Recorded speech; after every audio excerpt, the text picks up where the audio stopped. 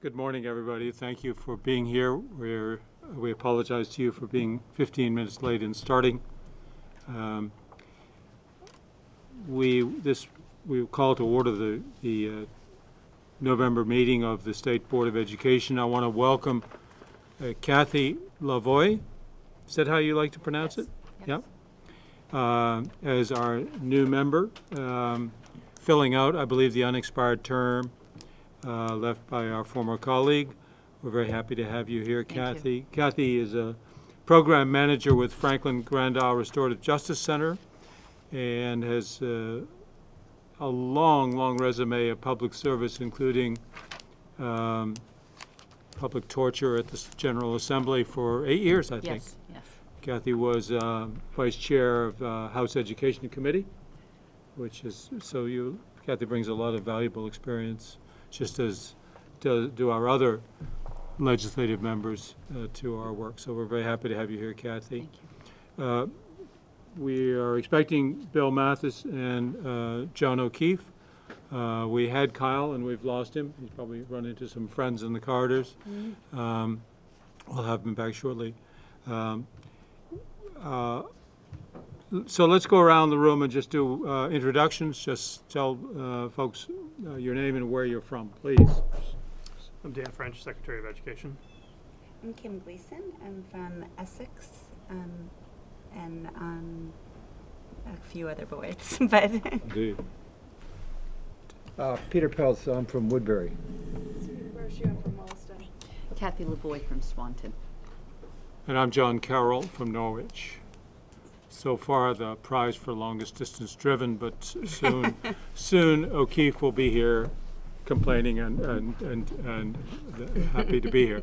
And Kyle, will you introduce yourself, please? Kyle Coutois, student member, Georgia. Great. And just by way of explanation, we have, the board consists of 9 voting members, including one of the student representatives, the older of the two, and then 2 non-voting members, being the Secretary of Education and the younger of the 2 student members, who will become a voting member in the next year. Are there any amendments or changes to the agenda? Suzanne, anything we need to know? No. Mr. Secretary, anything that you foresee? Members? So you have the agenda in front of you, and we will play catch-up ball. But we want to begin by, I want to speak a little bit about our colleague, Jenna O'Farrell, but I think I'll wait till the other board members are here for that.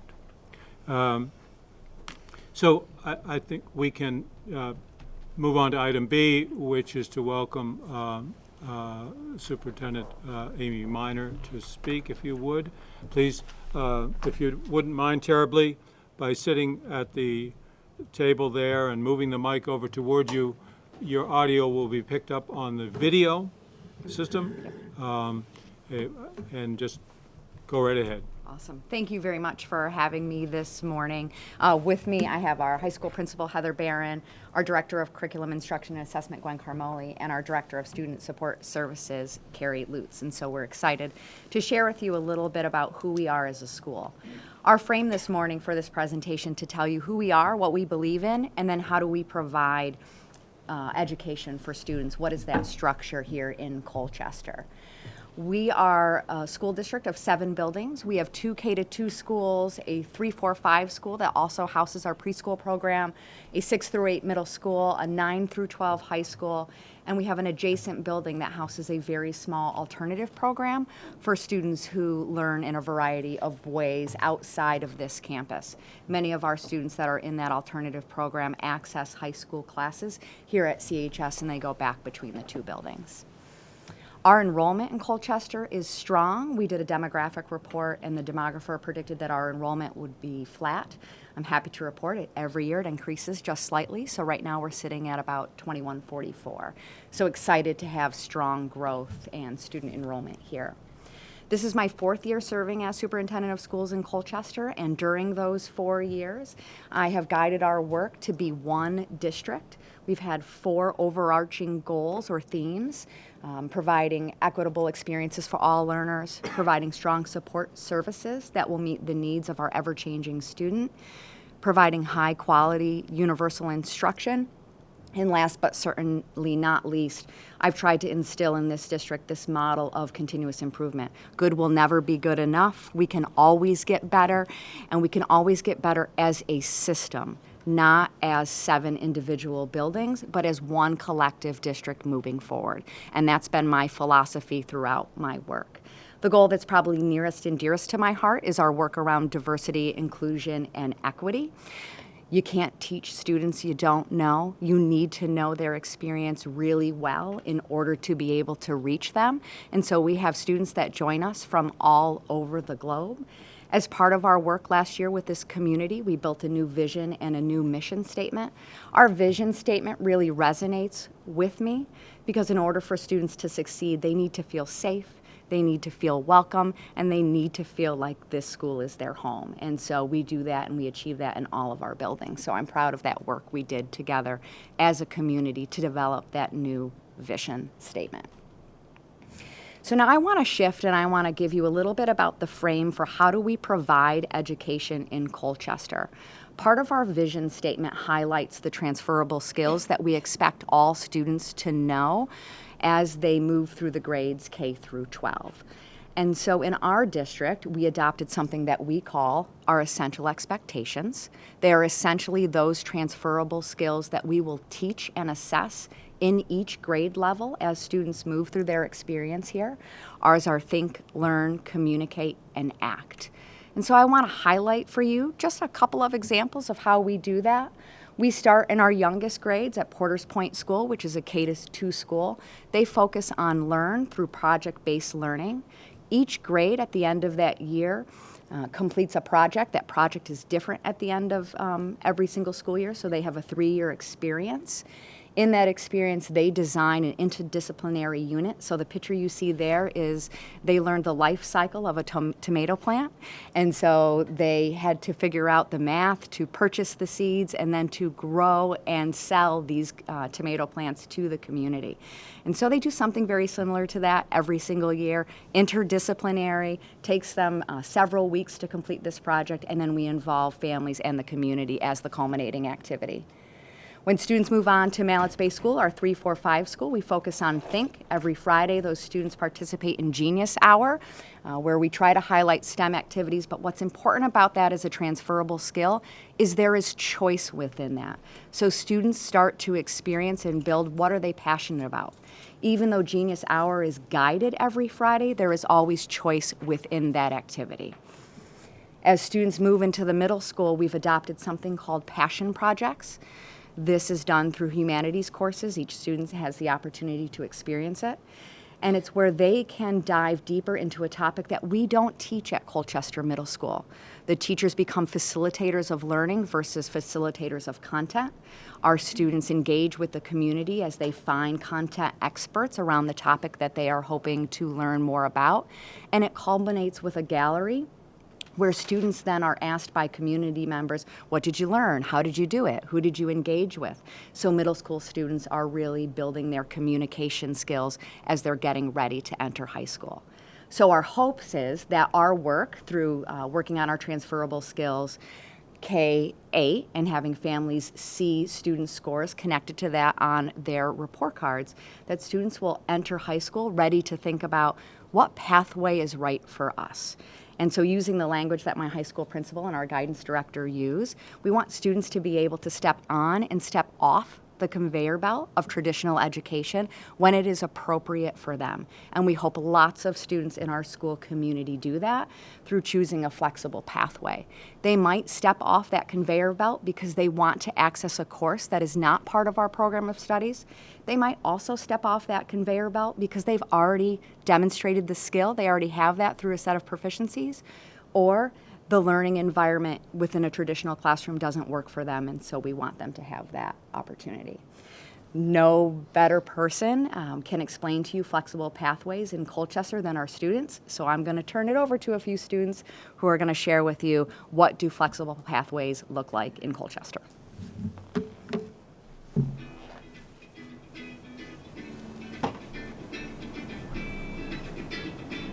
The first semester of my junior year, I decided to pursue a study abroad in France. We're at Husky Injection Molding in Milton, Vermont. I took business and personal law through VHS. I've been mentoring for 3 years now. I think I started. Right now we're at the Burlington Technical Center. I am a student in the Health Sciences Academy. Well, I'm very passionate about helping others and being very involved with other people in any way I can. So I did my internship through the TIPS class, and I did it with the athletic trainer, Zoe.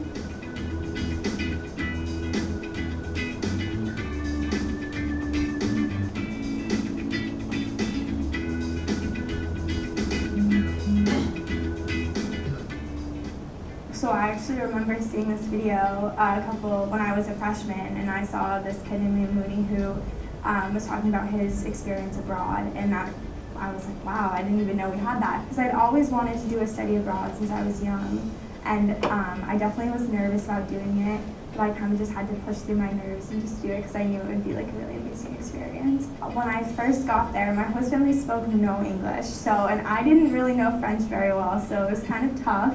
But it really pushed me to learn the language, and it really motivated me to try and speak French and to not be afraid. I learned so much from them. My host family was really big on they had so many friends. They'd always have people over, and so I'd always be meeting so many different people. And my mom was a great cook, so she'd always be showing me all these delicious recipes. So yeah.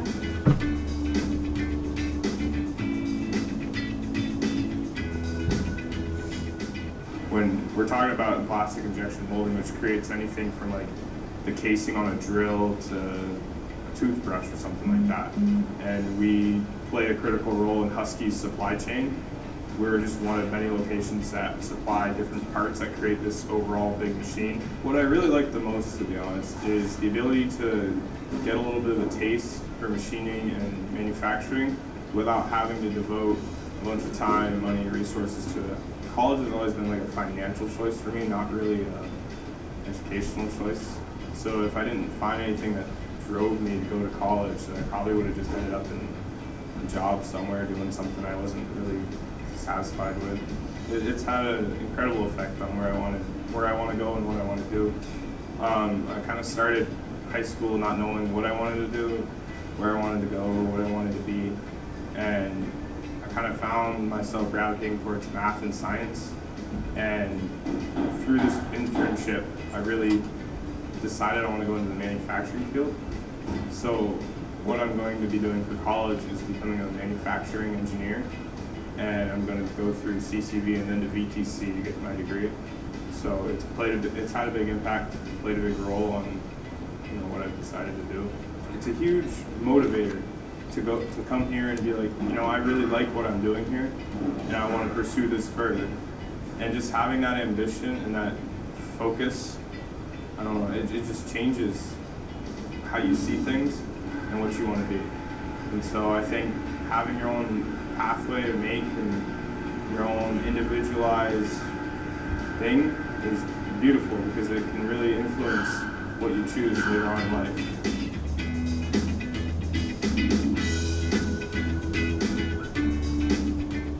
I knew for a while that I wanted to do something in business, and I wasn't quite sure which realm I wanted to be in. I didn't know if I wanted to do entrepreneurship or something with that realm.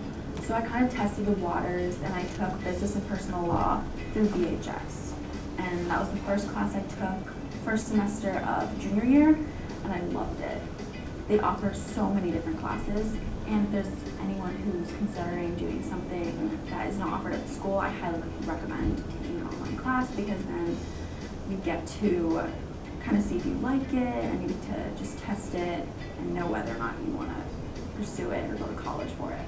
The main challenge was getting used to the format and having to work on my own. It's really different because you're not in a class with other students, but once you figure that out, and once you figure out how to manage your time better, it's really nice. Yeah.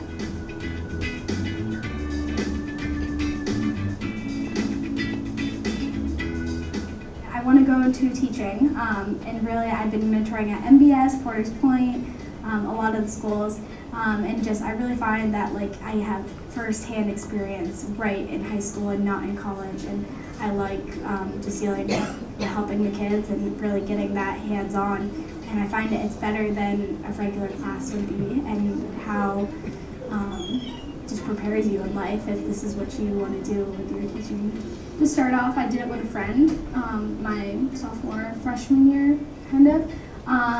And we both loved it. We were in separate classrooms, but I think like definitely we walked over to MBS and it was just a great experience you see the kids' face light up every time you walk into the classroom, and it's just amazing. I like it.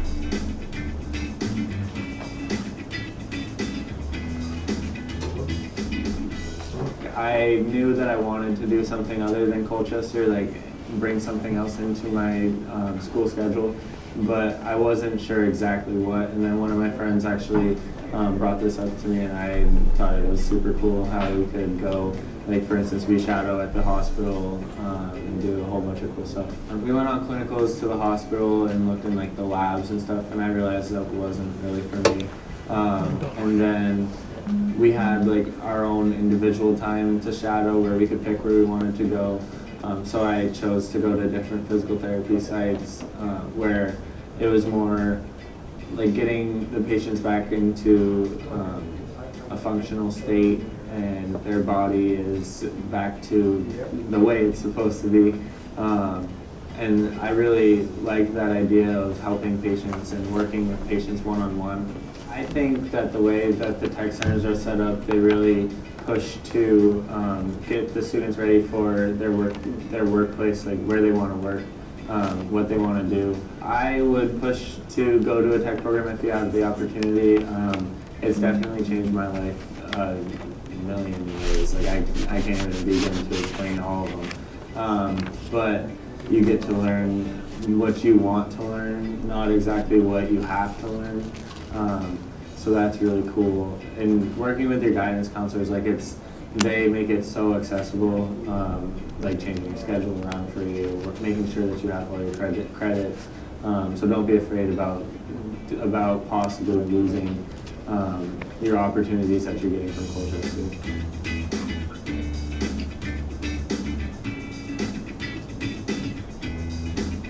Having a flexible pathway through like Laker Learning Lab was very helpful for me to develop my own learning and my own way, my own education, so I could kind of take something that wasn't offered as a class here and make it my own. So my goal was to show my learning. I was going to make a website and videos of myself and my progress with my learning. So I made ASL videos to put on my website of me signing different things. Well, you can really do anything. So like if you want to learn more about like what my peers is doing, learn about concussions or something that you're really interested in, you really are passionate about wanting to learn more, you have a more focused way to demonstrate your learning and get credit for it. I also think it's fun because you have a great community of others who are doing it, so even though they're not doing the same thing as you, you get to see others and what they're interested in, because we meet once a month to kind of see the progress of people's projects.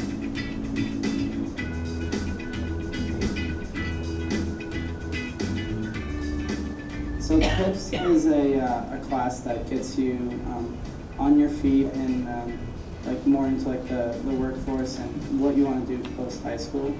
Because a lot of students sometimes struggle with what they want to do after high school, and so getting your like foot in the door with what you might be interested in might give you a taste of something that you want to do or something that you're not interested in anymore. I was always interested in like the medical field, and I've always been really into sports, and being able to combine both of those was something that I thought would be like perfect for me. You start opening up junior and senior year to some really cool options that may not be college. It could be going into the trades or something like that. This has definitely like swung what I want to do, and I'm pretty interested in going in for radiology, which is not specifically athletic training, but the medical side of it still got me like motivated and interested. My biggest piece of advice would probably be do what you love. Don't be afraid to take chances. Like, really, if you want to do something and you have your heart set on it, you should just do it. And it might be scary, but it's really going to benefit you in the end. And it really like shaped who I am. It really showed me I was able to kind of like find myself going abroad, and I thought it was the most amazing experience. Your future is based on entirely how you go through high school. So if you, like I said before, I don't think I would have gone to college or would be looking at college at all if I hadn't come here, because I probably would have just ended up working at a retail store just like all my other friends. It's prepared me for college, it's prepared me for classes here. It's really helped with knowing when to do your work and when you have free time to do your work. And it's really helped get my grades up. It really pushes you to find that what your passion is and really say, is this what I want to do with my life? And I think I found it. And I had no clue what I wanted to do before. Honestly, it was all the shadows, and in anatomy and physiology, one, we learned the muscular system and the skeletal system, and I thought that was super, super cool.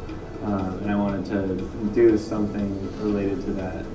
I have motivation to want to do it more because it offers me credit for my later like college applications and stuff. I mean, it's kind of thinking far ahead, but it really helps me to like see that it offers more than just the basic courses. I can create my own course of learning.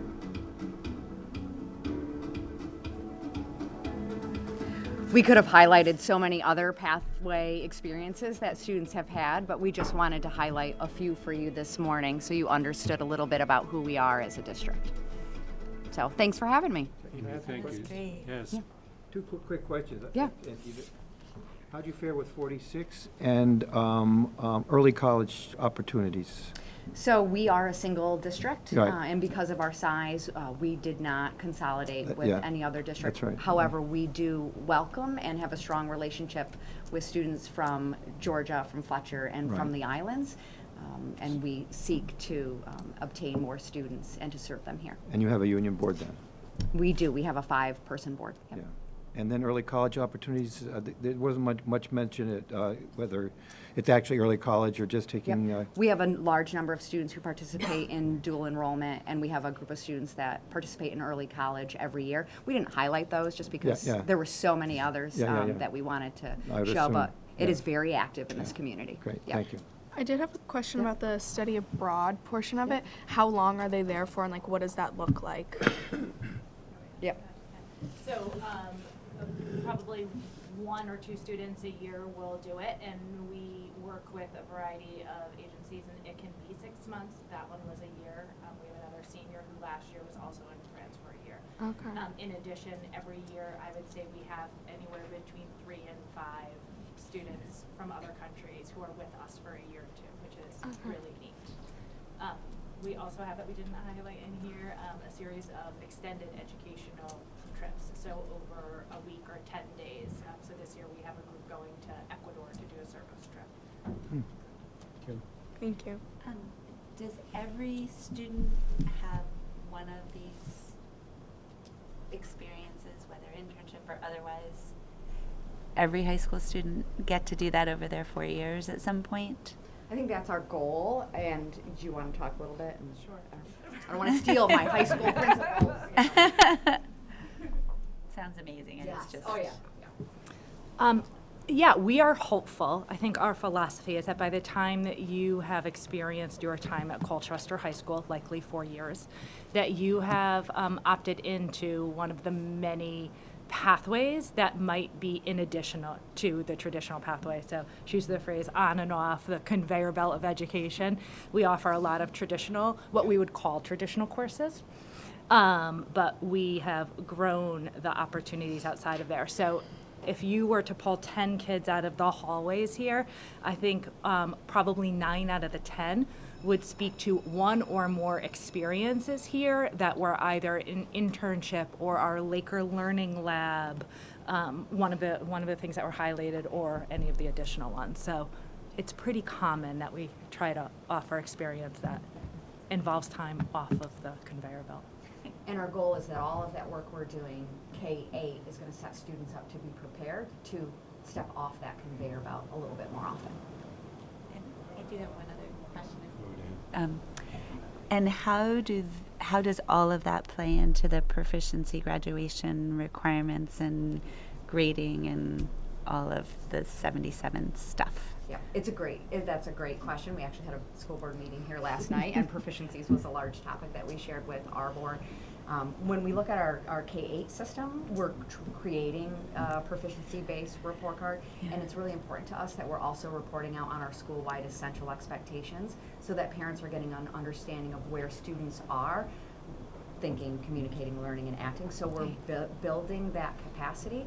And then when students enter the high school, they're in a rich proficiency-based learning environment. So the students are really specific about what skills are students expected to know, through then communicating it in a way that parents and colleges or employers are going to really understand what students have experienced, and they're going to be able to relate that to their experience. I don't know if you want to add. Yeah, I think the piece that I would add, again, if you were to step out of here and go into one of our classrooms, you would see a proficiency-based rich environment that would be really clear what the proficiencies are, how the work is geared around those proficiencies. But I think to your question, the proficiencies have allowed us as a school to gain real clarity about what's most important in student learning, and then to offer opportunities, a variety of opportunities that then kids can access that learning. Thank you. Thank you. Thank you very much for your presentation. Thank you for having us. I want to compliment you in its structure, where you started out with sort of the conceptual overview of what matters to you and the way you run this district and these schools, and then you got to specific real-world stories. That's a terrific presentation and pretty darn inspiring and exciting. Thank you very much. Have a great meeting today. Thank you. So next, we're at item C in the agenda. The consent agenda consists of only one item, which is the minutes of our 16 October meeting. Is there a motion in connection with the minutes? So moved. It's been moved. Is there a second? Second. It's been moved and seconded to approve the minutes as presented. Kim, sorry. Any discussion, any changes suggested, or you just think it's perfect the way it is? Those in favor of adopting the minutes as presented, signal by aye. Aye. Opposed? The ayes have it. You've approved the consent agenda. Are there any announcements by members of the board, quite apart from the student reports? Any announcement by any individuals? All right. Then let's hear from the students. Kyle and Sabina, both of you, do you have anything to fill us in on since we last saw you? Moment, not much really. Okay. I think everything's in there. That's fine. Sabina. I have been appointed to my student council as the State Board of Education rep. So obviously I'm going to go back and report to them tomorrow. And so obviously if there's anything you guys would like me to ask of them, or either way, I kind of am starting to act now as a communication line between those two entities for them and now for you guys. So I want to put that out there. And then I also went to the Gender Equality Conference yesterday. And so one activity that stood out to me at the beginning that we did was they gave us 10 words to define. And kind of one of the questions they asked is, how could you incorporate this into a school?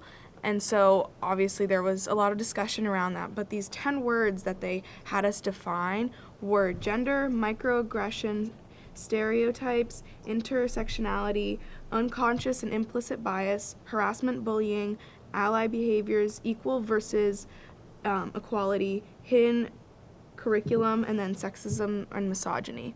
And so these were the way we opened it is we went to these and kind of talked in a small group and defined them. And so a lot of the conference was looking at, how our school systems discriminating against girls in general, because it was about gender inequality. And so a lot of the conference was focusing on how do we get rid of that, and because most of the people there were educators. And so how do you get rid of that in your classroom or in your school district? Thank you, Sabina. I want to also say that Sabina was a member of a 4-student panel at the VSBA VSA conference at Lake Maury 2 weeks ago. It was a conference of students who are members of their school boards. And so it was to encourage other districts to consider bringing students aboard as student members of their boards. And of course, Sabina was there as a member of the state board. And it was really, really fun to hear these 4 very capable young women and men talking about their experience and the frustrations of having to go through the processes that public entities must, and building consensus and the learning that came from that. And I sat in on this, and I must say I was very, very proud of our gal over here for her effectiveness in representing the state board. It was really neat. Bill, you had something to say? Simply echoing what you just said. Very exciting presentation and very well received, and there was a lot of buzz in the hallway after their presentation too. I think I thank the VSA and VSBA for putting this particular forum on, because I think it piqued the interest of a lot of school boards. I'll have what she's having, a little bit of that. So that was pretty neat. Nice work. Then let us go on to the item D. We're really catching up here, and I'll be brief. Item D is Chair's report. So this is your cue to go to the ladies' room or something. I will just briefly say that you may have seen in the papers that the Sunset Advisory Commission of the General Assembly, which is in the business of reviewing all boards and commissions, they're not just picking on us, has taken a good look at the future of several boards and commissions associated with education, including ours. And in the end, I think they were very responsive to and very interested in the board's vision of reinventing itself. And Kathy, this is something we'll help you get up to speed on. And so they suggested that the board work with the General Assembly in changing statute as is needed to actualize this vision, which, just to summarize, involves the board becoming less of an administrative overseer of the agency of education, which habit takes a lot of our time, as you will see, and frankly is a vestige, a holdover from another time back when the board was literally the board of directors of the Department of Education, hired and fired and supervised and directed and told the commissioner what to do. That is not the world we are in. The secretary reports to the governor. The secretary runs his own ship. We do not supervise or oversee that entity, and yet we still sort of do. And we want to move away from that. This Act 98 changed everything, and the board has been a little bit slow in catching up with all the meanings of that. So has the General Assembly, in fact. Much of the statute carries forward old language from an earlier time. So the Sunset Advisory Commission recommended that we pursue these changes with the General Assembly, and I have already begun those conversations with the chairs of both the House and Senate Committees on Education. And we have kind of 2 years in which to get that done. I think we can get it done in a lot less time than that. My hope is that by the end of the coming legislative session in May of 2020, we will have reached consensus on how to change things, how to kind of wean the board from its dependency upon the agency, kind of get the board out of micromanaging or attempting to micromanage the agency, and clarify the different roles that we play, and so that the board could become more of a convener of interest around topics that really matter. We're going to hear today about the the NAEP scores, the assessment scores, and then we may hear some conversations about proficiency-based learning and that whole initiative. And there's a fair amount of interest in the state as to how well that's going. And we're here right here that it seems to be well established and a constructive element in some curriculums, but that's not universally so in the state. I can visualize in the near future that the board could convene a day-long hearing on the topic of something like proficiency-based learning. Not to go in prejudging it, not to go in with the purpose of changing it, but to go in and ask people and to find out from people, how's it working? And there are people who will tell you it's working well and it's a real asset, and there are people who will say, well, I don't know, I have some doubts about it. We need to hear from those people, and I think the people in the General Assembly would welcome what we learn from a process like that. So that's the direction that we're moving in as a board, and we'll take, I think, a lot of my time, Peter's time, at the General Assembly to make ourselves available to them as we reconstruct what this board does. Can I make a quick comment? Yes, please. I think the Sunset Advisory, it was good they really didn't know what we were doing. And I think we spoke well to it, and that how we're acting as a buffer kind of between the agency and the legislature and the local districts. And I think that's a role we're going to have to better define and enact. But it was very worthwhile, and I think they were a little skeptical, but my sense was at the end they were more receptive to what we're doing. Yes, just some of the background on this. Many of the members of this commission, which is a commission created by the General Assembly, happen to come from districts where Act 46's implementation was very controversial. And if you followed that, you know that in many parts of the state, the board's decisions were extremely unpopular. And so there were a number of people on this commission, I would say 4 out of the 6, arrive at their meeting with the state board regarding us with some considerable skepticism.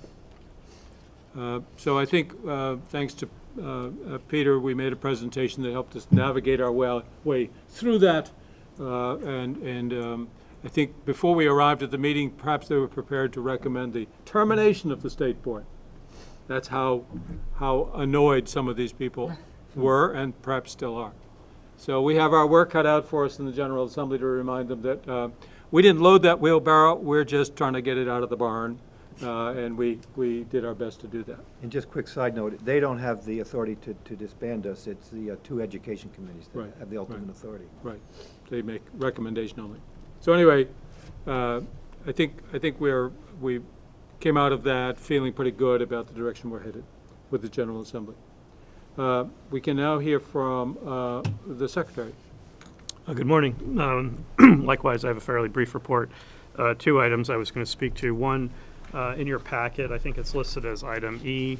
It was a memo I had sent out as an update on the SLDS data collection Vermont School Climate Survey. I just thought I'd bring that forward. If you had any questions about that, our continual sort of rejiggering, if you will, of our work schedule for this product and system.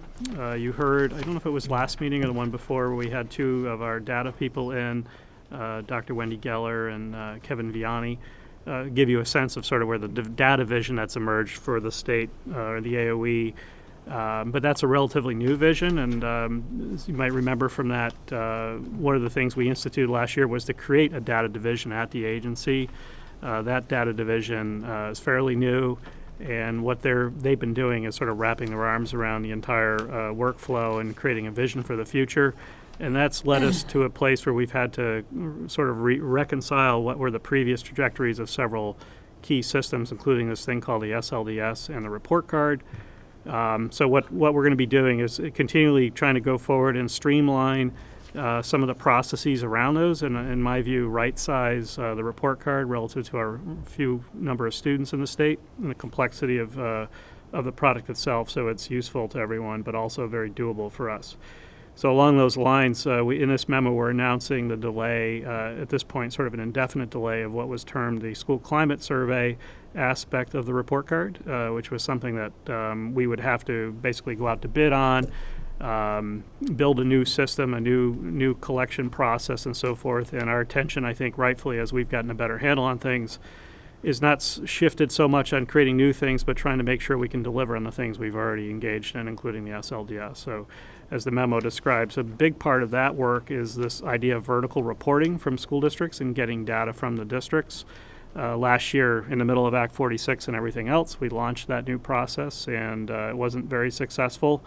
Last year at this time, we had virtually all the school districts still struggling with doing that data, which was required to be submitted to the agency in July. So it was still mid-year before we were receiving all that data, and that led to significant delays in other related processes, including equalized pupil counts, which impacted school district budget formulations, tax rates, and everything else. This year, through the teams now with this new organization, we're able to reduce that to only one school district still remaining struggling with submitting that data, but we're in a better position. But part of this work will require us to revisit what were the previous plans for the SLDS and the report card itself, and make adjustments to the work plan accordingly. You might remember earlier this summer I advertised this idea of a policy work plan on the agency's website. So under the About Us section, there's a link to essentially what's a Gantt chart that describes the key deliverables on things. And I mentioned on that anytime there was going to be a significant update to that work plan, that we would do so through a formal press release or memorandum, and that's what this memo represents. It's a significant enough change in the work schedule so that we wanted to advertise that more clearly to the field. So you have any questions on that? I'd be happy to answer. You have a question? I feel a little bit like we're waiting for Godot on some of this stuff.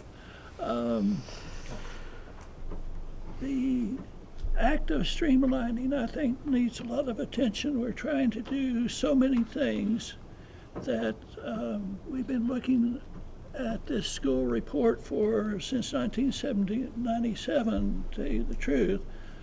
But what are we doing to make sure that all of these pieces become realistic? I mean, you've just summarized it broadly, but what specifically do you look at? Are you looking at changing, for example, the school evaluations, the EQS, or other things of this sort? Yeah, I mean, it's when we start talking about the EQS, I mean, those are your regulations, so that's something certainly at some point you'll revisit.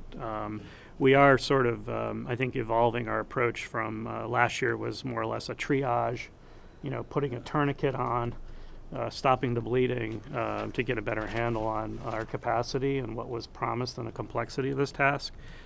We've made a lot of progress. I think it wasn't my idea to form a data division necessarily inside the agency. That emerged from the people doing the work in the agency, acknowledging that it would behoove them to be organized in a way that allowed them to work more effectively on complex issues like this.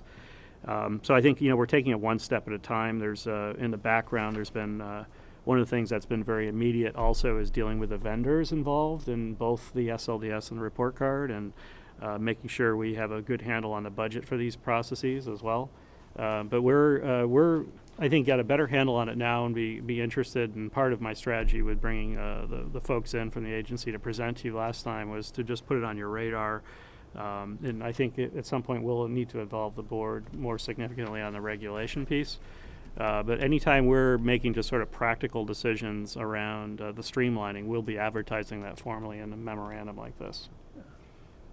Mr. Secretary, is this project the one that was funded by the feds? Yes, to a large extent it is. So every state is required to have a report card. Right. What I think makes our situation a little more unique, and the feds have been very sympathetic to that, is that we were simultaneously trying to deliver on our statewide longitudinal data system while we're also trying to stand up the report card for the first time. We were one of the last states to get a state longitudinal data system grant that also is funded by the federal government.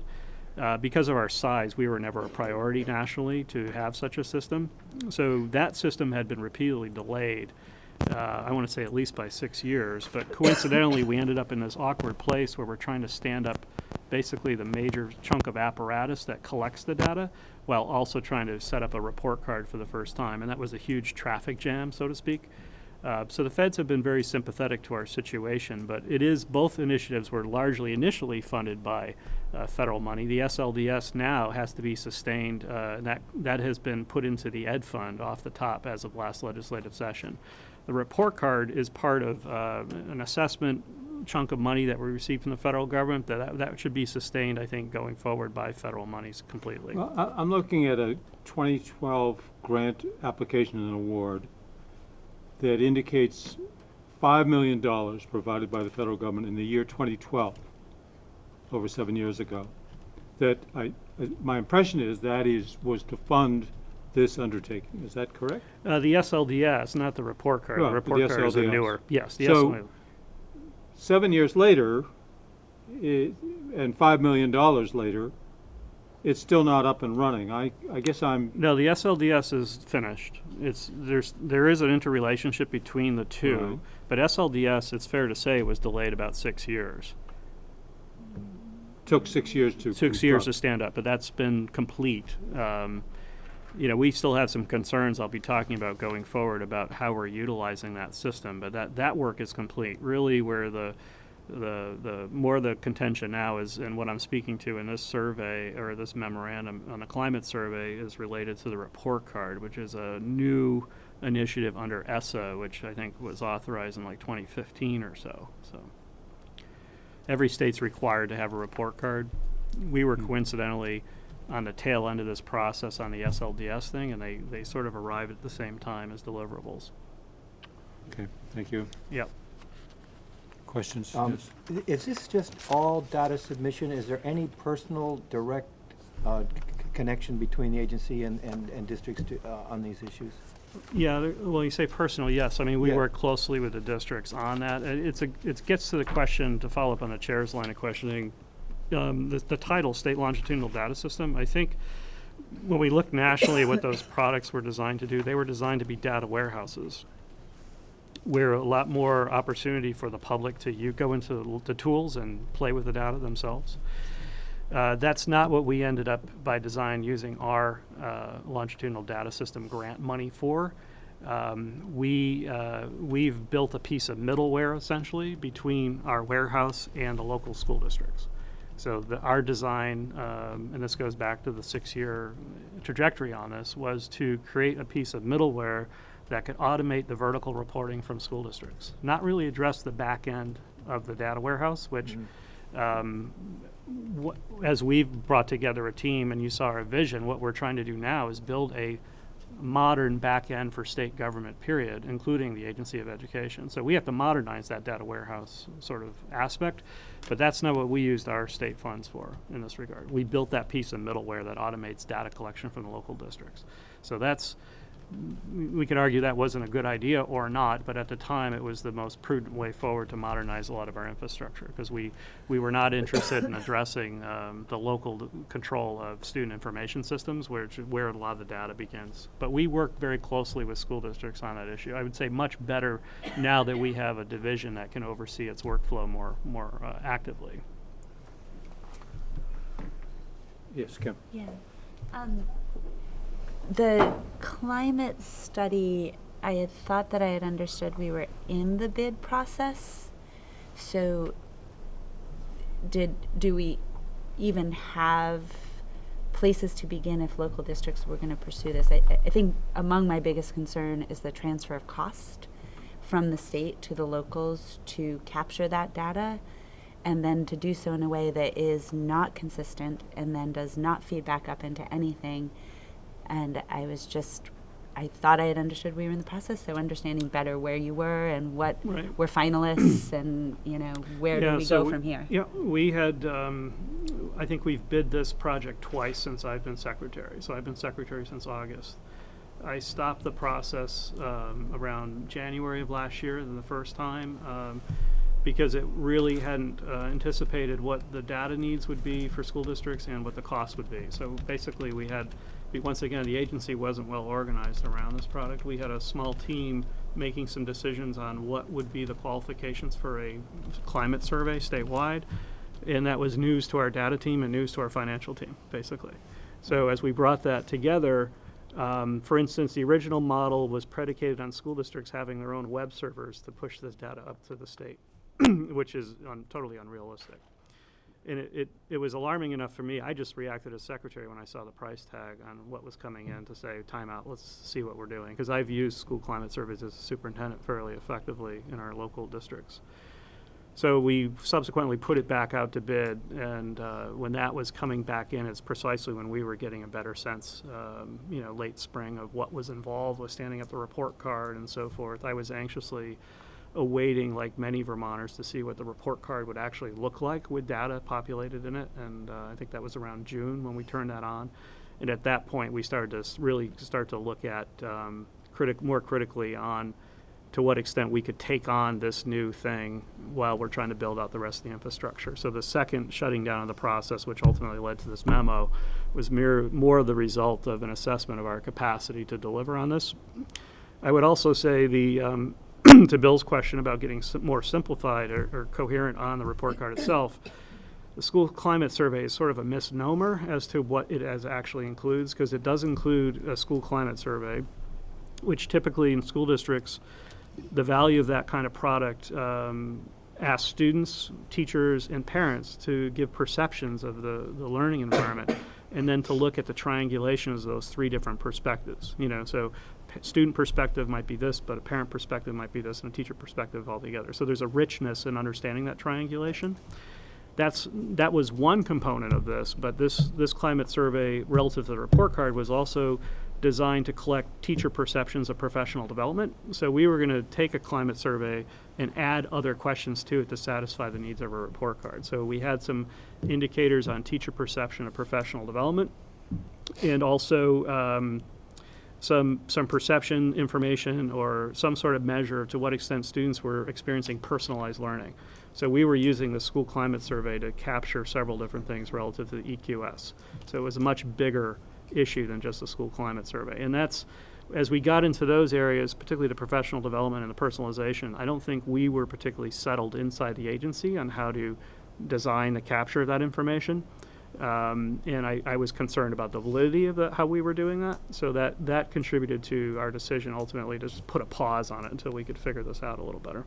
So Kim spoke about cost shift from state to local. What about that?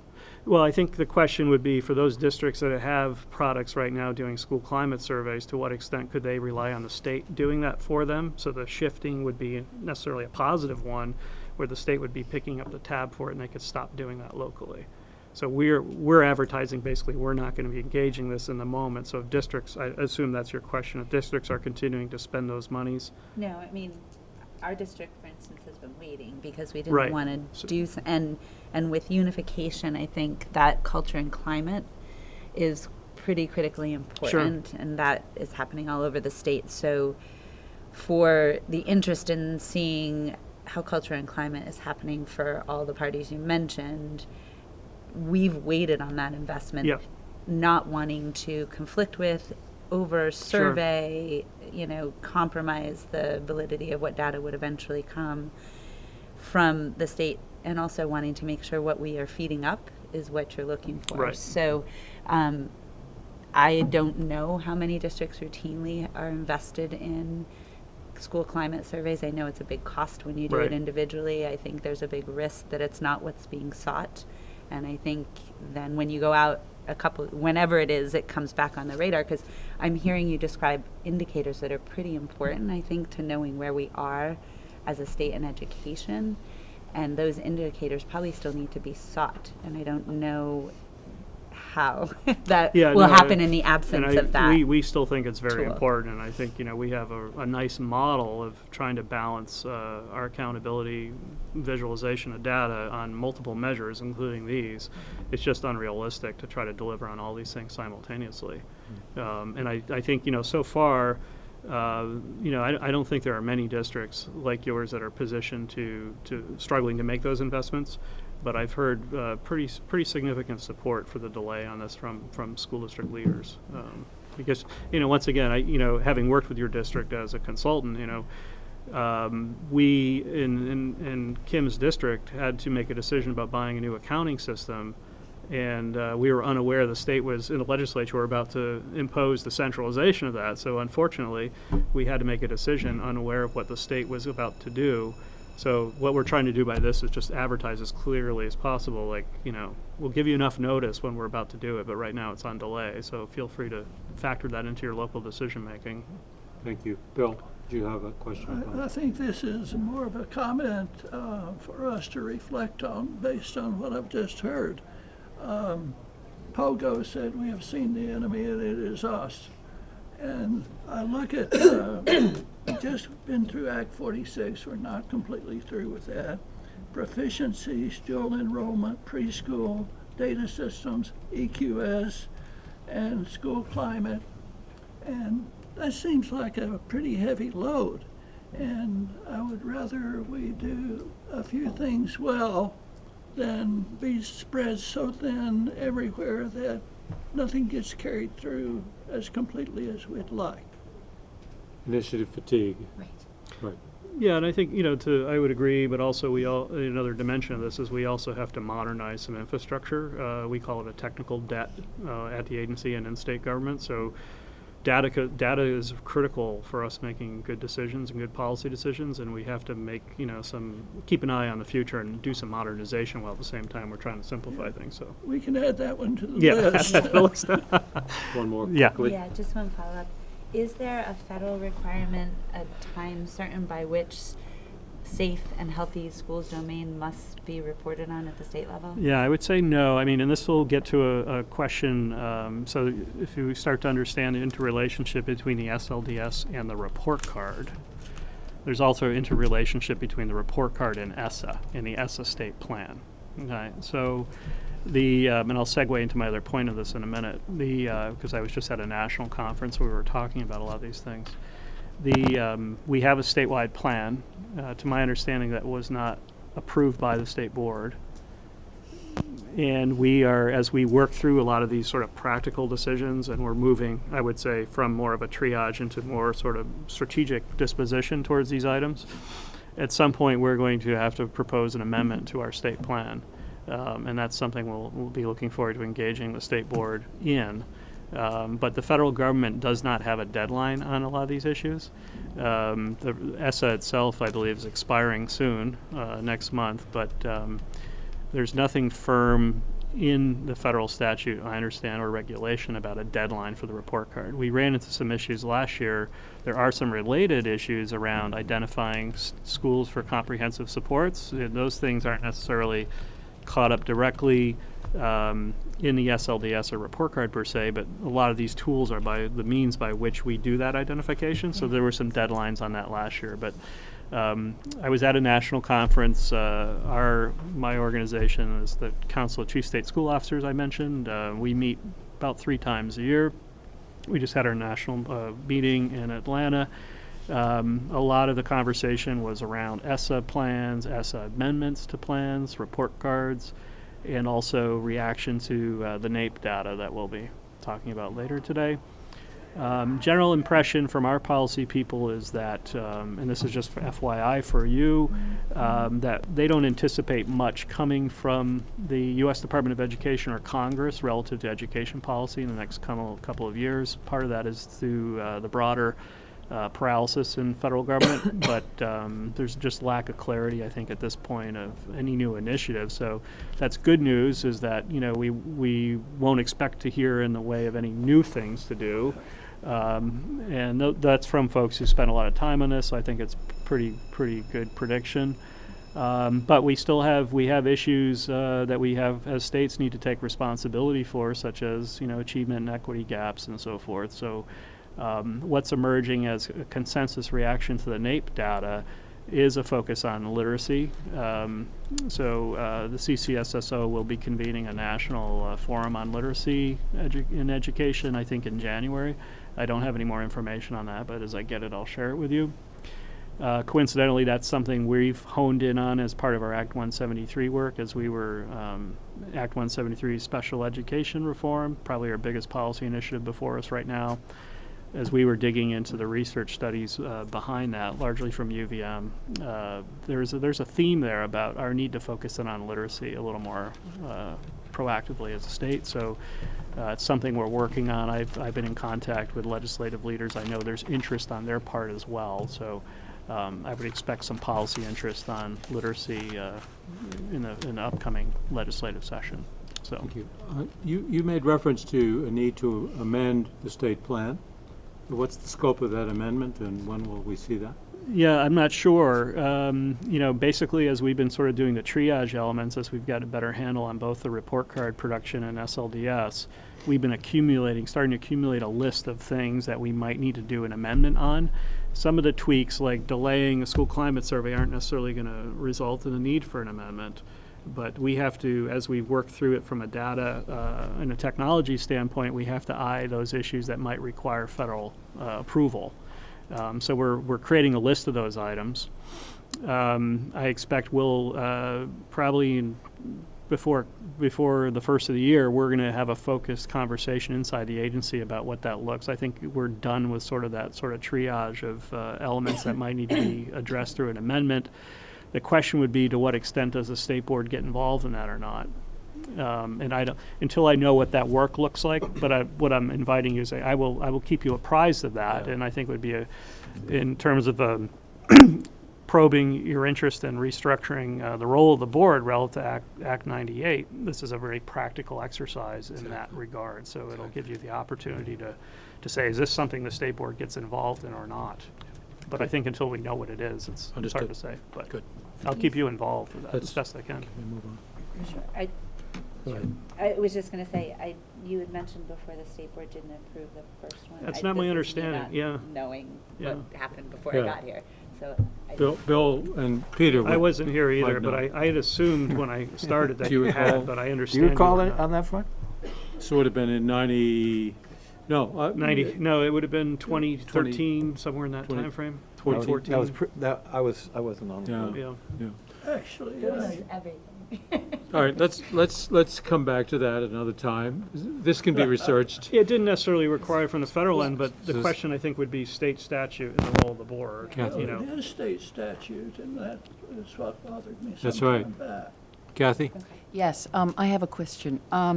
Regarding the SLDS system and its relationship to the state report card. Yeah. And you spoke about the SLDS system being more mid-level data. Yeah. Is that system more dynamic that's needed or not dynamic enough to feed the data for the state report card? And when you're talking about changes around that, are you talking technical platform changes? Are you talking data collection changes? What's that whole picture look like? Yeah, we're going to be devising a strategy to address that. I think it's hard for school districts to digest that reality that something that's taken 6 years for us to deliver is to a certain extent now obsolete. Yeah. And we've had to figure out a way to how to host that and to ensure its stability and keep in production. But we're also, I wouldn't say it's obsolete, but we're also using it as a tool to build out that modern enterprise data infrastructure that will be used more broadly across state government. So it's been useful in that regard, and it's been painful in that we have significant technical deficit in state government, and we have to start working towards the modern era.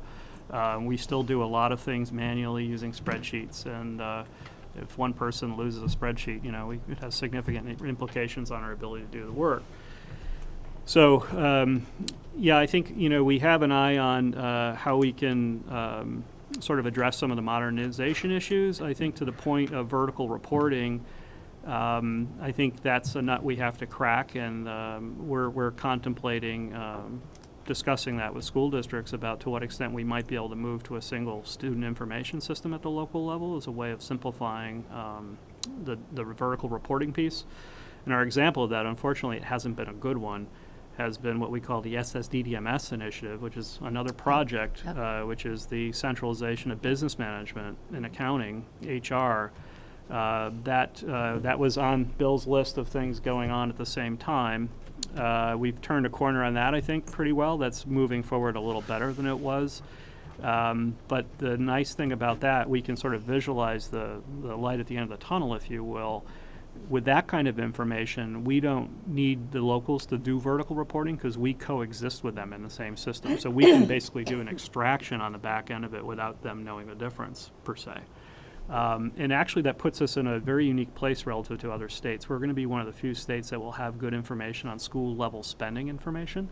Most states are really struggling. That's been a national issue to try to figure out how people are making investments in education, relative to things like NAEP data. If we want to understand how people are spending money, it's really hard at a national level to figure that out at a local level.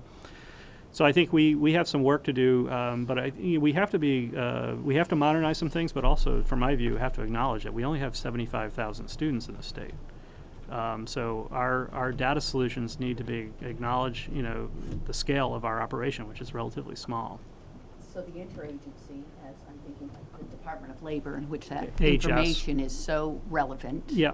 The overall conversation is across state agencies. Yeah, we have, more particularly with modernization of the AHS, system. the Agency of Human Services, that's actually a little bit easier. You're right, though. Labor is one we're particularly interested in. There's a focused conversation there about the use of Social Security numbers, which is that's part of a national conversation as well, and obviously a lot of concern on data privacy and interoperability. We have different regulations and rules which are designed to protect privacy of data. But a lot of states are focusing in on this issue of matching education data to labor data because we want to see trends in the information and what's going on in workforce development. And we still haven't worked out how we're going to connect those things together as a state. That's an ongoing conversation. But other states struggle with that as well due to the Social Security number. The Social Security number is probably the way we bridge those connections, but we don't maintain that in the school district data systems. It's very controversial in some I cases. have to bring this conversation to a close. We're pretty hard, very, very helpful, very interesting. Glad to see you have an interest in this. I have an interest, but few abilities. Let's move on. We're just behind schedule, and I apologize to any public who came here to be heard. This is your chance. Public to be heard, 15 minutes. We welcome anybody who wishes to speak to us. Is there anyone who wishes to speak? Then we're almost back on schedule.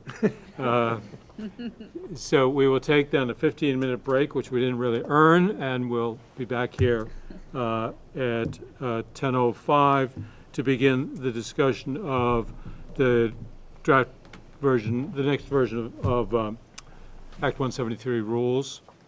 15 minutes. Okay, thank you, everybody. Mr. Secretary, the floor is yours. Yes, we have our fine folks for legal division of the agency, General Counsel Emily Simmons and Judy Cutler from legal team to give you an update on the latest iteration of the rule process. Thank you. Thank you very much. Mr. Chair, how much table setting would you like about where we are in the rulemaking process? How much do you have? I can suit the audience. So I might say, maybe we'll say it's for Kathy's benefit. Well, all of us need catching up. Sure. Yeah, just give us some background, some perspective of what led to version 2 and what it's attempting to accomplish. That'd be great.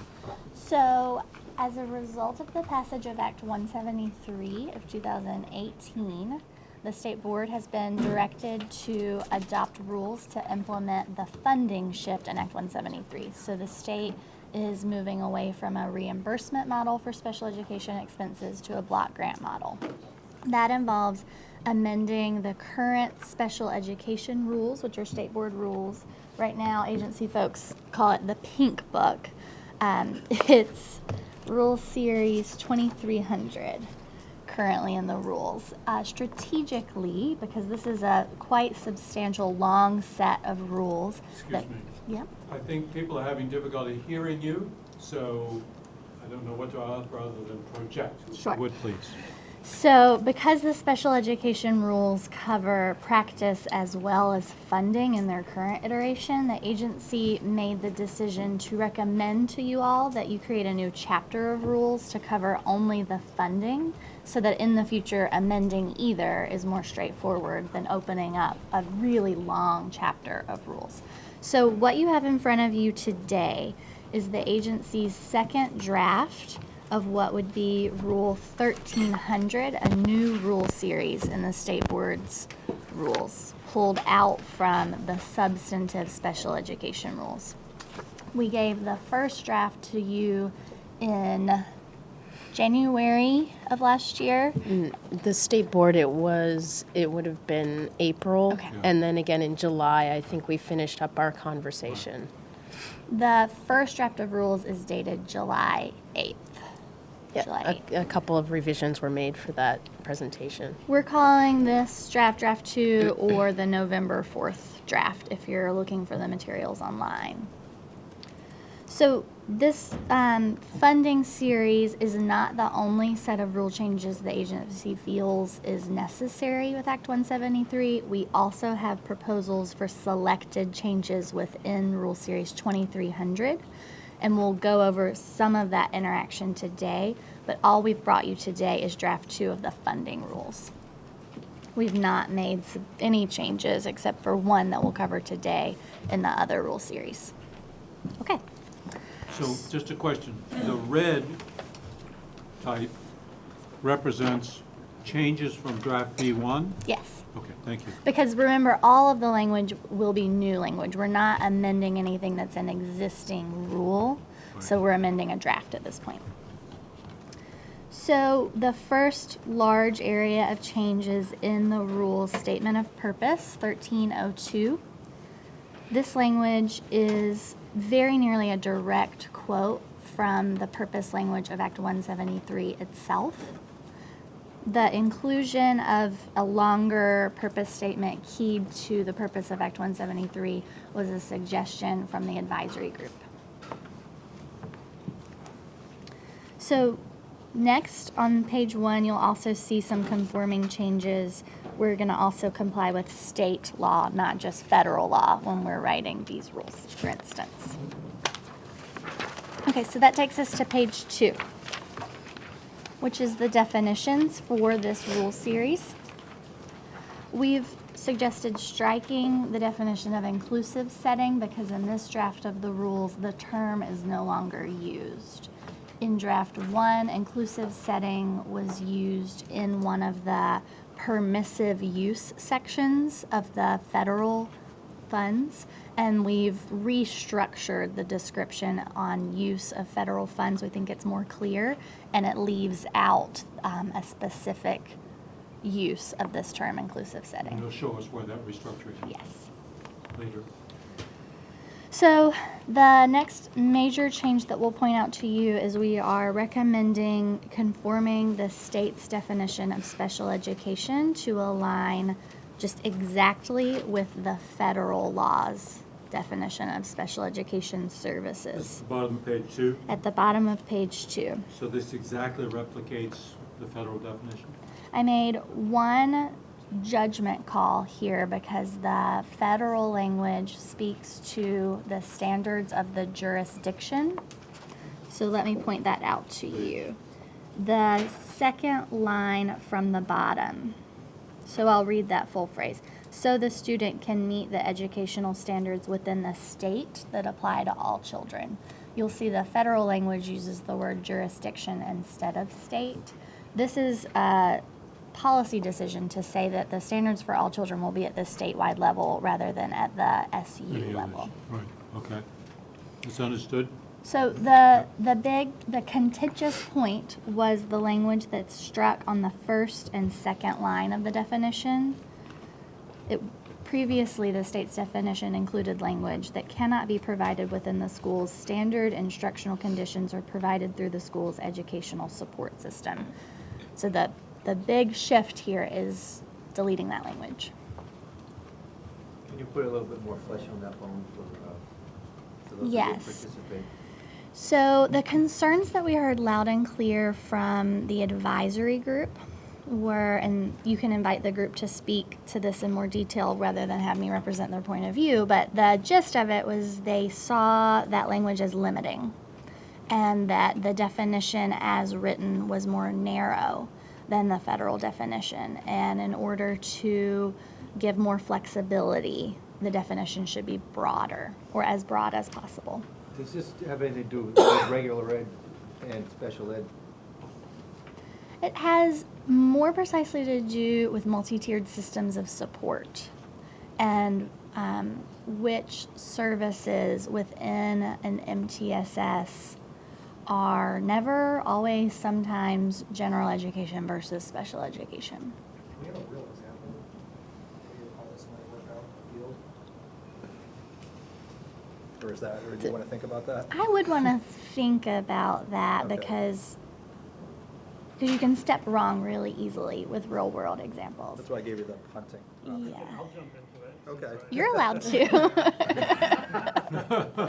Who's your attorney?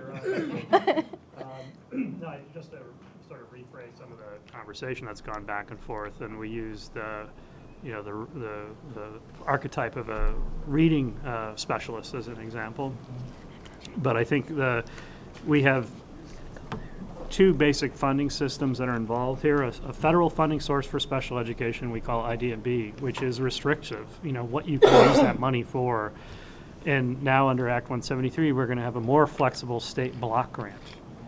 So previously, we just had this sort of reimbursement model that had to really get into defining how you could use your money because it was based on what is a reimbursable expense. So our definition sort of set that up from the beginning. Now that we're invoking a more flexible response to using state money, we had to think about, is the definition restraining or not? And so for example, the issue of the reading interventionist, could a reading interventionist, could you use the flexible state block grant money to pay for reading intervention services? Depends, maybe you could or not. The contention was, is that definition setting it up in a way that the answer could never be maybe, but always be no, So we had to, where we sort of moved as an agency, our sort of conservative disposition, I think rightfully to regulation, is that we don't want to budge off language that's kind of functioning, but we need to understand how to resolve the flexibility issue. So we were trying to resolve that downstream. As we got further downstream, we realized we could sort of still control for some issues relative to this thing called maintenance of effort, which I'm sure we'll talk about in a minute, but that we could still enable that sort of flexibility up front, and there was value in conforming the language more tightly to the federal definition. Excuse me, just a second. I see a lot of people are struggling to hear. I've just asked to see if we can turn down the fan. But I think if you want to bring your chairs over on either side of the witnesses' table, not in front of them, please, but here and there, if that'll make it easier for you to hear, please do so. Sorry to interrupt. No, I'll try to speak up. So anyway, I encourage Emily to move through the rest of the presentation, but there was a lot of give and take on that issue. Where we ended up going, I think, as the agency is really, we found a way to accommodate that, but also our concerns about districts being able to satisfy maintenance of effort. We've come up with a way we think we can handle that as well. Okay. That's a good answer. Thank you. Okay, I'll take my cue and move it along. So on the next page, page 3, toward the top, we have added the defined terms. In addition to student with a disability, this definition also applies to child with a disability and eligible student for this rule series only. If you really dig into Rule 2300, you'll see that different sections, for instance, Judy, an example, early childhood. Right, yes. So for students ages 0 to 3, our definitions use the term child to refer to those students. We are being really cautious about avoiding entanglement and referring to students that we don't mean in this funding series. So we've just tried to do a catch-all with this definition. If you see any of these terms in Rule Series 1300, that's a student who's been found eligible for special education and related services consistent with the identification processes. Okay, so beyond the definitions, then the rules move into sort of subchapters on use of various funding streams. So first, draft 2 covers the IDEA Part B federal funds. So in general, you'll see this rule right up under Rule 1304. The general rule is that any federal funds must be reasonable, allocable, and necessary. And there's more detail below. So 1304.1 quotes the federal rule on use of Idea B funds. It's that those funds may be used only to pay the excess costs, which has its own definition in federal statute, of providing special education and related services. That there's a supplement, not supplant rule, as there is with all federal funding streams.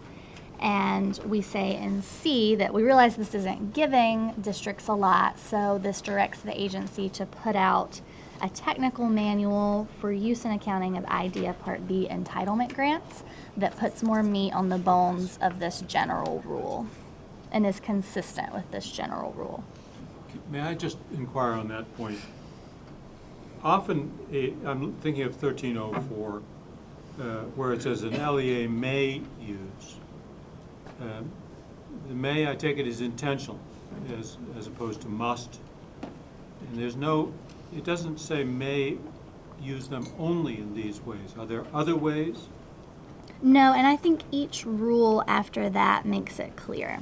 So for instance, in 1304.1, where you dive into a little more detail, must only be used. Then in 1304.2 and .3, those are exceptions to the general rule. They are very specific, flexible uses that school districts can elect in the way that they account for their federal funds and blend those federal funds with local monies. Okay. Okay, thank you. So I think that's all that needs to be said on 1304 generally, the use of federal funds. So page 4 in 1305 very clearly describes the use of state funds, starting with the census block grant.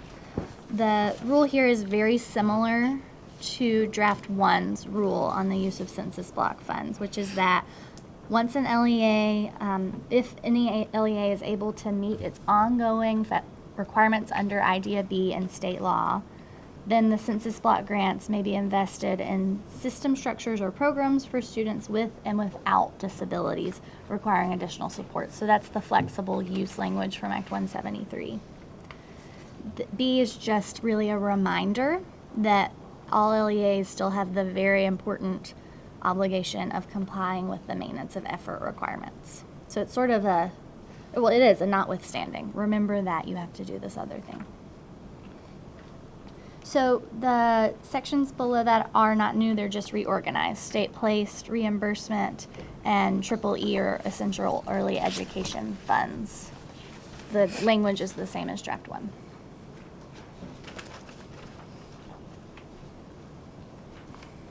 So that takes us to Rule 1306. That is a .4. It's a little hard to see in track changes. Oh, no, the 4 is crossed out, sorry. It's really hard to see because the 4 has the bar across and the strike through happens right across that bar. Okay, so 1306, maintenance of effort. The language on eligibility standard and compliance standard has been changed very little, if at all, just some language changes from draft 1. But again, it is reorganized in a different order. Same for subsequent years rule and the consequences.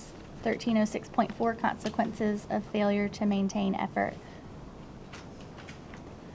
Very important section follows that. 1306.5 is exceptions to maintenance of effort. These are the specific ways that an LEA may legally and appropriately lower the dollar amount that it has to maintain year over year in non-federal spending to support special education. So with a declining student population and a stable block grant, it becomes crucial really to LEAs to keep a close eye on what constitutes their maintenance of effort, how much that dollar is, and if it's still the appropriate amount after you take into account these 5 exceptions, or 5 ways that you can reduce it. So I'm going to go to page 7. 1307 is the rule on how LEAs will document that they have met maintenance of effort, both tests. So it goes into some detail about how an LEA will calculate the eligibility test, which is sort of the upfront look-ahead test for maintenance of effort, and the compliance standard of maintenance of effort, which is more of a year-end actuals sort of test. In the first paragraph, the method is the same. We just wanted to explicitly state so that folks would remember they are different tests. In the second paragraph of 1307, you get into the actual substance of this rule. So for purposes of calculating MOE, maintenance of effort, a budgeted or actual expense is attributable to the education of children with disabilities if it is the result of the following, A, B, and C. That phrase, for the education of children with disabilities, is the language that the federal rule gives, and as close as the federal rule comes to telling you really what goes in your maintenance of effort. So we feel the need to expound upon that to assist our districts and to perform our oversight role in being fair and uniform across the state about what goes into that number. So the three things are, first, costs that are the result of providing special education or related services and or supplementary aids and services that are articulated in a student's IEP. Things in IEPs. B, instructional, behavioral, and other academic, non-academic supports that are provided to students with and without disabilities so long as the services are provided in an eligible student's IEP. So that can be called the flow over rule. If you're doing it for the benefit of a student who has that service in his or her IEP, other students can also benefit, and the cost does not become any less eligible as a result of other students benefiting. And finally, non-student specific expenditures that are reasonably related to the provision of special education services. And that reasonably related test is pliable, you could say. So the agency is directed here in the paragraph below C to again maintain a technical manual for documenting maintenance of effort, which would give more detail, more meat on the bones, and specific examples of what can be eligible for maintenance of effort. And maybe I'm jumping ahead, or maybe I'm not remembering it correctly, but for the proverbial reading specialist, can that be articulated in an IEP, or is that, I remember there being some confusion about whether or not that is an allowable expense in a student's IEP if it's not a licensed special educator. So either or in this case. It may be listed in a particular student's IEP, in which case you would fall under A, and probably B if there were flow over. If it's a different use of a reading specialist that's more general in the school, it would fit under C.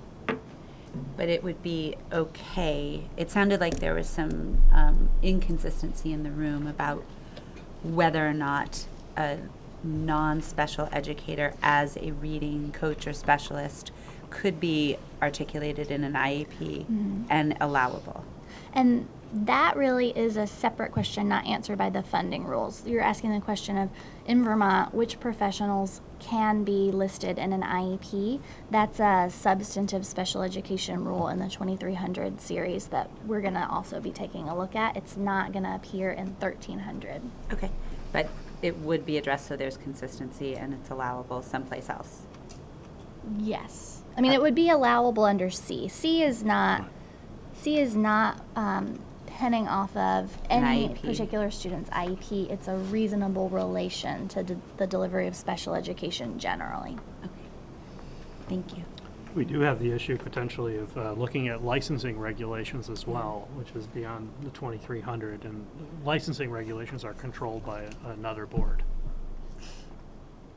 Will we flag things that are triggered Absolutely. by this so that Right. the other board can deal with it or something? I also talked to that other board conveniently. Oh, perfect. Thank you. So after page 7, there aren't a lot of changes. We'll point them out to you, but the substance of the changes to draft 2 really ends on page 7.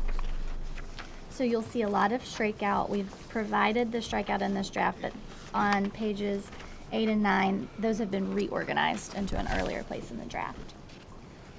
So these are all still part of 1307? Oh, it's all struck, okay. 1305 does not appear in the draft anymore. But 1305.3, so the text on page 9, has been reorganized into a different place in the draft, and the top of page 10 as well. And I'll just say, the part of the draft 1 that included the inclusive setting language was under permissive use of funds that's struck at the bottom of page 8. And that's been essentially absorbed by 1307 subsection B. Subsection B. I'm sorry. I was like, I think it was just me. No, it's I saw her not you. mouth I've got a move. little bit Judy, of a sorry. froggy voice. So that's basically the IDEA permissive use funds language that allows other students to benefit from an IEP service being provided to a student with a disability that is able to be delivered in a way that the other students can receive it.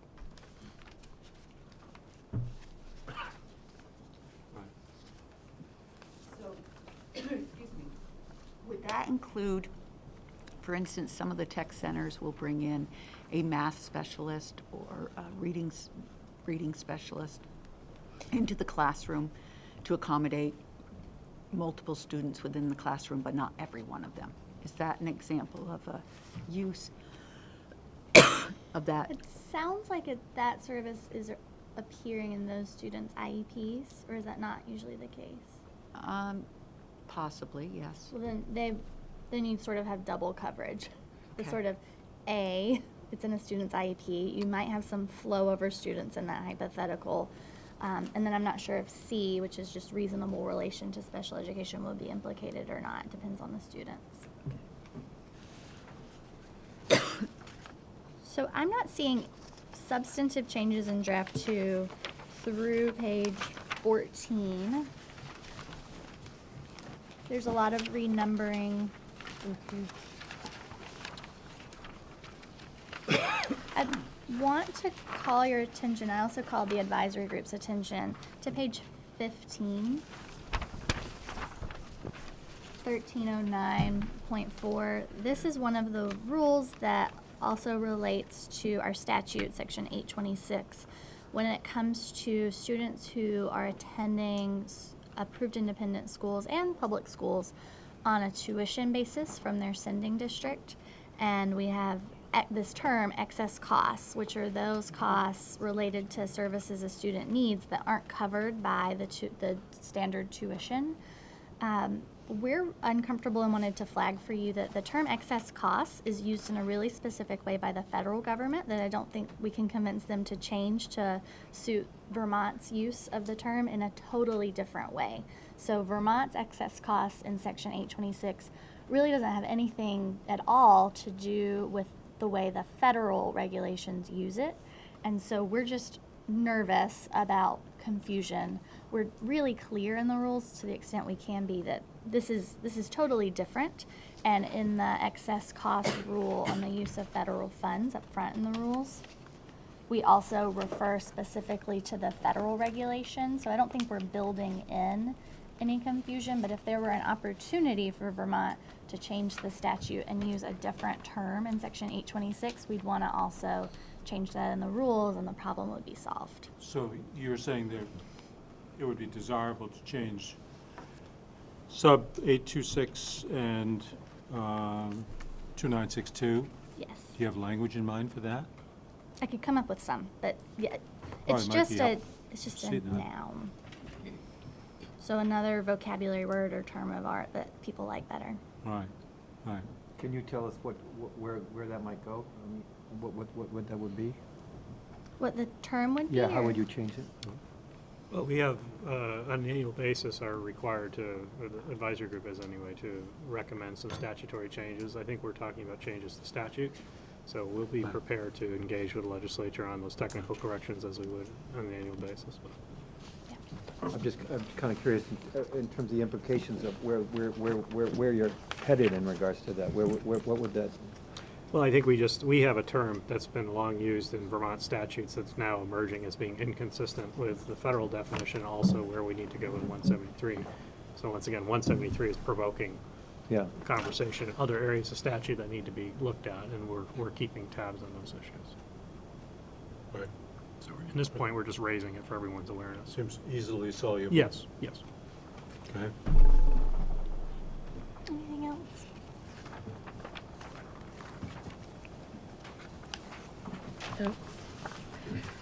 So that wraps up what Judy and I needed to tell you about draft 2. Questions, comments from the board?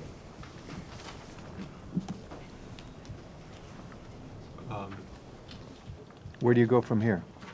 I've got the board's timeline in front of me.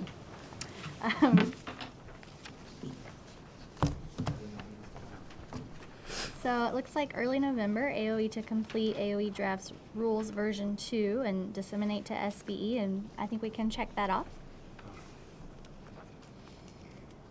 So you might, I think the board needs to discuss what your next step will be. Won't be my choice.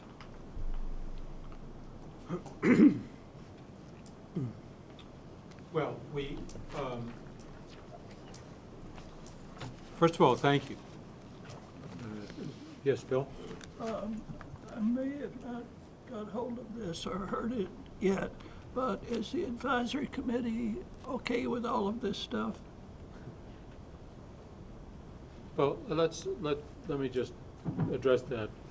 We have time set aside in our December meeting, or will, at which time the advisory group knows that it's on the agenda. I believe in your next meeting, you will be establishing concurrence or not with what we see before us. And that December meeting, that would be conveyed to us. On the other hand, if you feel ready to speak with specificity about this now, you do not, I understand, because you haven't had a chance to have that conversation. So at the December meeting, you will do that, and at our December meeting, you will come, please, and testify with regard to your views on this. So we're on schedule. The answer to your question, Bill, is we're on schedule to hear from the AG and any other groups that may wish to comment on the agency's draft V2. Okay. So is there, before you escape, Mr. Secretary, is there anything else you want to say about this, or? No, I think, to Peter's question, the schedule is, I think, what you're looking for, and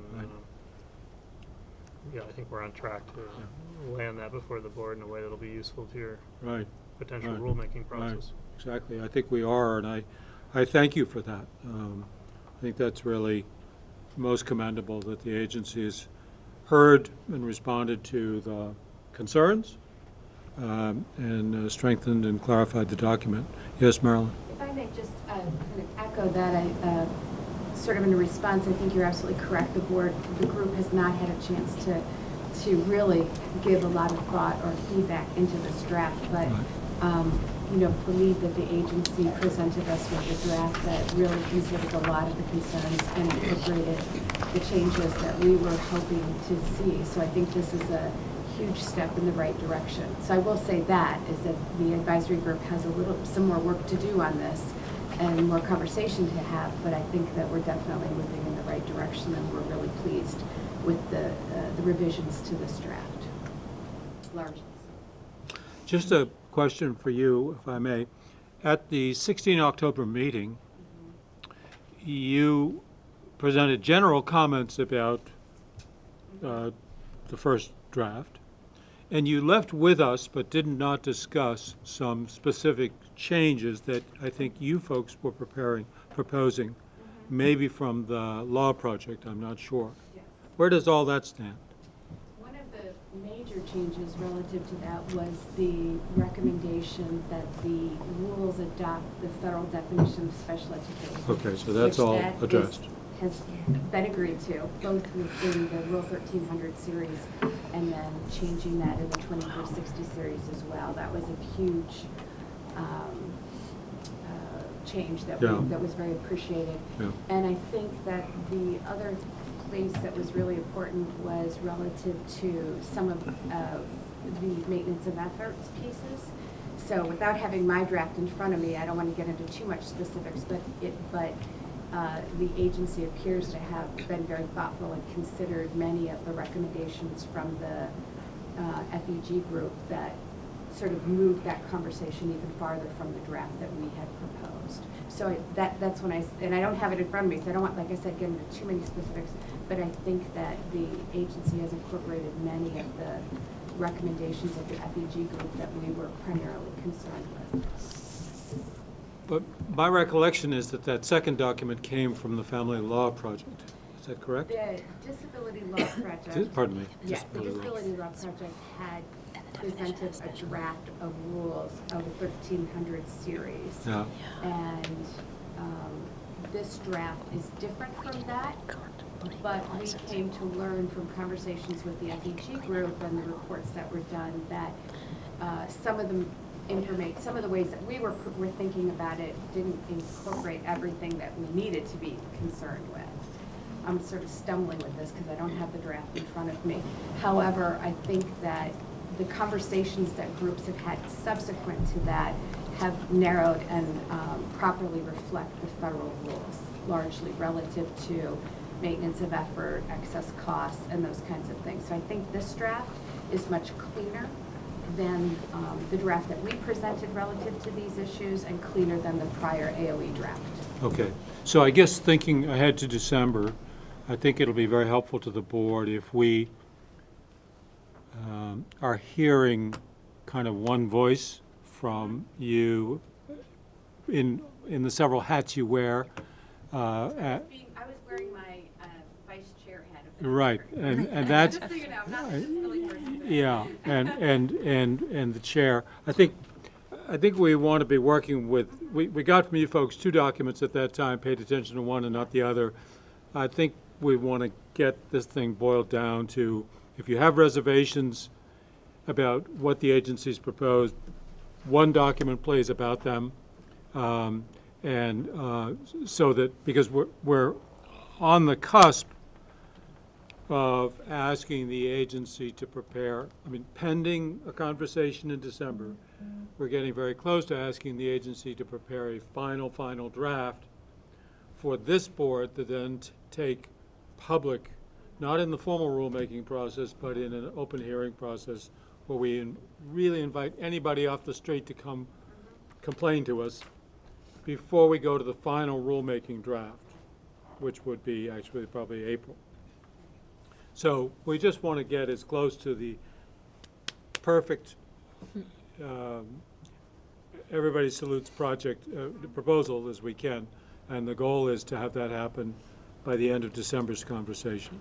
Understood, and I think that's where everyone is coming from that's on the advisory group. We are working towards that. So groups are meeting individually, we're meeting sort of, yep. Some of us are meeting with each other and continuing these conversations with exactly that goal in mind, Right. of getting to a draft that the advisory group can largely support after its December meeting. One other question, Kim, we were looking at Nicole's summary. Did you get a chance to ascertain? So, since we have the time, and this is a little out of order, I'm going to ask Nicole, who didn't ask to be called upon. But In your new hat. Sorry? Just one comment. Please. I hate to, on the drafting, you mentioned shall and may on page 3, Yeah. I think. There's a couple mays in there that I think should probably be, or musts that should be shalls. It just doesn't have a consistent style to the document. All right. So I just offer that real quick. Okay, thank you. Just so it reads better and it's clear. You prefer shall to must, is that what I'm hearing? I like may and shall, the use of those two terms, and you start throwing in must. The must is the problematic term. That's something that deers have in rutting season, but it's not something that we, anyway, so I only want to thank you. You can stay or Done with us? you're stuck. Stay there, Judy, just Okay, for, I'll stay. we'll get Emily back if we need her. Nicole? Nicole, you Nicole wrote a needs a very, very seat. helpful set of observations following our discussion. I'm losing the date in my mind when it was, which Dan and you all worked toward consensus. How does what you're hearing in draft 2 square up with your understanding of that conversation? Hate to put you on the spot. So I don't have access to those emails anymore, so I'm not sure. I'd love to be able to. This is your email that summarized the main issues that we discussed, where we had consensus and where we did not. And and Marilyn, you were also at that meeting, as was Kim. I'm just eager to see how close we are. Mr. Chair? Yes, ma'am. I'm unsure who this woman I'm is. sorry. Could I get a... Pardon, thank you. Nicole, would you introduce My name yourself? is Nicole Mason, the former executive director of the Vermont School Boards Association, and I held a seat on the advisory group and helped coordinate a meeting between the representatives of the state board, representatives of the Agency of Education, and representatives of the advisory group to confer with an attorney from the federal education group that several associations had contracted with to do an analysis of the rules. And so the email that's being referred to is my summary of that discussion and areas in which there appeared to be agreement moving out of that meeting and areas where there were still some outstanding questions. So I would say I think I did send the draft 2 to the federal education group and received some initial feedback. And I believe I shared that with Megan Roy from the advisory group. So I would consider it essentially in their camp to take the federal education's group feedback. And I think it was mostly with respect to the maintenance of effort provisions of the rules. I think that's the area where it's still less clear, even sort of right up until the last advisory group. I believe the agency was back and forth with the federal education group around some resources that they had provided with respect to maintenance of effort, and there was a question about whether OSEP would be conferred with in terms of some outstanding questions that I raised in this email. So I think that's really the area where there's still the current draft rules reference the technical manual, and so that's really where some of the details will get fleshed out, and I think that's where there still may be some ongoing dialogue about what exactly is required. So Marilyn, representing the AG group here, if you would be sure to address the FEG questions that Nicole is referring to. It's not absolutely true, but I'd like to think of December's meeting as a kind of speak now or forever hold your peace. Let's get as close to that as we can. And so if the advisory group in its December meeting, is it early December that you meet? Yes, it's the first Monday in December. If you will take into account what Nicole has just described and everything else, that would be great. Thank you. Yes. Thank you, Nicole. The Yes, group Kim? just hasn't had a chance to really delve into it. Understood. We got that draft right Friday before Yeah, the understood. meeting. So Right. I think those issues will certainly be discussed further at that Good. meeting in December. Thank you. Yeah, that's The question I was jotting as, and I don't know if it's an Emily question or if it's a Judy or Dan, but it was actually related to the technical manual, and because this is definitely outside of my area of expertise in special education, but I remember at one point seeing a chart that was like a maybe, always, never, and is that the type of thing that might be envisioned in the technical manual? Like, what are we talking about, and is it possible that that technial manual changes either the way of writing IEPs or the way of complying with maintenance of effort in a way that would be difficult for those practicing to be in agreement with the other intent that's happening here in the language. I don't know, not seeing it, and I'm not a practitioner. Yeah, I mean, it's fair to say we have to engage in that as a next piece of work, but you know, the point we've had to work through as part of this is, you know, there's a concept, here's the statute, and underneath that we have a regulation which the board's working on, and the agency underneath regulation produces guidance. That all of that should be consistent with the law, but the guidance should be totally consistent with the regulation. Okay. You know, so but it does get into the really sort of fine point technical aspects, and one of the innovations introduced in version 2 of the rules on our part is to separate out into 2 technical guidance documents. And previously we were kind of working on one, the chart you looked at, but we've sort of come to learn that maintenance of effort is the area where we should go in terms of technical guidance, and there's a lot of good resources from at the federal level on how to produce that technical guidance. So yeah, it's the devil's in the details, so to speak. Yeah. But the intent should be that, as expressed in the rules, should be consistent with the implementation guidance on how to provided implement in the rules. Yeah. technical, Yeah. so that folks can feel comfortable coalescing around the language of the rules without there being technical guidance provided just yet. Well, that's what we've been struggling with, I think, and that's the rub of it. Back to the timing question that's been brought up, you know, part of what we wanted to do, and I did conclude it was very useful, was to go down to that guidance level in September. We produced a draft of that just so we could go back and revisit the regulation issue. Yeah. If that's confusing to people, but until we got to that point, we couldn't really go back and revisit. Yeah. So that was very, very useful for us to then realize we needed to bifurcate the rule or the technical guidance piece.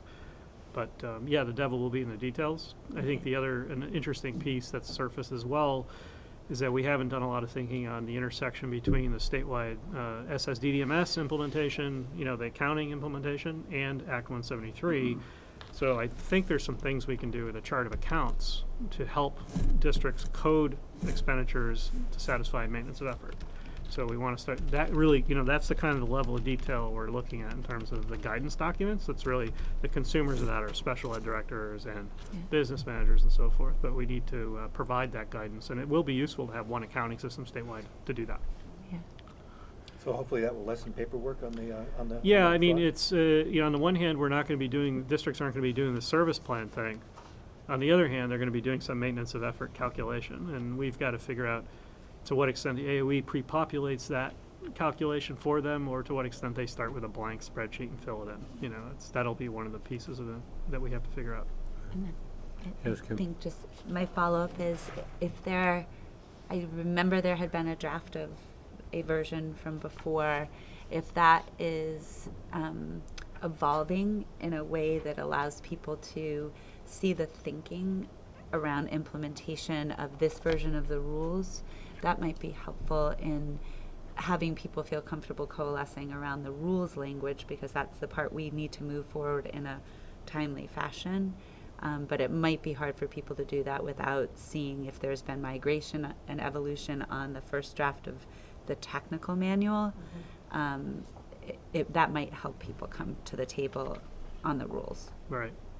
So we're, you know, we're going to be meeting in the coming days to revise our policy work plan.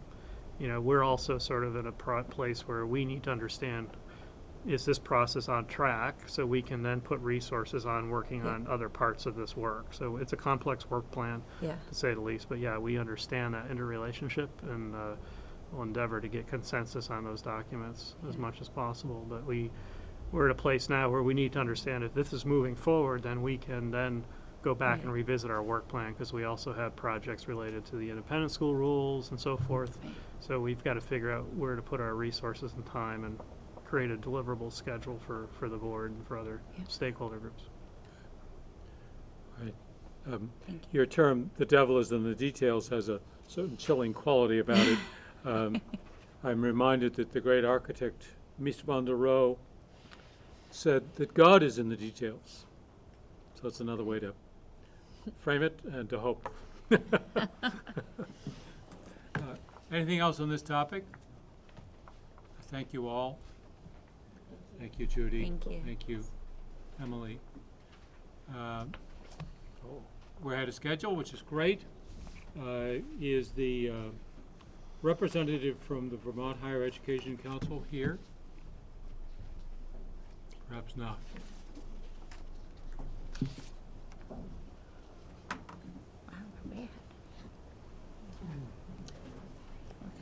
Well, in fairness to them, they knew that they were scheduled at 11:15, although we did warn them that things can come sooner than expected. I'm just going to take the moment that we have now to speak about our colleague Jenna O'Farrell. As you all know, her husband died unexpectedly of a heart attack on Sunday. And Jenna and her husband, Brian, have 5 children.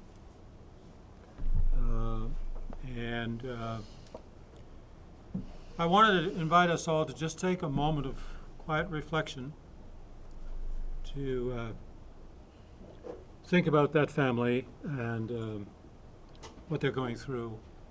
So for a moment, let us just reflect personally about that.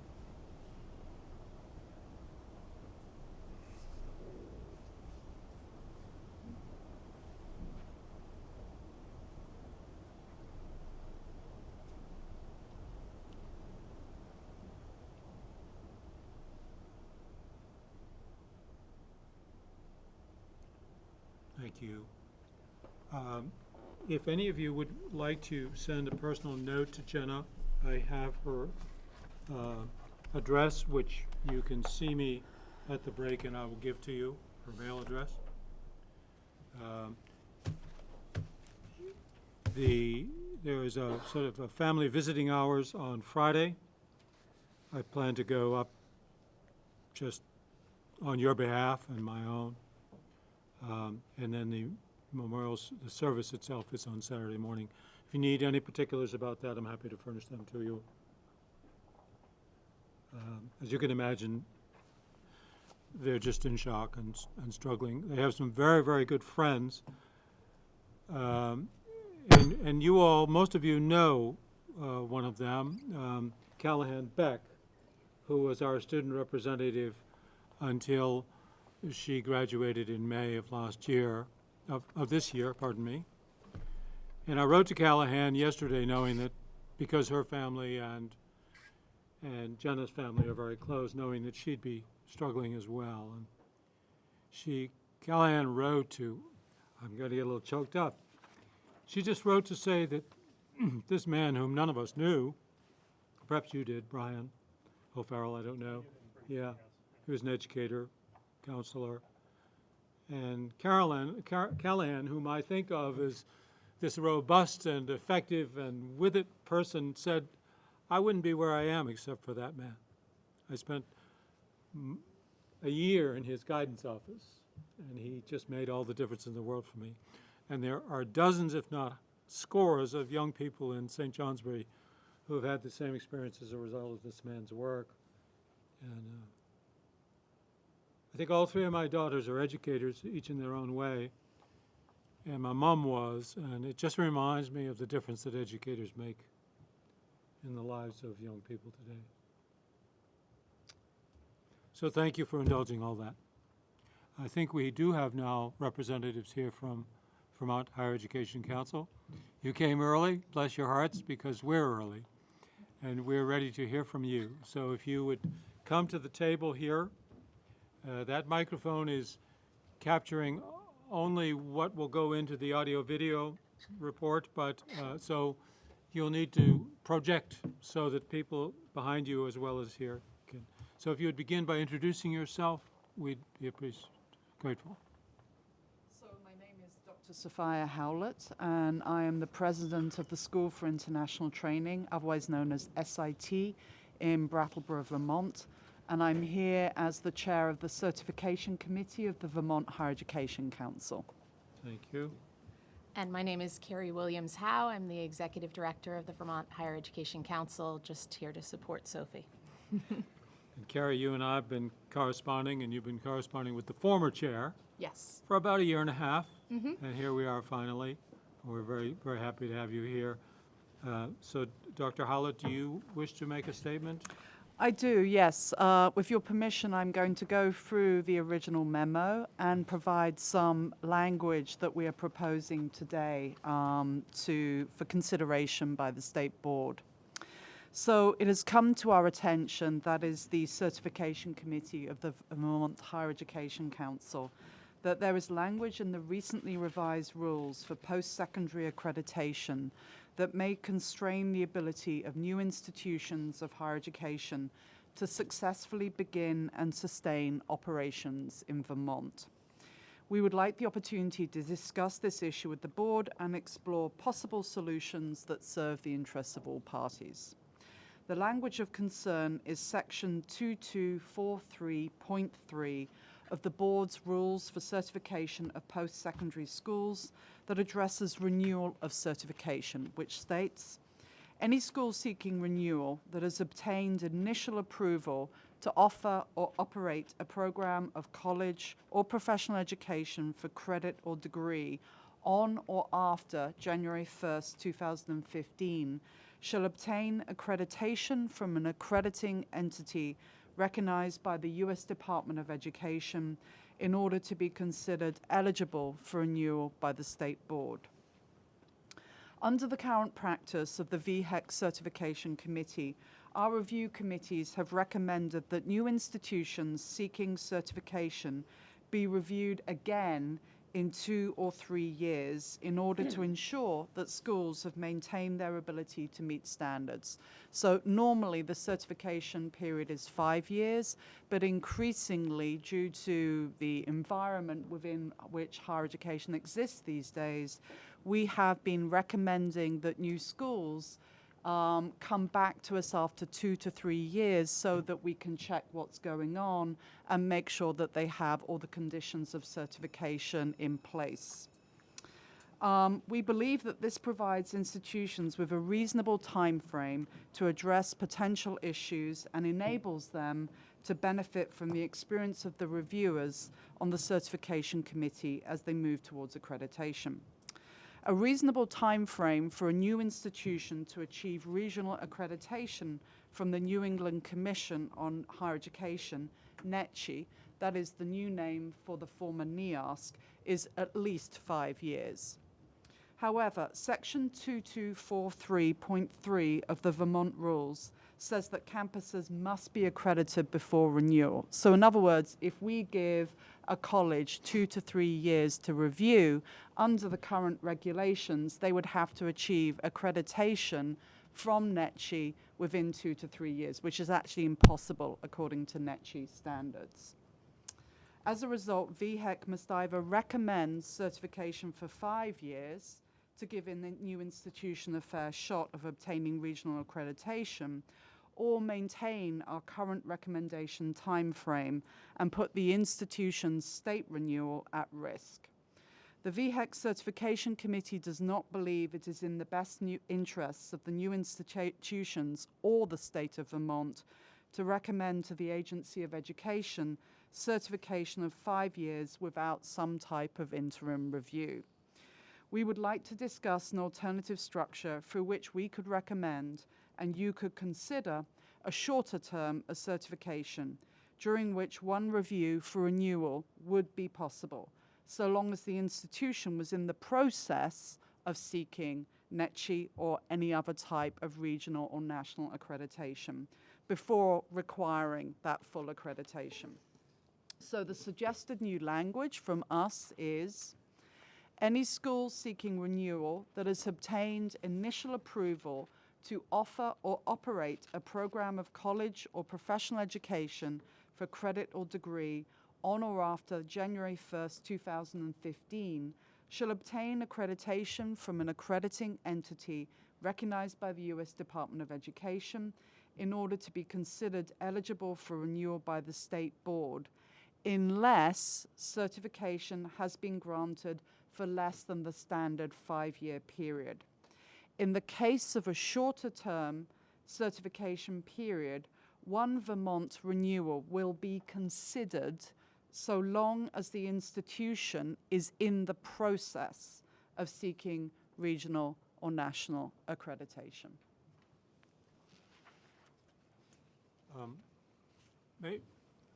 going to apologize in advance that this board is not deeply knowledgeable about post-secondary accreditations or anything else. If you want to talk to us about accrediting independent secondary schools, we can talk till the cows come home.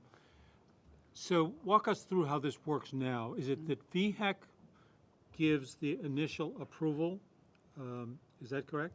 Yes, and actually, in many respects, it mimics the later process for regional or national accreditation. We tried to make it as close as possible to that later experience so that the school will be held to the same standards and will experience the same review process so that they are prepping essentially for that larger process. So you send a committee? Yes. They are on campus for how long? If I can just clarify, the school initially applies to the Agency of Education. The Agency of Education calls us to do a review, and we provide a recommendation, and then the agency makes the decision.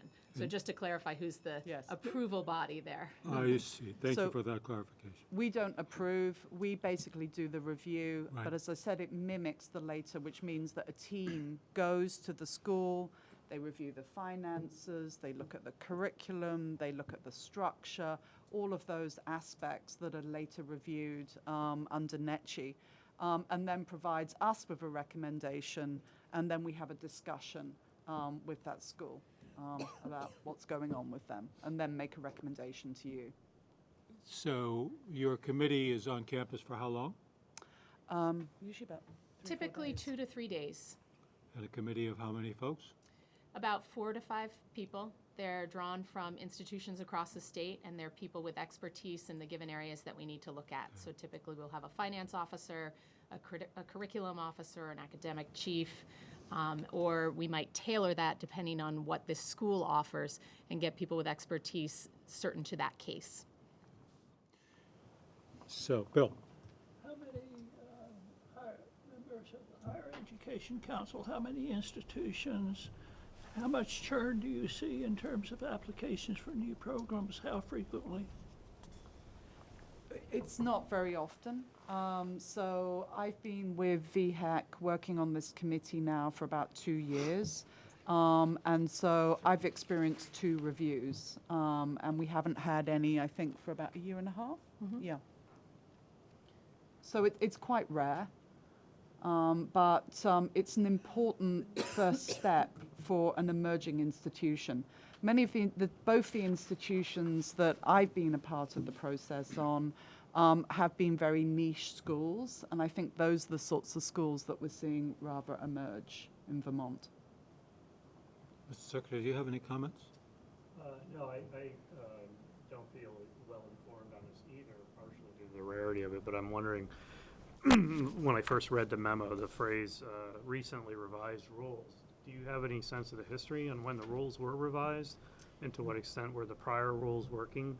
Yes, so I believe these were revised in 2015. That was right when I came into my position. So I don't have experience with the prior iteration, but this was a revision that the message that we received was that there were a couple of schools in Vermont that would be exempt from it because they've never had regional accreditation and they will continue to operate with regular Vermont renewals, but that moving forward, new schools would need to seek regional accreditation before getting renewed again in Vermont. And so we did look at it, but it's these later cases that really convinced us, wait a minute, we might have an issue here because of the time frame. Okay. So there are 2 schools who are exempt from the obligation to have NECHI review? Yes, so when this rule was put into place, there were some schools that had been in operation in Vermont for quite a long time and had made an active choice not to seek regional renewal. One example is the Center for Cartoon Studies. They don't have regional renewal. They don't have plans to do that. So they are regularly renewed in Vermont. And By you folks? well, by the Agency of Education who contracts us to do the on-site review. Okay. And White River. White River, yeah. Peter, you had a question. Is there a difference between programs in schools and is there an upside for these institutions in regards to what you're advocating? Yes, there's a difference between programs and schools. So accreditation of this nature looks at a whole school. Mhm. It looks at the institution. Okay. So you would go through professional association normally to have accreditation for a program.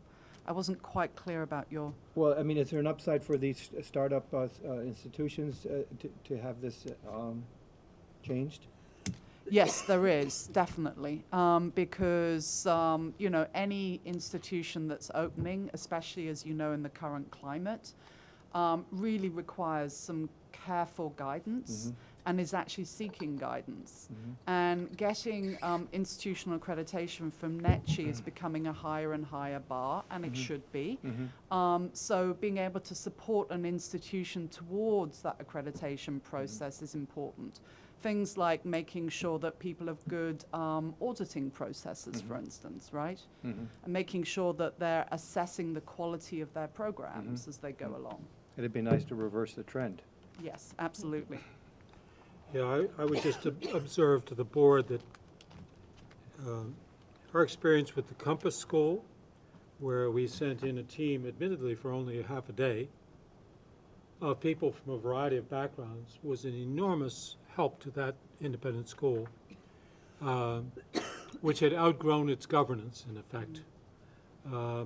It seems to me that visiting committees of the sort that you provide, or as NETCHI does, are an enormous asset to schools, and probably the most powerful way we can imagine to assure that schools really do have the institutional capacity to do what they are licensed to do. Of course, these schools are somewhat different in that they're not accepting public dollars, tuition monies, in the way that elementary and secondary schools are. So the state's fiduciary interest in the matter is a little bit different. But nonetheless, it seems very important to strengthen the visitation process, whether it's done by you folks or by NETCHI. And it sounds like what you're saying is that in the real world, there's this sort of impossible gap. And you're asking, let's find some language that doesn't so obviously set schools up into an unachievable situation. There might be two ways to do it. I see your language. Another way might be to simply require that within the first 5 years, or maybe after the first 2 years, you go back and make a second approval. And then for 3 years, and then at the end of 3 years, they would be able to be operating on the basis of a NETCHI visit or something like that.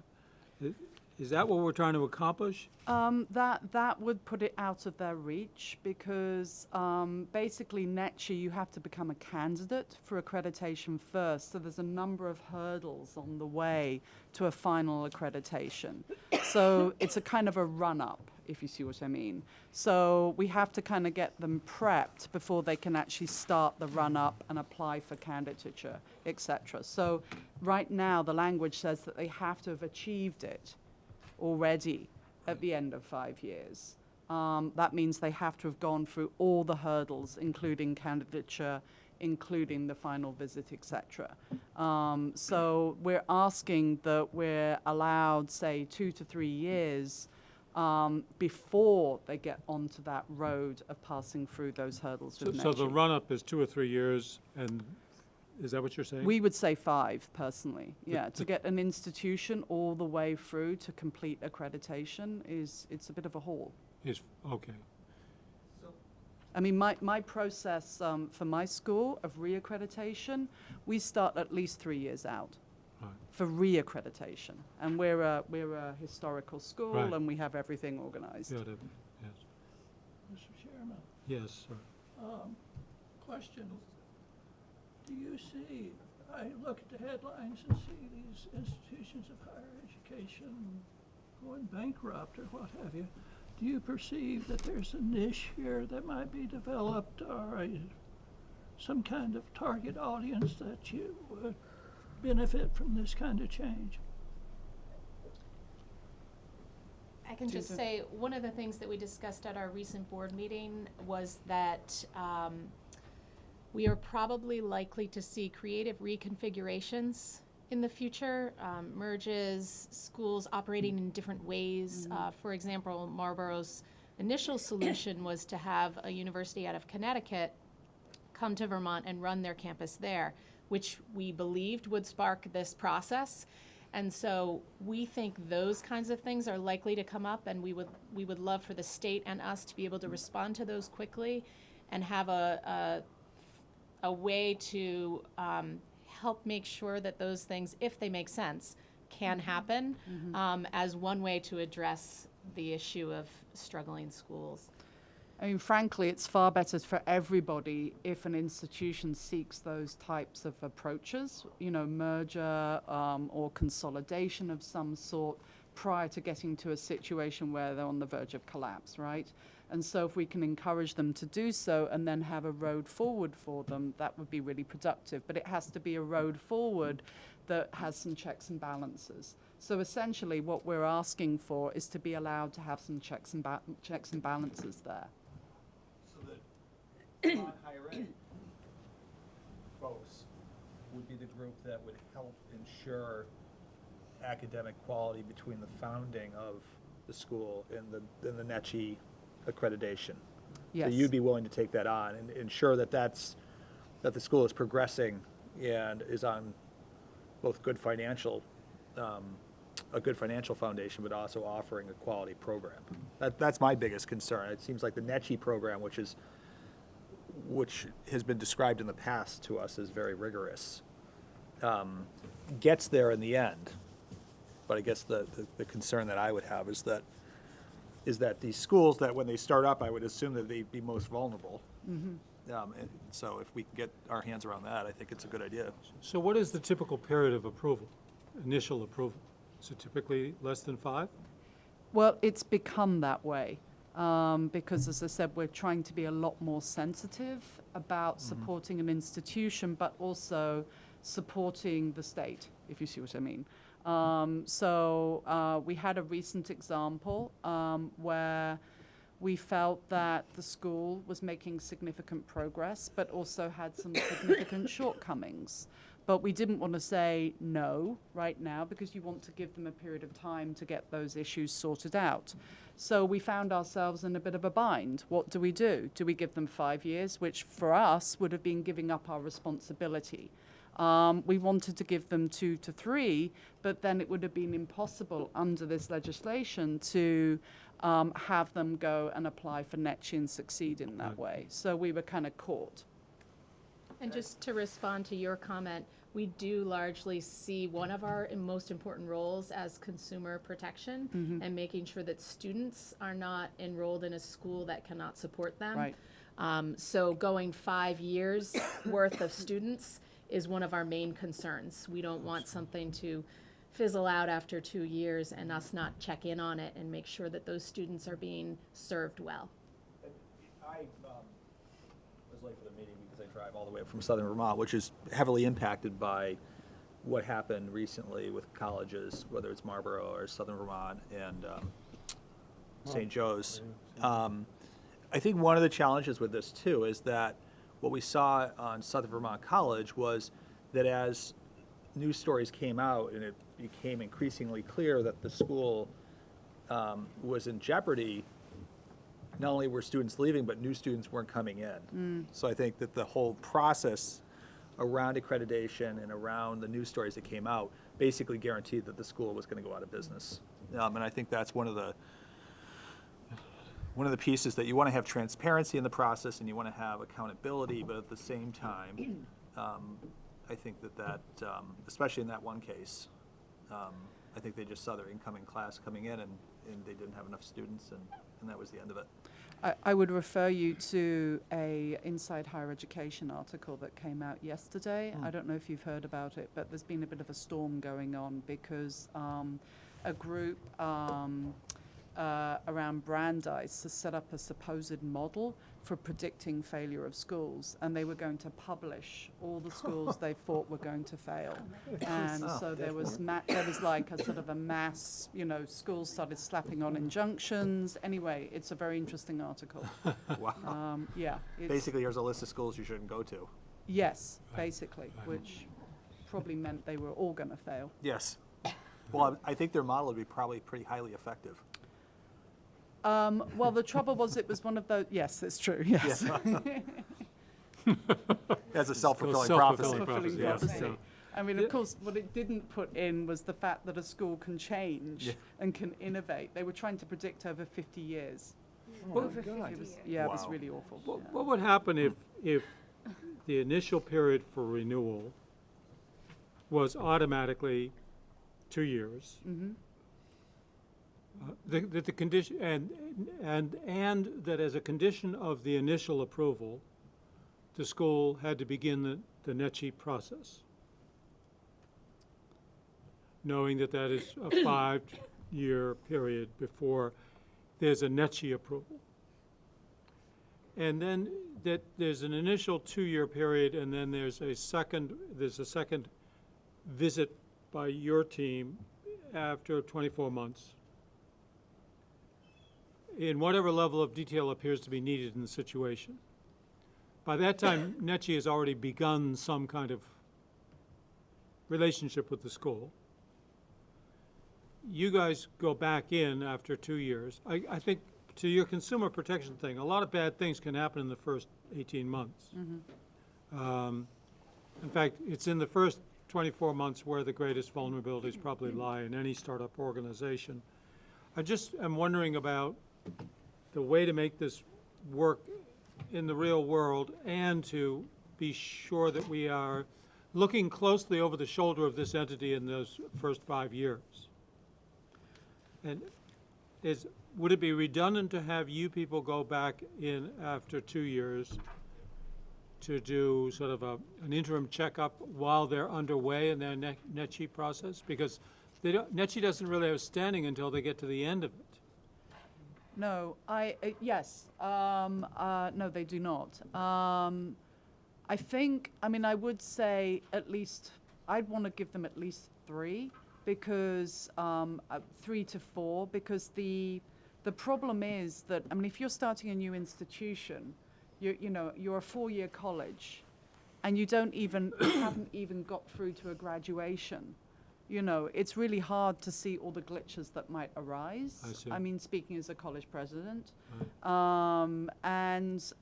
But I could imagine a situation where, I'm sorry, I don't mean to be quibbling here, but I could imagine a situation where we said, okay, 2 to 3 years, but they have to have written, which is effectively the language here, but they have to have indicated, and NECHI has to have them on their radar.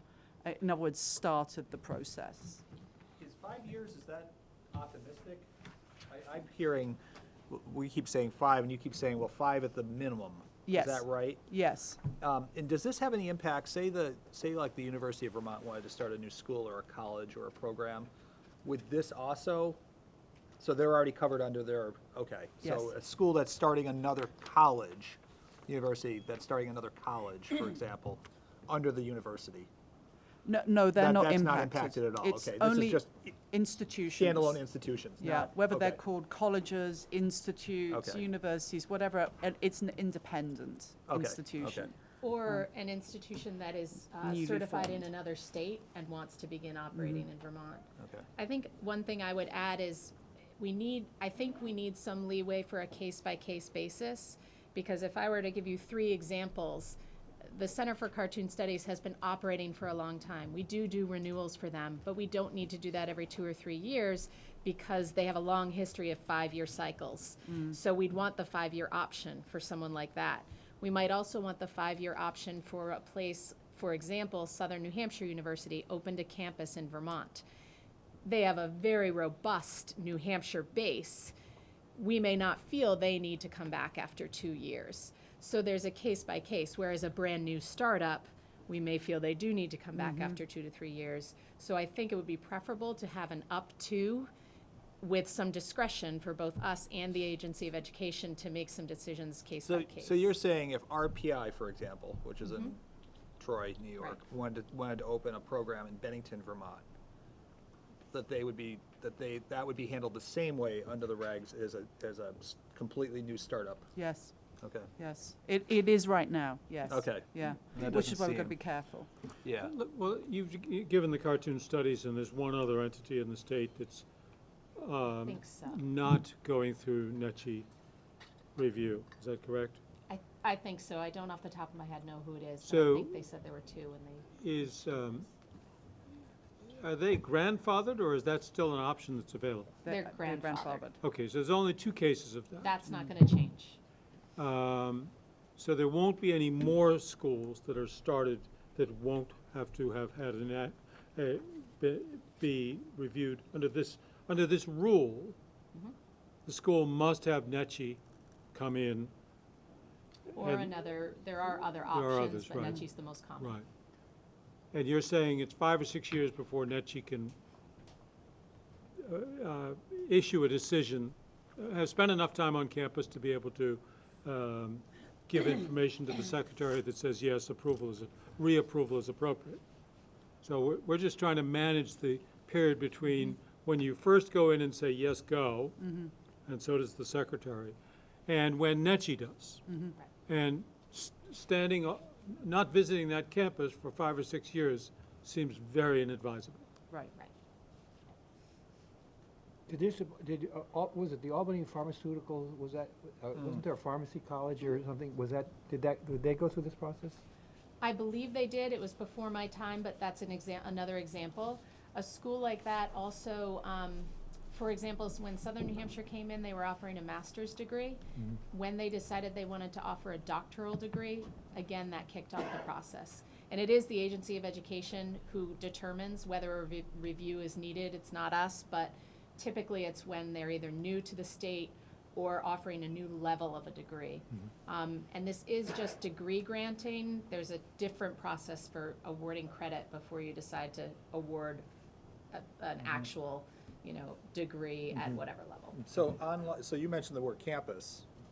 Does this also have an impact on online degrees, or how is that? That's a Yeah, separate there's a regulation. difference because they're covered That's under the SARA Act. Okay. And it's a different part of our statute that Okay. regulates online Yeah.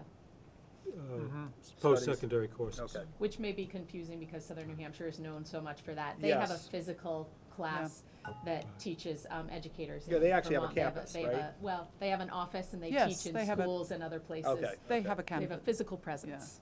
Yeah. Sabina, did you have a comment?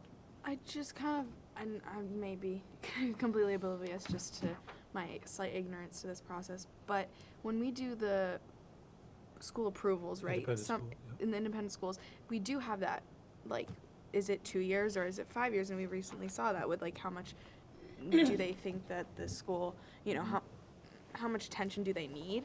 So I don't know if there's some way to use that information and use it as an example or a format for them to do in like these higher post-secondary school approvals. Right. Well, you raise a good point. When we approve an independent school that's a startup, it's common practice for us to approve them for only 2 years.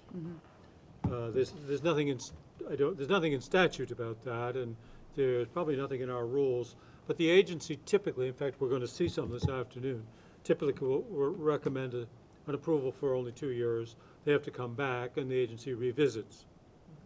But we don't require third-party accreditation on those either. No, but because that was one of the 2200 Well, series. the general ed component is usually done through, that's one of the ways you can accomplish it is through a general, Right. the accreditation. Yeah. If you have that, then we don't require further evidence. Right. Or- Statute provides Or we for do that. a site visit, and that was the piece that we used to contract out, and now we're doing Yes. ourselves. Right. Yeah. We'll see those this afternoon. So you can do either. In this case, we are saying that we want to see accreditation. but in the independent schools, some of the smaller independent schools said that the New England independent school process was too costly. Right. I think was the argument at the time, right? That was the argument. I think someday we might revisit all that, but apropos of the present situation, what is the typical length that an initial approval is made for? Well, it depends, as Carrie was saying, on the nature of the institution. If it's already a well-recognized institution that simply wants to come into Vermont and work here, then we probably would not say, okay, we need to keep going back and seeing you every 2 years. But if it's a small startup that's just finding its way, we would want the flexibility to be able to say we want to come back after 2 to 3 years. So it really depends. And in fact, in that first case, they probably already have NECHI Yes. from their home campus, so they'd meet that right Yeah, off the bat. Yeah. To make sure we don't have cyber rip-off schools or some kind of things like that. Is this actually the agency, or you are together, or what? So it depends on their physical presence. If a school is going to have a physical presence in Vermont, even if they're just going to open up an office and run an online school, the agency would determine, but there would be one or the other process they would need to go through, correct? Yes. So there is oversight over that. Okay. Yeah, I'm trying to work with the language you've proposed. Number one, it would seem to me desirable that it be imperative in all cases of an initial approval that the school open up conversations with NECHI from the very beginning. Because without that, then we're left with you folks indefinitely having to keep going back. We And don't that's want that. not the business you want to be in. And frankly, the NECHI people are probably better at it. They're at least very good. I do the NECHI reaccreditations do. too. You Yes. do? Oh, Yeah. my. You're a glutton for punishment. Thank you. No, I'm joking. So it seems that this language could be improved by requiring that in all cases of an initial approval, a condition of initial approval is evidence that the school has begun or will begin its process with NECHI, so that at the end of the run-out period, 3 years, 5 years, 6 years at the latest, they are now on the NECHI schedule of approvals. Does that make, am I saying that? discovered another challenge here, though, too, though, that I think we should bifurcate, that if Harvard University, I think that's the oldest university in America, if they decide to open up a satellite campus in Brattleboro, Vermont, they go through the same process as a startup. And I Yes. think that's the other problem, is that we're treating those two different categories of a startup school starting in Vermont with maybe almost no money and no students to a university that's been around for 300 years. So But one That just thing- wants to open up a satellite campus. But in that latter case, that university has already got a relationship with NECHI. Yes. They don't need to. But Well, maybe Yeah, not but they need to NECHI, be though, if it's a New certified. York school. Yep. We're thinking that the school would come from the east. So they would still need to go through a review, but one thing I'll add is that the Agency of Education has a set of rules for Vermont that they have to meet. And then they give some discretion to the VHEC committee as to what that review looks like.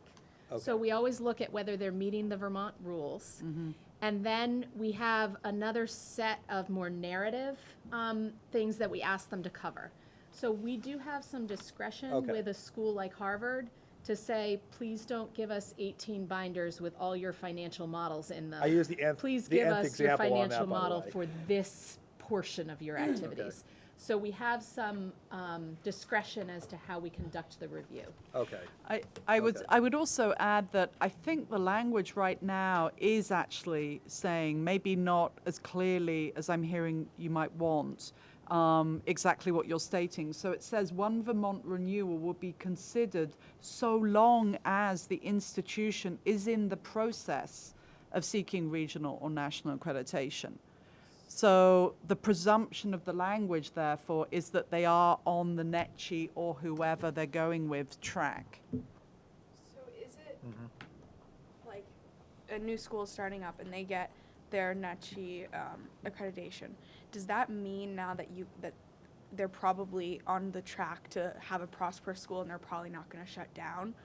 Or is that not, no, NETCHI's not that kind of, okay. Because I would say you could be like, reapproval. Yes. okay, 'cause I was gonna say you could do like if they get NETCHI then for 5 years, once you get that NETCHI accreditation, then it's only a 5-year review period. But No, that's not it at all. No, they, I wish. NETCHI reaccredits every 10 years. Okay. And every 5 of those 10 years, there's what they call a periodic review, where they go, basically you have to sort of do like a mini reaccreditation. But also NETCHI has a kind of a series of prerogatives that they can request annually from an institution. So for instance, they can say, all right, every year you have to tell us, you have to fill in a special thing on your enrollment and your finances, for instance. So institutions, unfortunately these days, many institutions are on one type or other of these monitoring processes, and they are being steadily tightened as well. So unfortunately, the answer And in the Yeah. case of Southern Vermont College, for example, I hate to go back to that one, but it's the most obvious example. I think that the NETCHI was saying they may not be reaccredited.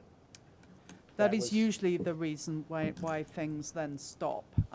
So if an institution gets on probation, or the term, I believe St. Joseph's has, they have to show cause.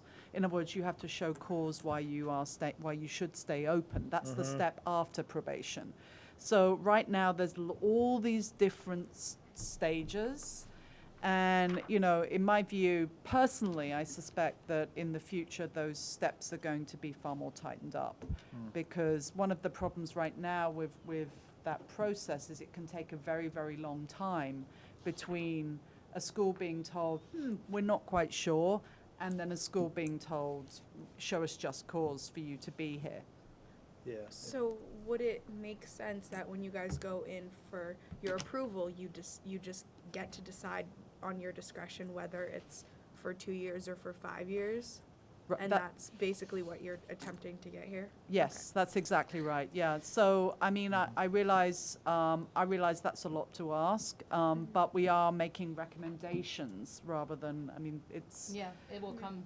It will come to this to you. body next Yes. to the agency. So. Yeah. It but comes to you. I don't think we. I was wondering to what extent your interest in this topic conforms with your vision for the board's work going forward under sort of the Act 98 conversation. Exactly. I mean, you've gone down pretty far. We now have a better understanding of this Right. issue. Is this the kind of work that you see the board supervising in the new future?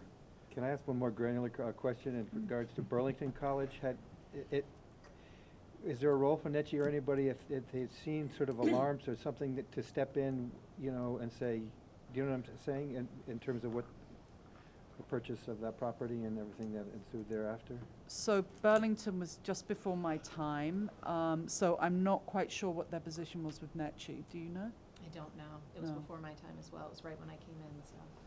So at that time, I was fully immersed in New Jersey state education. So, yeah, I mean, obviously you hear the stories, but Yeah. I don't quite know what happened. I'm just wondering if they can troubleshoot or to, you know, rather than just go on a fixed, you know, schedule or whatever, if they can step in and if they see something that's.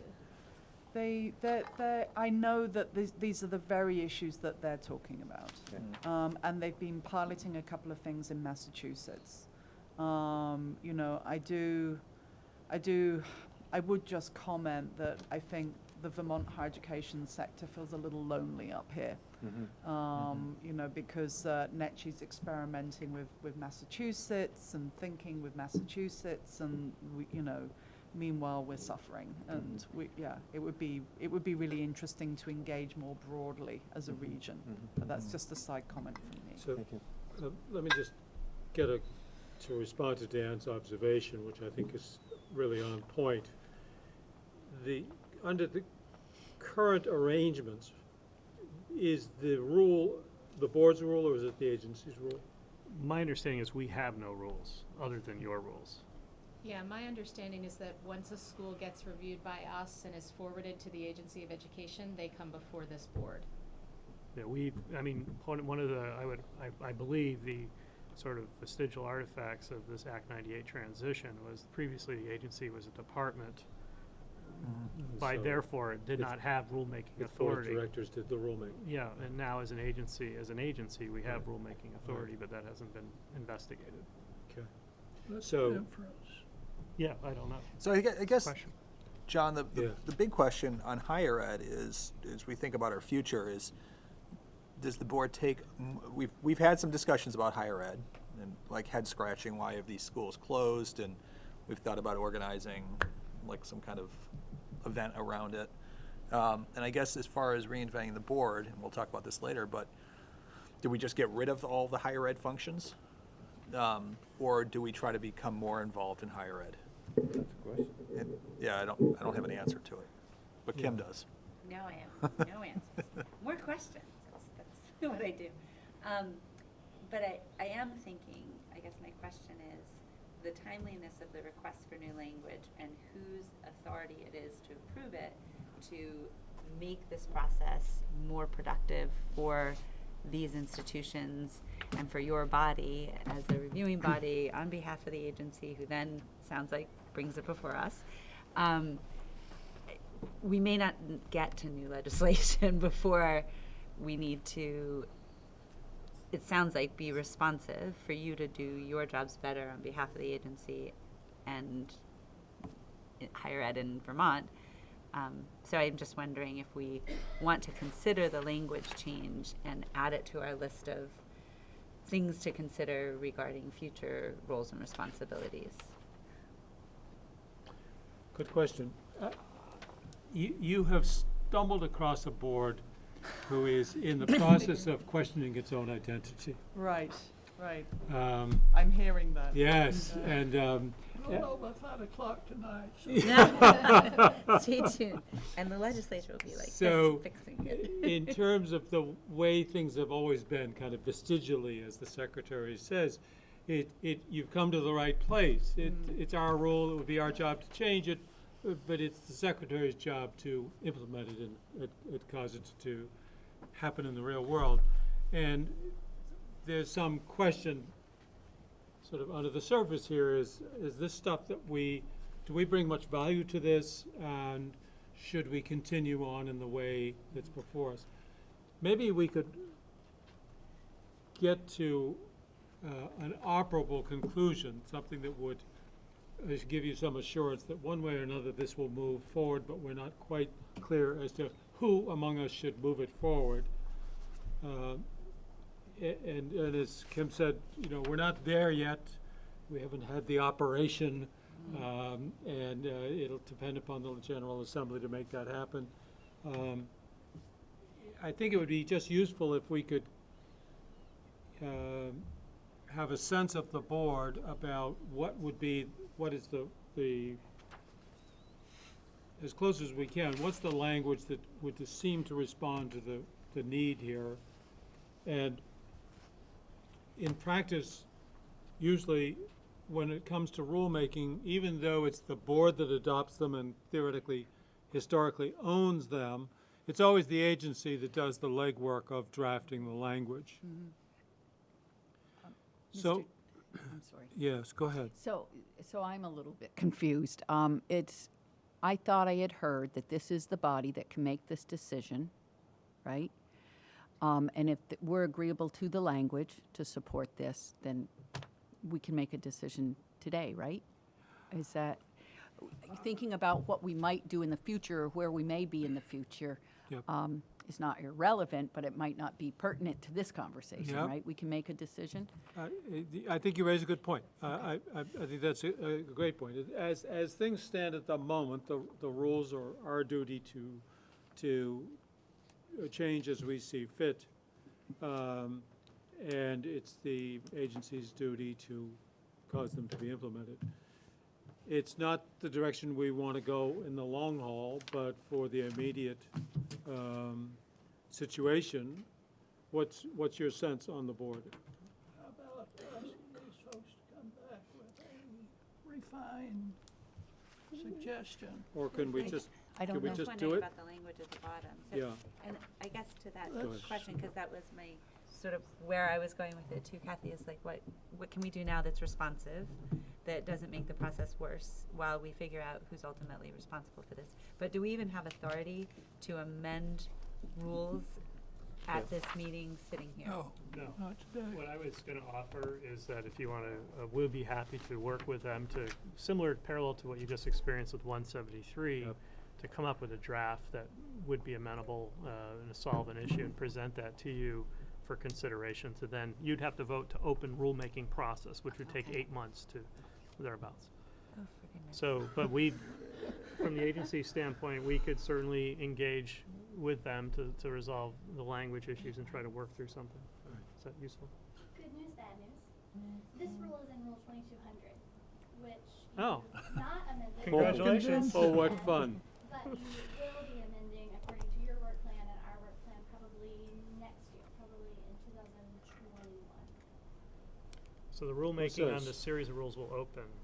So the prompt for rulemaking on Rule 2200 series is also in Act 173. It's in the latter sections that Oh. become effective in 2022. Yeah. I know the parts you're talking about, right. Thank you. Won't this impact them? So there's no relief, huh? So Well, I want to say thanks. I know operationally, maybe a question for our guests. Operationally, how does that impact what you're trying to do? If it's a next year revisit and then an 8-month rulemaking process when we've got a new draft version of those next year. So we're really talking 2021 anyway. So there is at least one school that we have not heard yet, the decision that was made by the state, that we reviewed almost 2 years ago. I believe they came before this board in August, and we have not heard what decision was made last August 2018. But our recommendation was a 2 to 3 year time period to take a look at that school again. That's the school that brought up this issue. So there is at least one school that would be in Limbo. But so, I'm sorry, now I'm confused. So is that, if that school is willing for you to go in and do that review, why are you limited? So we did. So they You applied did for the initial. certification. Okay. We did the review. We went in there. They were a startup. They are a niche school. So we said, okay, there's some issues and some things that we think that you need to be working on, and we really only want to give you 2 years. And we made that recommendation to the agency about 1.5 to 2 years ago. We don't know what happened. So right now, that school, we don't know what's happening with that school. So And we can't, moving forwards, we want to be able to support them and the agency either to say, well, yes, you're making good progress or not, or we want to advise them to go to NETCHI, but we're not sure what to do. But And we that's can't- not a conversation that's specific Yeah, I to mean, this I'd be here. interested in No, following It's up how on we're that. seeing the impact, but there's Right. still something the Agency of Education can answer regarding that Right, specific school. absolutely. But we can't go back and do a 2-year or 3-year review because they won't meet the requirement to have NETCHI certification. They come that's under this currently in rule. the rule. So there is no way that they will be able to be recertified at We- this point. We certainly, I mean, I'd be happy to dig into the specific issue if we can work on that, I mean, as a workaround, but, the larger issue would be, the 2200 is going to be open, the whole series of rules will be open as a result of Act 173. And I don't know to what extent it's even realistic to open it for this small issue when we have that larger issue in front of us, but if there's a specific issue I can work on, I'd be happy to, address that, it's news to me. This is just a mechanical question, probably applied broadly potentially. Are there ever exceptions to the rules that can be sought from any body for interim purposes of It operating? depends on the rules, but, I mean, that's. I just didn't know if that's Yeah, even I mean, something we can do. I'd appreciate the opportunity to work on a specific case to see what I could do on that. It would give me the opportunity to review the context of the rules a little more closely. We couldn't just do another initial approval. It says initial approval, and then renewal. Yeah, and I might, through some review, I might be able to provide a path forward for the Yeah. individual situation. I'm just But thinking I'm if we not were- confident yet. I'm, Yeah. we need to look at. I just asked the rules. question, if we approve them once, couldn't we just approve them again don't know. from scratch? Yeah. And I don't know the answer to it. We'd give you a recommendation either way if there was Okay. some opportunity there. I had thought this would be about a 10-minute conversation. And- It's tricky, isn't it? Isn't it? It is. Yeah. And it's, it's sort of a lot of good intentions run amok. I mean, we adopt rules for a good reason. We don't change them willy-nilly. But this turns out to be a very cumbersome process to do in a kind of orderly way.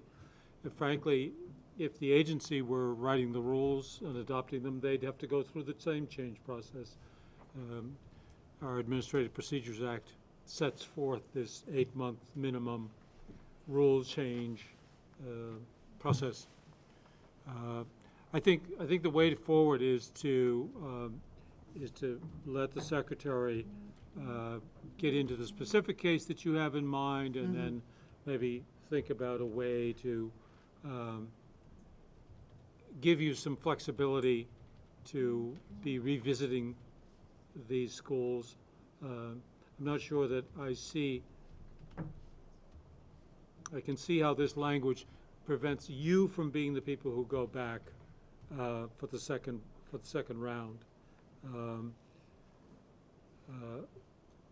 But there must be some way to do a patch for this, at least for the time being. I agree about letting them work on some workarounds and get, Yeah. spend some face time trying to figure it out. Well, if We are more than happy to come to Montpelier and sit down, have a Good. chat. and- Thank you. Yeah. Well, I thank you for your patience. I think you've been sort of lurking around the agenda for over a year, and then it turns out we still can't really solve your problem when you come to see us. So I can understand if that's kind of frustrating to you. But I think if you'll work with the secretary, he's with us all the time, more than he'd like, and he'll fill us in on what I next report steps. to you? You will inform us as to what next steps, if any, we should be doing. Thank you. Thank you. So just to be clear then, so we're going to work together reach for out this, to you, for this yes. particular Yeah, see what we can institution. do. We'll give But, them- but then otherwise, the rule that you're going to be reviewing the entire area of 2200 Yeah, I next think- year. I think we can firstly focus in on this specific case as a case that allows us to inform the board's direction on how to look at 2200. That would be Yeah. awesome. Thank you very much. Thank you. Thank you. Thank you. Thanks. Thanks very much for your patience and an interesting, well, It's all downhill. thanks so much. Thank you. Well, nothing's easy sometimes, is it? Board, we have a little time before lunch is served, and I don't see that we have anything in particular that we could skip down. We've got 15 minutes. Let us skip down to M, some of the topics there. M. A little bit of work session. Let me just toss out a couple of things for you to be thinking about. One is that, to my knowledge, we've never had a formal process on this board where we discuss board members' ideas for agenda for future meetings. Many boards have that process, and it seems to me that it would be useful if we set aside time at each meeting for members of the board to offer their ideas about what we ought to be talking about next meeting after that, and so on.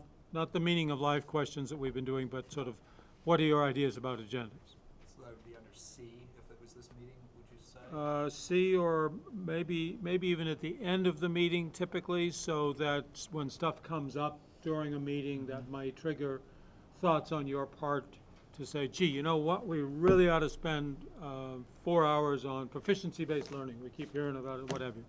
So I would be inclined to try to make it happen at the end of every meeting, because ideas will get stimulated. We adopted that years ago, except that we don't practice it except every once in a while. Yeah, well, I thought I would try to be more regular about that, and just, I think it should be.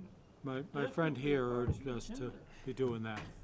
And so I would try to make it an item on the agenda at the end of each meeting to invite your thoughts, not necessarily for what we do next month, but what we need to be doing in June, July, what have you, whatever the time frame is that you have in mind. Do you want to put voice to that right now in terms of some? Let us put voice to that right now. Well said. Well, I'd like, at our retreat, we talked about having meetings later in the day to have a public come in at a 5 o'clock hour, whatever that we discussed at the time. I'd like to see that conversation continue to give it legs. Mm-hmm. I'd love to see a pilot on that. Mm-hmm. I mean, just have one meeting and see if it might be something like that. You just never know if it'll take hold or not. It could be the Bay of Pigs sort of experiment.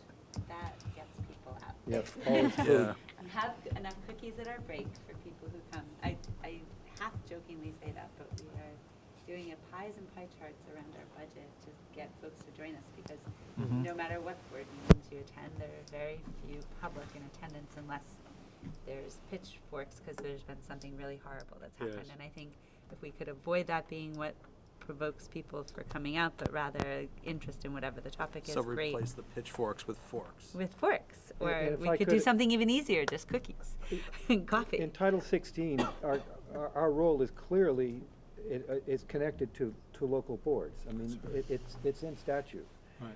and I think we've underplayed that in terms of how we're conducting business, and I think that's in terms of '98, when we're still sort of in a kind of identity crisis, trying to figure out what we're doing. That's a role I think that could be improved or strengthened, and how that actually plays out. But I do think that,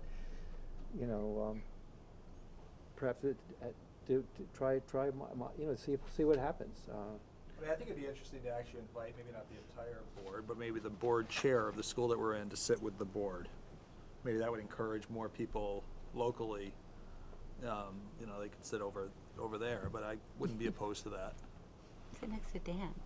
Let me just Yeah, toss right next out to Dan. a Special possible sort of trial run of something like this. I suspect that during our conversation about NAEP results, there are certainly some folks in the state who think that there's some nexus between NAEP results and proficiency-based learning. I don't subscribe to any particular theories, but there's a fair amount of sentiment out there about proficiency-based learning, both enthusiastic and skeptical. What would happen if the board devoted a large part of a meeting to essentially a hearing, inviting the public and also inviting some experts, some people who've had real success with PBL and others who haven't, to come to hearing where we devote 4 or 5 hours to that topic, or pick another topic if you want, and do that in connection with a board meeting. We always have board business we've got to do. For example, we've got to keep Act 173 moving on our timeline, and for the next several meetings, we have specific things we got to get done on 173. But probably we could get done in 2 or 3 hours any sort of must-do board stuff, independent school approvals, what have you. But this would be a transition to starting to be a board that forms more of its own agenda and takes on topics of its own that the board has decided are of interest. Out of such a discussion, such a hearing, if you will, I think there are people in the General Assembly who would be interested in what the board had learned from that. I wouldn't expect that there would be a clear and decisive consensus on a topic like proficiency-based learning, but it might be a service to the General Assembly to prepare a 2 or 3 page summary of the scope of what we heard. And to do this in the context that Peter is speaking about, where we start a meeting at noontime someplace, get our business out of the way, and starting at 4:30 or 5, we're open for business and a hearing. And I think we have to work real hard at publicizing that. So what do you think of that idea? Kim's first. Kim? Topically, I think, well, I had my initial thoughts, so I'm going to react first to the idea of bringing forth a topic on a law that we don't control that is to be implemented for those graduating this year. And I think the implications of opening a conversation of its validity is going to put the brakes on or allow for districts not to be responsive to the requirements of the law. So I would be cautious about convening that topic at this time. Is there another topic? 2020 requirement's not the law, though. That's your regulation. Right. It's just not the law. Yeah. No, I thought, I don't, so Yeah, the graduation requirements? Your regulations are what drive it. It's what Pogo said. Wait, okay, well. The law doesn't have a 2020 deadline in it and doesn't speak much to proficiency-based learning. That's the regulation interpreted by the State Board on flexible pathways. Okay. Actually, the law doesn't speak to it? I don't think it's in the rule, and I don't think it's in the law as much as it's been touted. It's in regulation. Pretty good. I thought the date for the graduating classes was in law. I thought 2020 it is was too. in regulation. What's that? It's in regulation. We had this, I think, debate If we last don't time. know, all of us sitting here, I think that's its own problem. But I will say then topically, so I'm going to go back to where I was originally thinking about the idea of future agenda items. I always think that's a great idea at the end of any agenda because you can gather what might be consensus interest of the board, not just individual curiosities that like take us on a whim someplace or otherwise, but almost more importantly is a annual work calendar so that we would have, it doesn't have to be fully populated, but what are the big topics that are reasonable in each month? Because the agency is producing reports on that, or SBAC is coming out at this point, NAEP is coming out at this point. We could have anticipated that there would be some need for topical consideration of things that we know the dates that they are coming out or that make sense in conjunction with the agency's calendar, not necessarily driven by the agency's calendar, but respectfully responsive to timelines that are already known. And we could begin to populate a work calendar for the year around those topics and then see what other things come out of our work that align with our vision, our roles, and our responsibilities, which we're trying to form. And then we have sort of a monitoring schedule of these things. But I do think that doesn't, it is the original skeleton, I think, for our work. And then the future agenda items piece at the end of an agenda gives us the opportunity to react to what we're hearing and say, oh, this is something we really need more information on. And so consequently, looking at the work calendar next month, maybe it doesn't make sense, but it aligns really well with this 2 months out. And it just feels more intentional. I think the idea of a calendar is an excellent idea. There's another piece of coordination, and that is with the General Assembly. Yep. If you convene a discussion that leads to some gathering of information and ideas, sometimes that will be of interest to the General Assembly, to the House and Senate Committees on Education. And in fact, it's even conceivable that they might ask us to pursue and gather certain informations. So a piece of the coordinating might be producing results on a basis that's timely for the General Assembly, which basically, if it's new information and it arrives at the General Assembly much later than mid to late January, it's kind of too late. Yes, Bill? I'm drawing my memory back to 2013, which is a very dangerous thing to do. But at that time, we were looking at 173, I believe, in which we were really focusing on the EQS part of the law rather than the proficiency part. Act 77. 77. 77. Yeah. And sometimes, well, there's two thoughts here. One is, do we need to cut down the scope to where we don't have these convoluted issues where people are working on two kinds of things? And the other is, could we take advantage of that ICAR process and build this in some kind of fashion? If we're going to have hearings anyway, Yeah. could we double dip and do both? Well, the ICAR process is for writing rules, right? Well, that's true. I don't think we need or You want a want colloquial. rules.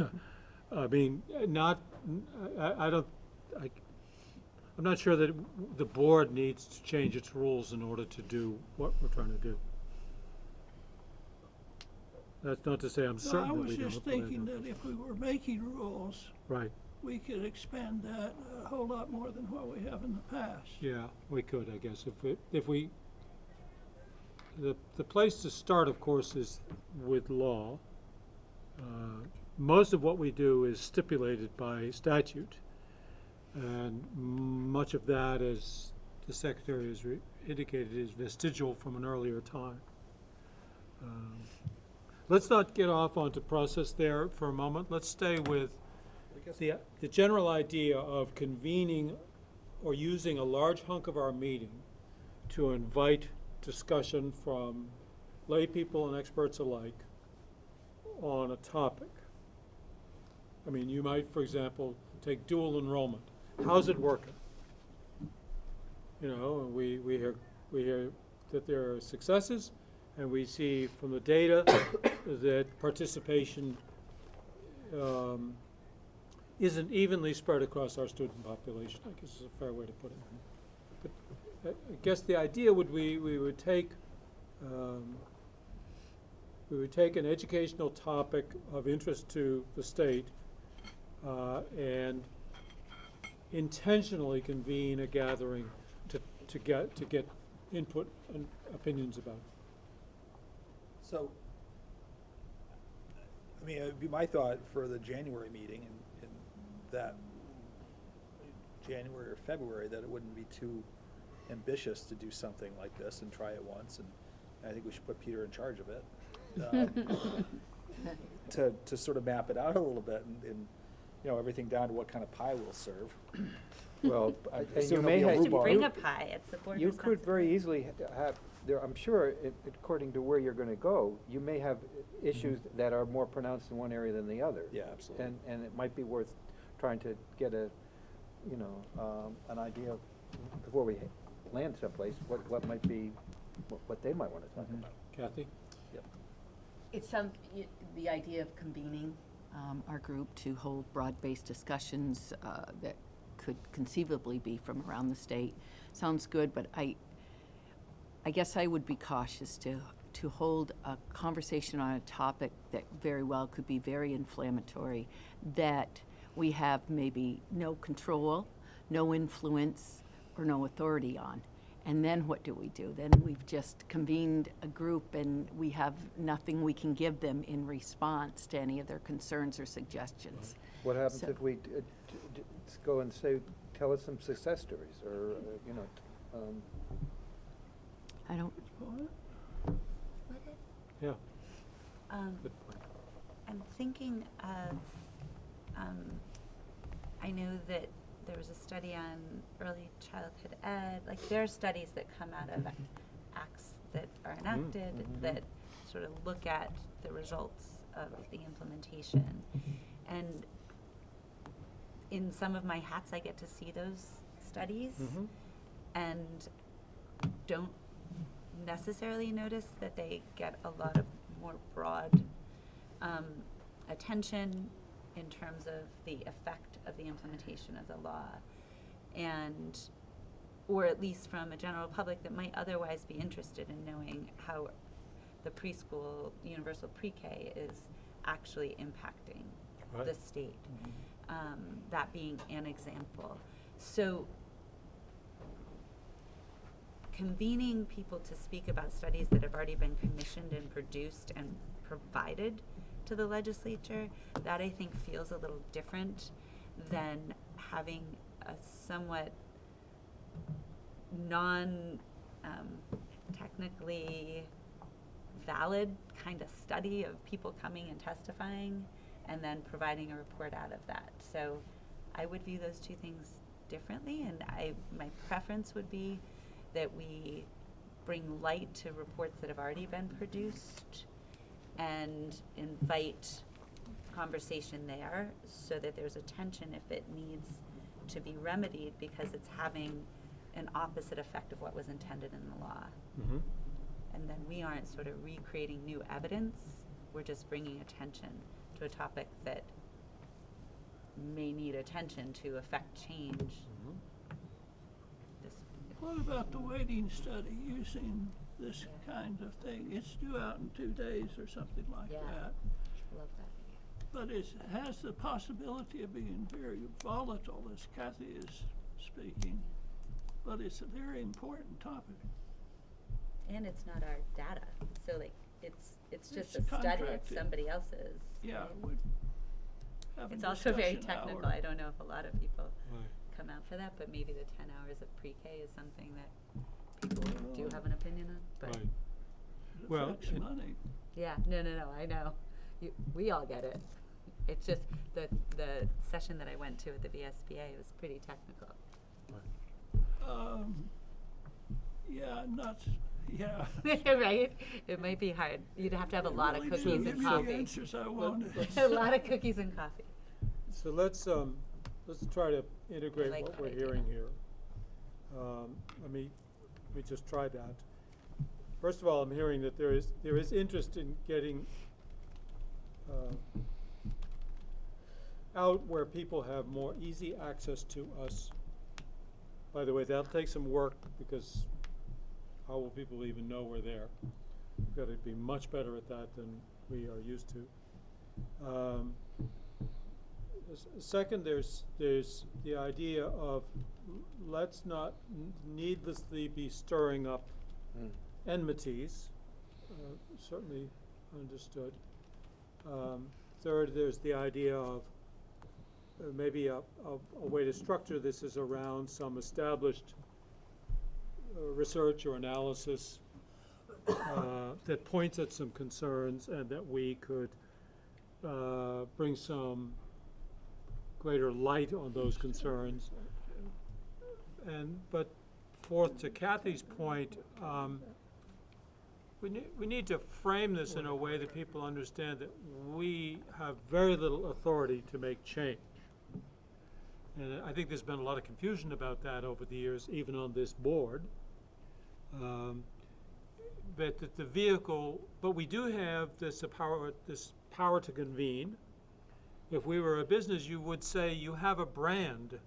You're called the State Board of Education, and people think that's important, perhaps unjustifiably, but that gets people's attention. If the State Board of Education is in your county, prepared to invite comment, I think a lot of people might notice that.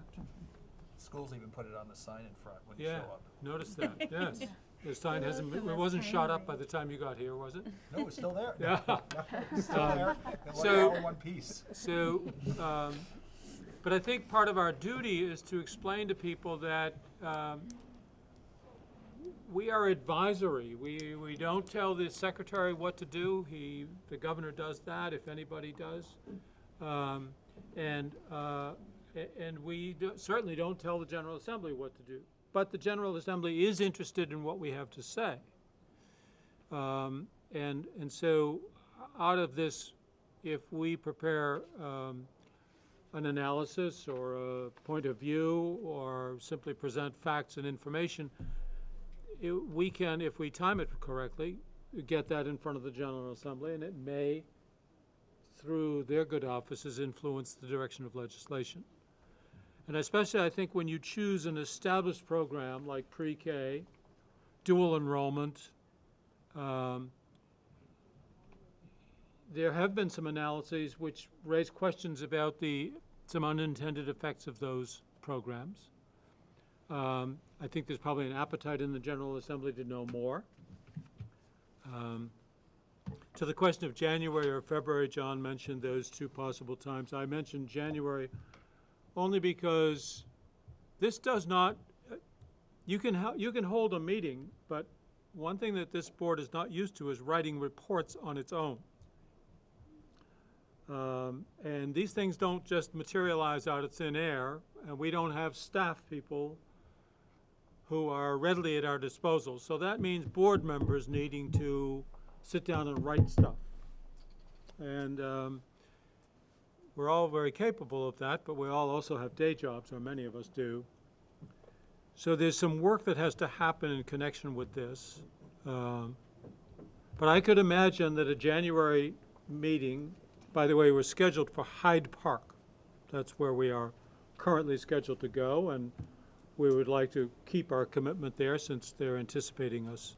Wait a minute, January? I may have it wrong.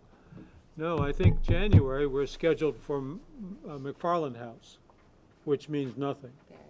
We could go anywhere else that would have us. And so depending upon the topic, if let's say pre-K was the topic, well, if you go in Chittenden County, you're going to get a very different set of answers than you will get in Windham County. But anyway, we can work out those details, but the idea was to do something in January as a, sort of a dry run,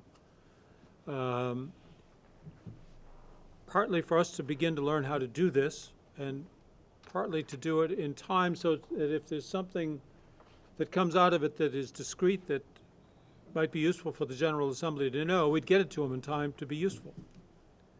Knowing that it's going to be at least 2 weeks, maybe 3 weeks before, after such a hearing, before we have a document that's ready, that's a consensus document among us. Number one, 2 or 3 people have done a draft, it's been knitted together, it's been circulated. That takes time. And after 2 or 3 weeks after a January hearing, if the General Assembly were interested, we could go and present our findings. Would we approve it at the next meeting? No, I wouldn't wait that long. You gotta cycle this stuff draft out. it, but then. I think you draft it as soon as possible after the meeting, and you circulate it and say, "Can everybody kiss this pig?" and let's go. Do we have a sense, just, I like the structure and the format. The topic might be driven by if we know what is on the dockets of the 2 ed committees coming up, and if any of those are related to, are they likely to look at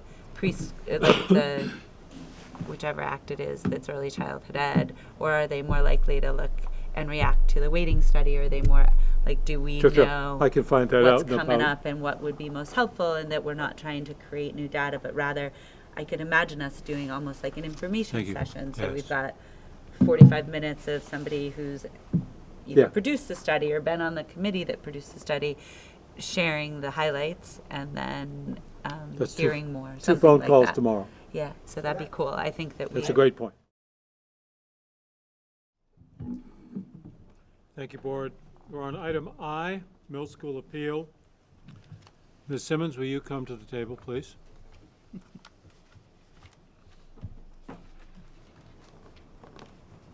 Mr. Chairman, I'm Mark Ottinger. May I join? Certainly. Thank you.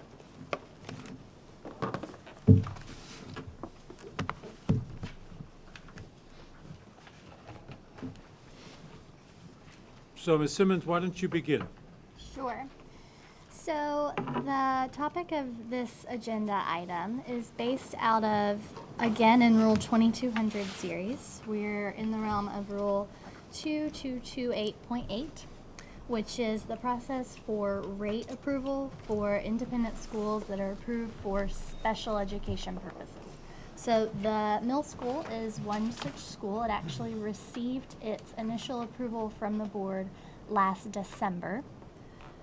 The agency is charged in Rule 2228.8 with examining requests for rates or rate increases for special purpose independent schools and evaluating whether the school's rates are reasonably related to a level of services provided to publicly placed independent school students. So the agency's gone through that process with about 10 schools this year who either, like the middle school, asked for an initial rate for the first time or more commonly for an increase to the school's rate. You may remember that in 2018, the agency placed a prohibition on any rate increases at these schools to reflect the statewide level budgeting conversation that was ongoing at that time. So in 2019, the agency said, we'll again accept and evaluate rate requests or increase requests from schools, and we received about a dozen total. So there is a dispute resolution process in the rule for a school that does not agree with the agency's determination about their rate. So in the case of the middle school, the school received the agency's final decision on a rate in the fall. The school did not find that rate satisfactory, took their appeal to Secretary French, as the rule describes, and Secretary French found under the rule that the school's explanation of why it required a higher rate was not satisfactory, and so has referred the matter to the state board. So the rule tells you that upon such referral by the secretary, the board will conduct a formal hearing to determine what the rate should be, and the board's determination is final. So this is, and I'm just editorializing now, one of those one-off sort of appeals that comes to the state board either under statute or under your rules that really don't happen very often. So, just to be clear, then your presentation therefore constitutes the Secretary's action to bring this matter before the board, is that correct? And I also have forwarded to the chair the middle school's notice of appeal. Yeah, I don't quite get that there's a notice of appeal yet. We are considering whether that we shall open a hearing. Is that correct? And at this point, presumably, we are. It's the duty of the board to make arrangements to conduct a hearing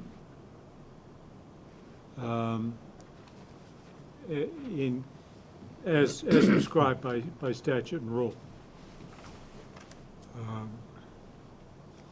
So I'm still not quite clear what's being appealed.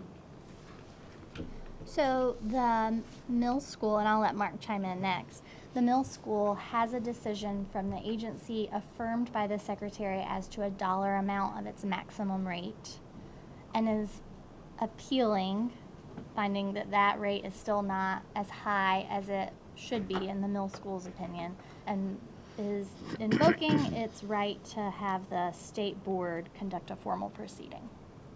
And where is the middle school's right codified? In 2228.8, 3. I don't see in this that there's any reference to the middle school's to the applicant's right to a hearing. I do see the secretary is directed to turn this matter over to the board, and the board is obliged to conduct a hearing. I see that. But your term, a right to appeal, I don't see that in the language. Well, then, if we don't put it in terms of the middle school's right, we'll put it in terms of the secretary's obligation and the board's obligation flowing from that. Yeah.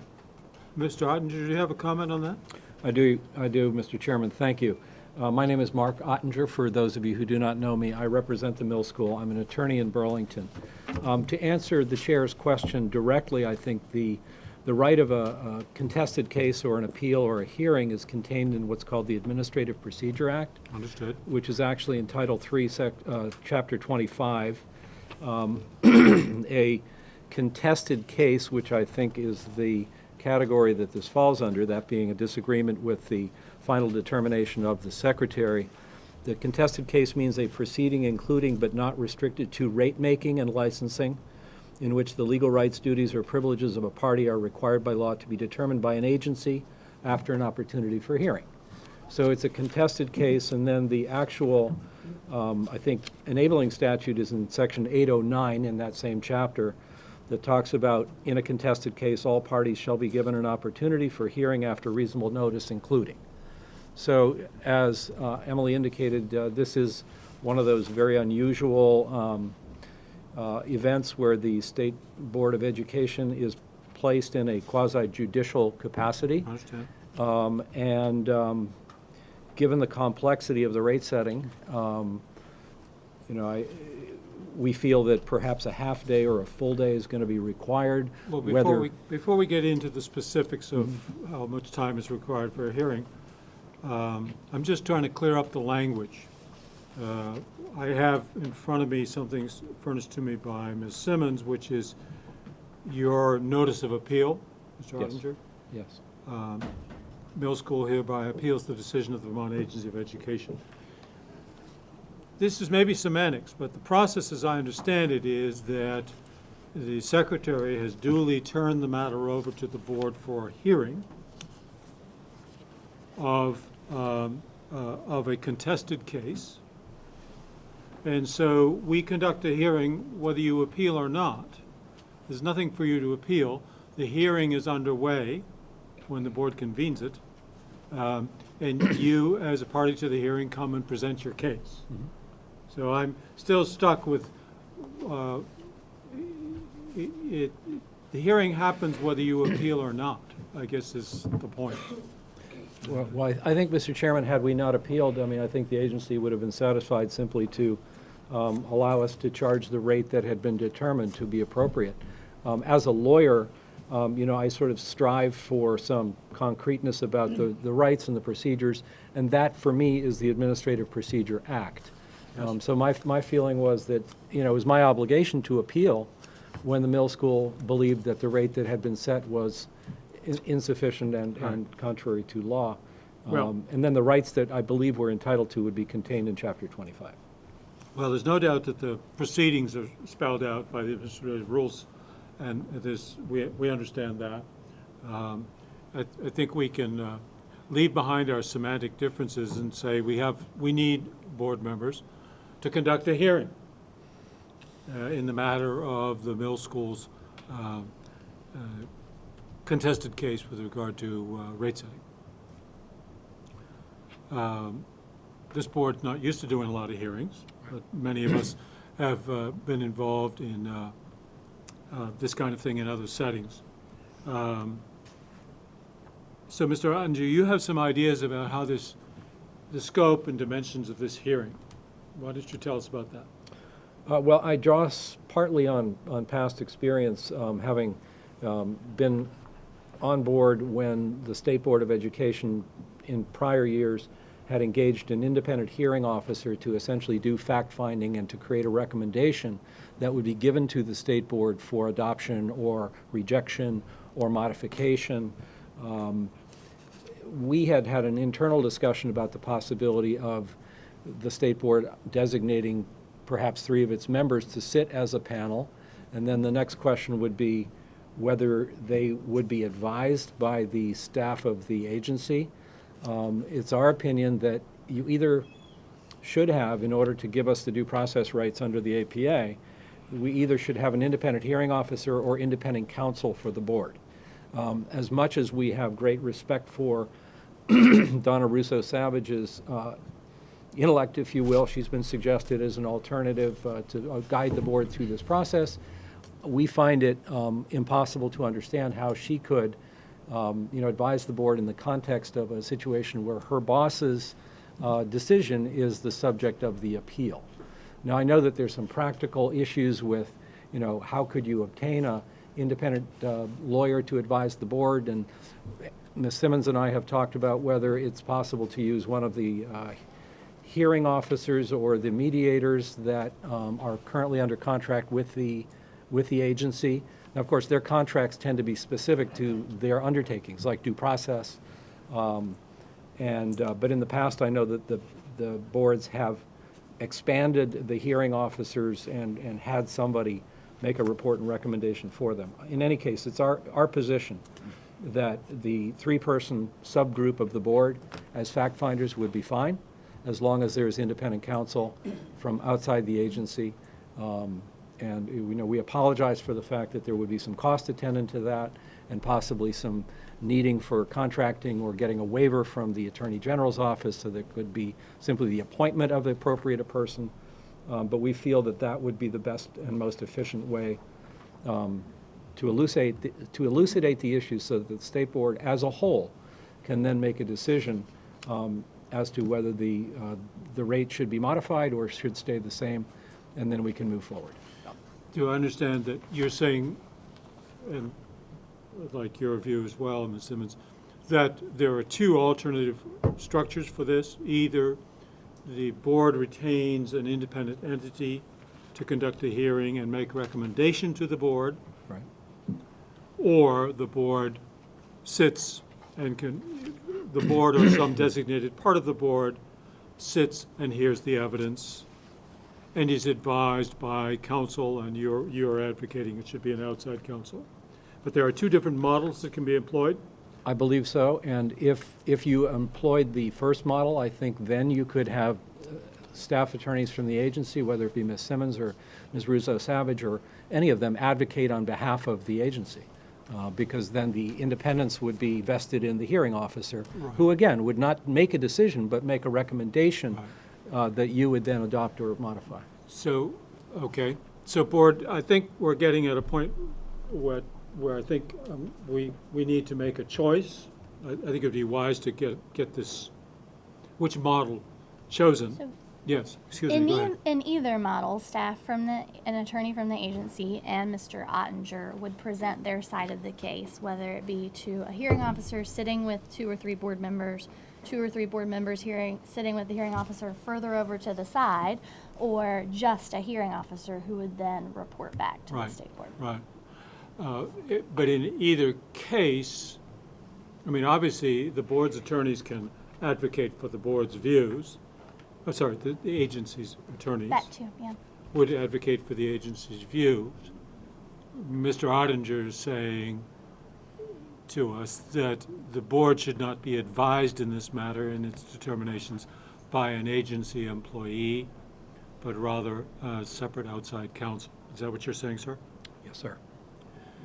So I think first let's have a conversation.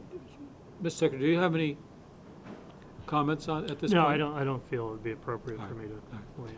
So, board, the choice comes to retaining an attorney, probably an attorney, or it could be a mediator or someone else who's impartial and qualified to conduct a hearing on her or his own, hear evidence from the agency and from the appellant, make a recommendation to this board, and we either adopt or reject that recommendation, and that makes the decision final.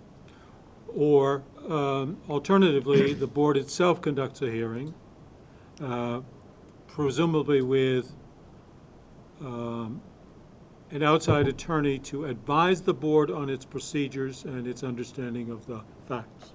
Yes. I don't think we need a hearing officer necessarily, do we? We can conduct the hearing. So it's, and the board needn't be all 19 of us, but it could be a subset of us, perhaps an odd number like 3, to conduct the hearing. So is there other thoughts about those choices? To me, having either independent legal counsel and/or a hearing officer, I think, is really important. I think in order to maintain due process. I'm not comfortable with agency, although I have the utmost confidence in agency counsel. I think that it would really call into question due process if somebody was sitting on both sides of the table. So I think that's really important. Yeah. I think it's also important that the board hear that at least somebody from the board hear the facts as they're presented real time. Thank you. Other views? I agree completely with that. Okay. So it's been suggested two things, that in any engagement, the board itself have the advice of independent counsel.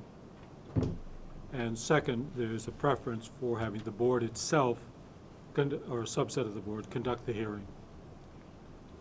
I would suggest subset. I Okay. agree with you that Yeah. there's not 19 of us, but if there It's a were, pretty big number. that would I always also be lose track. unnecessary too. Are there other views? Bill? Same. 3-member subcommittee. 3-member subcommittee of the board. And outside counsel. Okay, so I don't think we have to vote, but I think we have consensus. Any dissent from this approach? The idea being a 3-member subcommittee of the board to be appointed by the chair, to retain independent counsel to advise the board and to even assist it in guiding its proceedings so that the board conducts its work properly. And we would hear then from counsel for the agency and counsel for the appellant. Would our legal counsel be the hearing officer, or would one of the 3 members? I think that's the only thing that's not covered under that. We are entitled to conduct our own hearing, I believe. We don't have to have a separate hearing officer as we do in the other case that you and I are familiar with. I believe that's correct. Is that, It's attorneys? almost a question of semantics. It will ultimately be, in both cases, the other hearing you have in this one, the board's decision. It receives a recommendation on that decision from the subcommittee with the counsel of the attorney. The board's, the chair of this board committee would conduct the hearing. Is that correct? That would work fine, yeah. So that would be the person that controls time and Precisely. And all of the comments go through versus the hearing. That was it was more semantics, but Right. but it is okay. Who's in charge of conducting the actual It mechanics is of the the hearing? chair of the committee Okay. that's been created.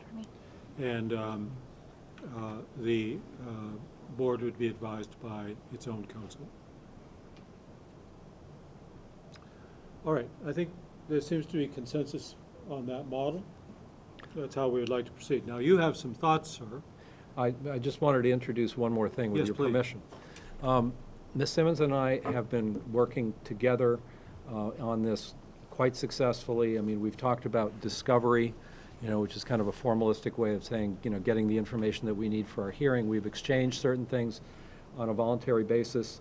I brought up the idea just before we came up to the table here that perhaps a mediator prior to a full-blown hearing might be able to bring us together. I know that the rate setting as it's currently being developed by the agency is kind of a new approach to the setting of rates for therapeutic schools, or at least it's new in certain ways. Our view is that it's treating newer schools that are in the ramp-up phase disparately,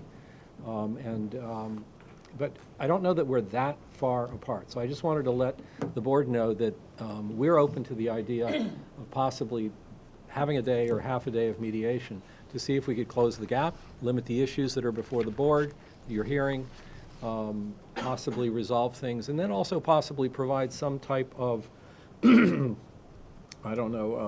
guidance, if you will, on the issue of rate setting going forward.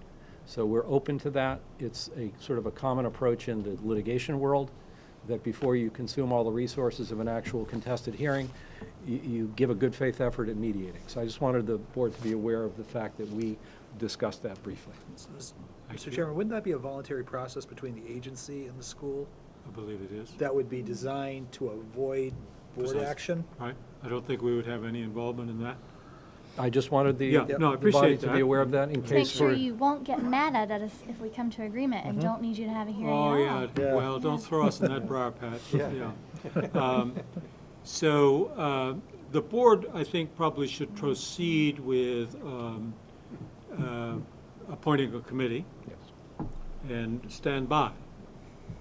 And and also, now we have to turn to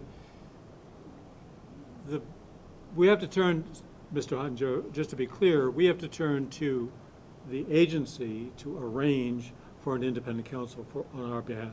I understand. We have no staff, we have no separate budget. We have a budget. We can pay for it out of our budget, but we depend upon the agency to facilitate these things. Understood. You're comfortable with that? And last time it was the Attorney General's office was involved when we needed That independent was in the counsel? case of defending against the suits in connection with Act 46, because the state of Vermont was being sued. And I was a member of the Attorney General's office at that time, if you remember. Okay. Yeah. So we have to. So confusing. Yeah. Yes. So I think we should move on two separate tracks then. One is the possibility that you folks will keep talking, and simultaneously we should proceed with forming the committee and making arrangements to retain counsel. I think that's right, and no objection to Fair that enough. approach. Okay. Is there anything else, board members? I heard one thing that I just need clarification on. There's the individual case of middle school and their rate, but you also mentioned the rate-setting process as being new and in question. And that's an entirely different beast, I would assume, right? Right. So depending on the process that you use, whether you go through mediation or it ends up through a hearing process with lawyers, is that going to have any effect potentially on the rate-setting process, one way or the other, whether we go one path or the other? Is it really conceivable that if it goes through a mediation process and there are some considered changes to rate setting, that it would occur? Or is it, if there's a question along rate setting, should it really go down the path with legal advice? Or Not does sure. it not make a difference? Not sure. Okay. So the process is new, the rate setting? Yeah, I don't know if I'd characterize it that way, but I think it's, fair to let the process go forward here, and we'll learn what we can from it. Okay. Yeah, I would think that they're separable, and that if the parties, the middle school and perhaps other independent schools, want to make an issue of the rate-setting process, there's a totally separate mechanism for doing so. This hearing would not be that setting. Okay. Because frankly, this board would have no authority in determining that. It would presumably, or at least we would like not to be involved in things like that. And it might be a legislative change as well. Right. Right. May I just respond very briefly Please. to the question? I'm here to advocate on behalf of the middle school and the middle school only. My point is that if and to the extent that the hearing may elucidate how things were happening and how things are happening now, to the extent that there might have been some changes, one of the things that you may conclude is that there's a disparity in treatment that is resulting from the change. And so our argument would be that everybody should be treated uniformly. So to the extent that this may have systemic impacts or whatever, it would be, let's call it accidental and not sort of at the top of our list. Our list is simply to make sure that the rate that the middle school is receiving is fair. Understood. Understood. Thank you. This is a grievance process, more or less, isn't it? I mean, you're challenging this, what the rates that the agency has set. Isn't that a singular case? That shouldn't be Yeah, precedent. the rates set school by school or by category? School by school. If it's not precedent, it could be That's what I informative. just wanted. It could be informative for the Well, board. if I may respond to that, so one of the issues in the case, without jumping ahead, is... We shouldn't get into the Okay. case. All right. Yeah, we don't need to, I don't think we need to understand all of the potential downfield ramifications of this. Let's just stay focused on hearing, mediation, negotiation, whatever the possibilities are. Agreed. And then we'll go from there. Thank you. Is there anything else we need to discuss in this connection? Very good. Mr. Untitled, thank you for coming. Thank you for having us.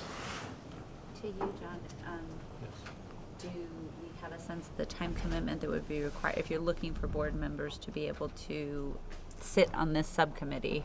Do we have a sense of the time frame necessary? From the documents we've seen, it could be at least a day and maybe 2. And where would that take place? And what, in 2 months from now? In 2 weeks from now? I think we Probably. facilitate that, and, you know, who the appointees are and the schedule and availability of folks. But the volunteers might We find consider them. your schedules. No, I'm just saying the volunteers may not volunteer themselves, You'd be paid your per diem. Oh my gosh, You're not no, a no, volunteer. Try to make it as convenient That's as so possible. worth my trips to Barry too for those other meetings. Okay, thank you. We had no documentation on this. That's correct. There's nothing. Yeah, in that's your- true. You did And I not. kept I looking. received I'm like, some. wait, where? Nothing in your packet. I don't know just why. So, are you ready to move on? Very good. We're 4 minutes ahead of schedule. 3. So, Mr. Secretary, sir, we're happy to be hearing from you. Am I right? Yes. Nape. So in your packets, we have slides of a PowerPoint presentation. I was hoping to have our head of assessment here today. He's not going to be able to make it, unfortunately. So I was just going to walk through this really quickly. And I know Professor Wolf is in the audience, who has a polished presentation on this. This topic, as I mentioned earlier, at a national conference recently, the state chiefs, the NAEP results are provoking a lot of conversations nationally due to the general decline in scores. In particular, consensus among the chiefs that there should be some focus nationally on literacy, as I mentioned earlier. But I just want to walk through this a little bit. In the first couple slides talk a little bit about a brief history of NAEP itself. I think its importance, one of the reasons it's important as a measure is that it's one of the few that we've had that's been around for a while. And so we can say that we have some longitudinal data on the NAEP. Does everyone have that? Kathy, do you have it? Okay, yep. So I won't go through the history as much, but it's important to acknowledge that it's been around for a while, so we have some longitudinal data, and basically it's administered every other year, 4th and 8th grade in Vermont.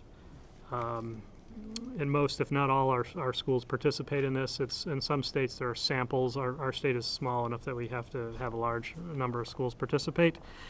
So I just, call your attention to sort of the summary of the findings. I'm not going to go through this chart by chart. Can I ask Yeah. point of personal context? I don't know. Go for it.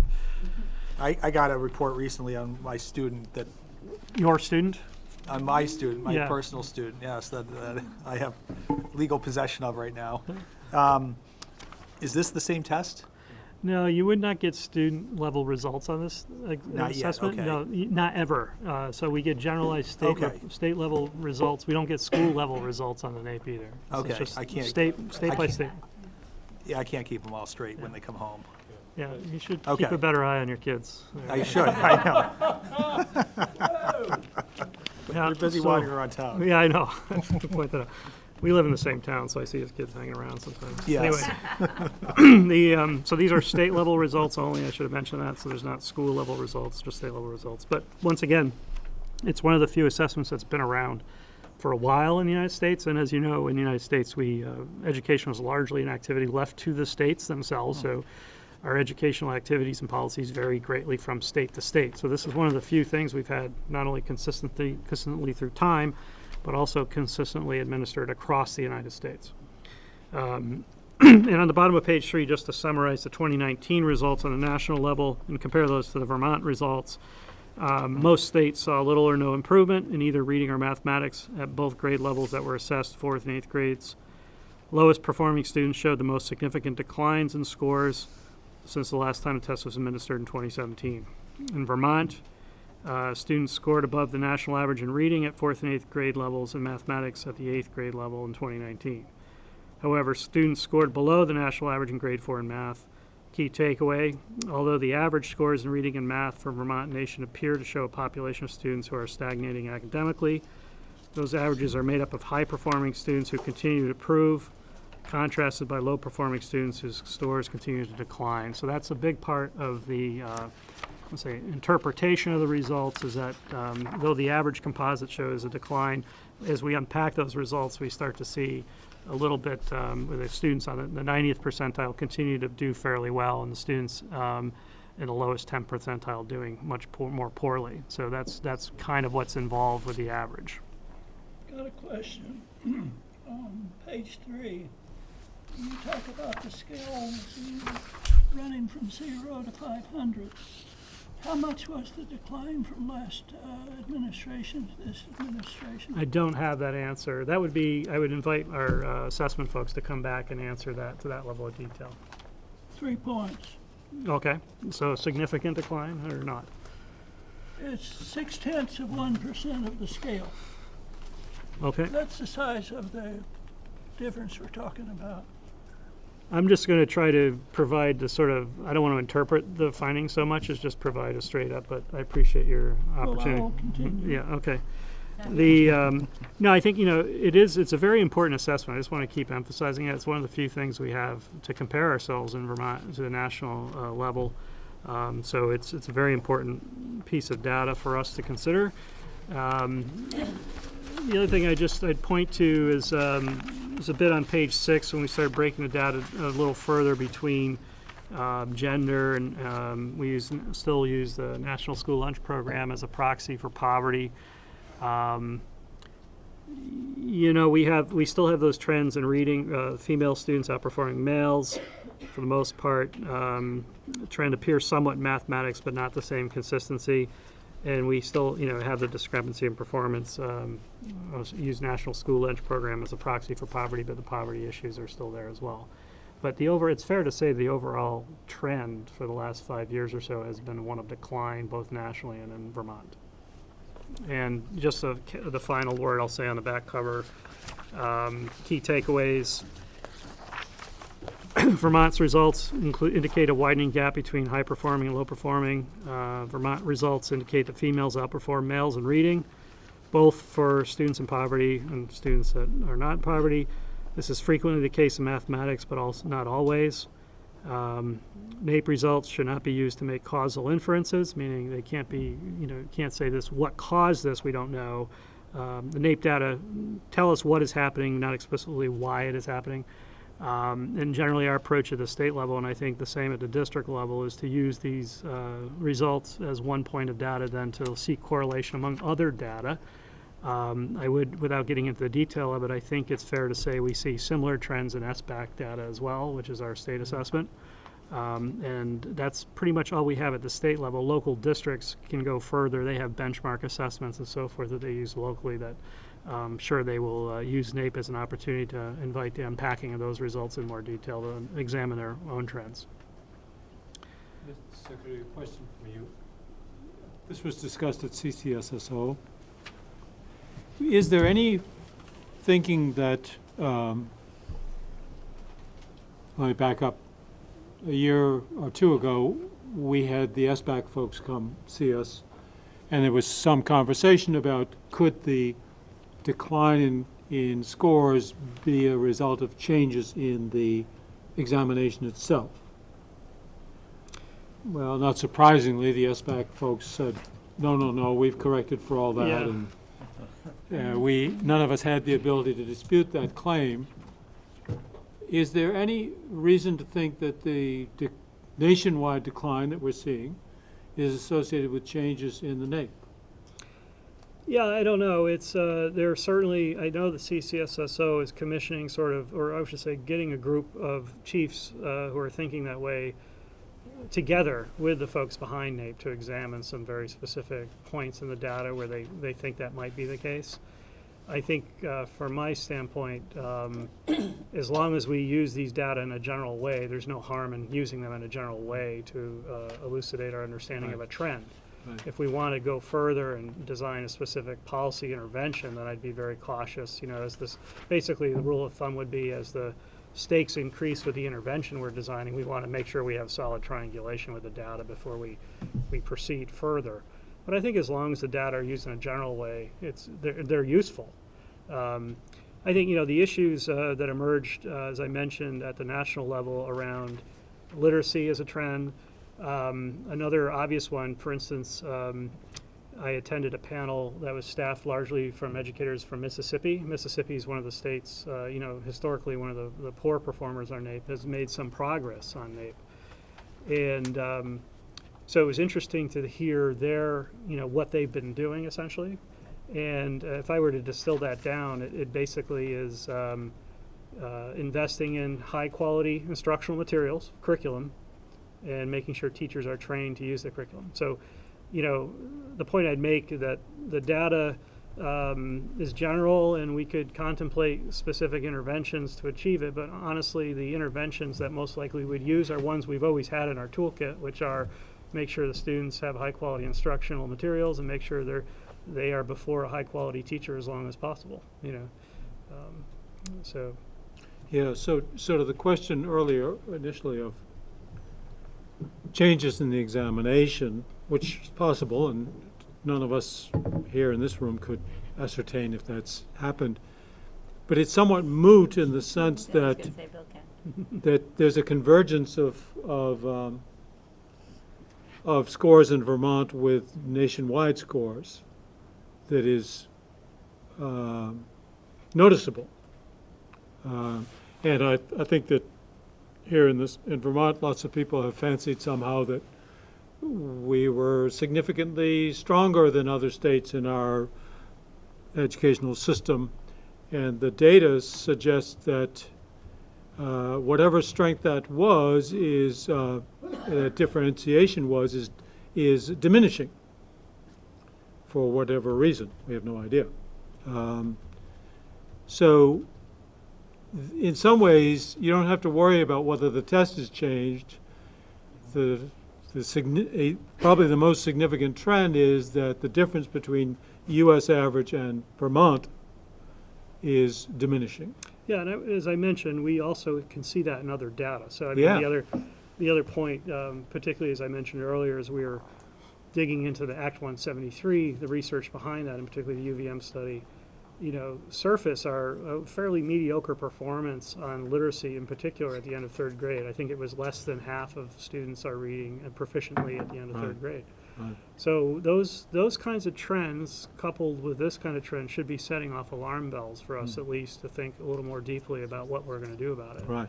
I know as secretary, I am thinking more deeply about what we should be doing about it, and there's a couple things I think we should be attending to. One is to ensure we have stability in the data, in our own data, and that's, as you heard me talk about SLDS and so forth. I think there's some things we can do to align our data a little better, K through 12, to ensure that we have a better understanding of what's going on. I think one of the takeaways I pulled from the 173 research is that really the only data those researchers could point to was SBAC. We do a lot of other assessment at the local level in the state, but at the state level, all we have is SBAC, Right. which really has only been stable for about 2 years. So that's not a lot to hang our hats on. And I know there's a lot of other data out there we could be using. So I think we have some work to do at the state level. That's not going to be overly complicated to do that. But I think, consistent with the goals of Act 173, I think the work is what it's always going to be, which is going to be making sure students have high quality instructional materials and that regular instruction is strong. What we would say in Acts 173 is Tier 1 instruction, making sure that's strong as possible and consistently deployed across the state as much as possible. Peter. So this might be more of a commentary, but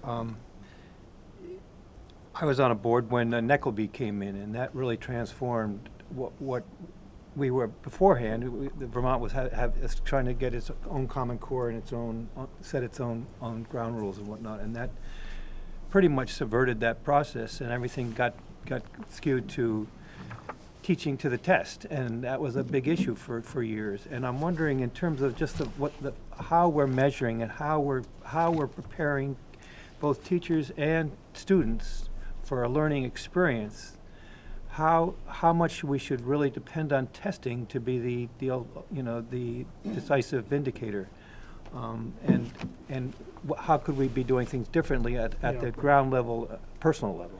I think it's, it's a good point. I would agree that, certainly the shift to standards is part of something that needs to be understood here, because we are aligned to the Common Core in Vermont, but the NAEP doesn't measure the same content. Right. So SBAC is a test that measures alignment to the Common Core, our standards, but the NAEP does not. But once again, one would think that general trends of literacy achievement and abilities would be manifest across multiple assessments, not just on One would one. And I would agree that's important. But I think to your question, Peter, I know we've had longstanding aspirations in this state, informally expressed by both the Superintendent's Association and the School Board Association, to have a world-class education system. I don't think we're going to achieve that unless we open ourselves up to some benchmarking at an international level. And the idea that I think formal standardized tests have gotten a bum rap to a certain extent, perhaps because we've embarked on too much testing, but they're a very important tool for us to understand how Vermont students are performing relative to their peers, not only around the state but around the world. And I think we have potential to be a world-class education. I'd hope that we'd open ourselves up to that international benchmarking as a way to get there, and not shut ourselves off from it. We already have. Have what? We've got pizza PISA? and, what's the other one? Tim's. Tim's. And you can crosswalk PISA and Tim's into state things, and in fact, some folks out at Stanford have done exactly that. And I think we're running a little ahead of the conversation in terms of seeking out causality when we really don't know. No one's talking about causality, Bill. We're just trying to understand the data. Well, then SBAC and NAEP and the difference between those, they correlate with each other at about 0.5, which is 25% of the variance, which means they're really testing different things. And if you're going to look at the decline in the scores in Vermont, you're going to have to go back to about 6 or 8 years and then look at that and then compare that with what's happening nationally. The decline in the NAEP scores that we saw is just not us. It is the nation. When you look at the nation and see this kind of decline, you have to infer that there's something bigger that's going on here. And then if you start looking at the NAEP scores a little bit closer, you'll see the decline is in the bottom 5%. In other words, we're not doing well by the poor kids, and Sean Reardon has shown that that can account for 100% of the variance, and then you go back in and start looking at the school stuff. But the thing is that we've got to look at this a little more carefully and in bigger trends than just ours. I don't think the teachers have forgot how to teach or the children have forgotten how to learn. It's a matter of looking at the things that we have, and if we don't deal with poverty, we'll never solve the problem. Dan, other states that buck the trend? Mississippi's kind of interesting because Mississippi and Alabama are two states that people always use as number 49 and 50. The two that were highlighted at the conference were Mississippi and Washington, D.C. I haven't had a chance to look at their data yet. I haven't honestly looked at Mississippi's data either. Okay. But we talked with those chiefs in a focused way. Certainly not a big spending state, I would assume. No, it's quite low. Yeah. No. It's rated 51st, and I have worked with Mississippi data and know what it is. There's a thing called regression toward the mean. When you're at the very top of the curve or the very bottom of the curve, you tend to regress towards it. Mississippi literally had no place to go but up. Yeah, that's what I would assume. But still seeing some increase. I get the whole point about no place to go but up. One of the things that I think we sometimes forget here in Vermont is that the extraordinary demographics of this state.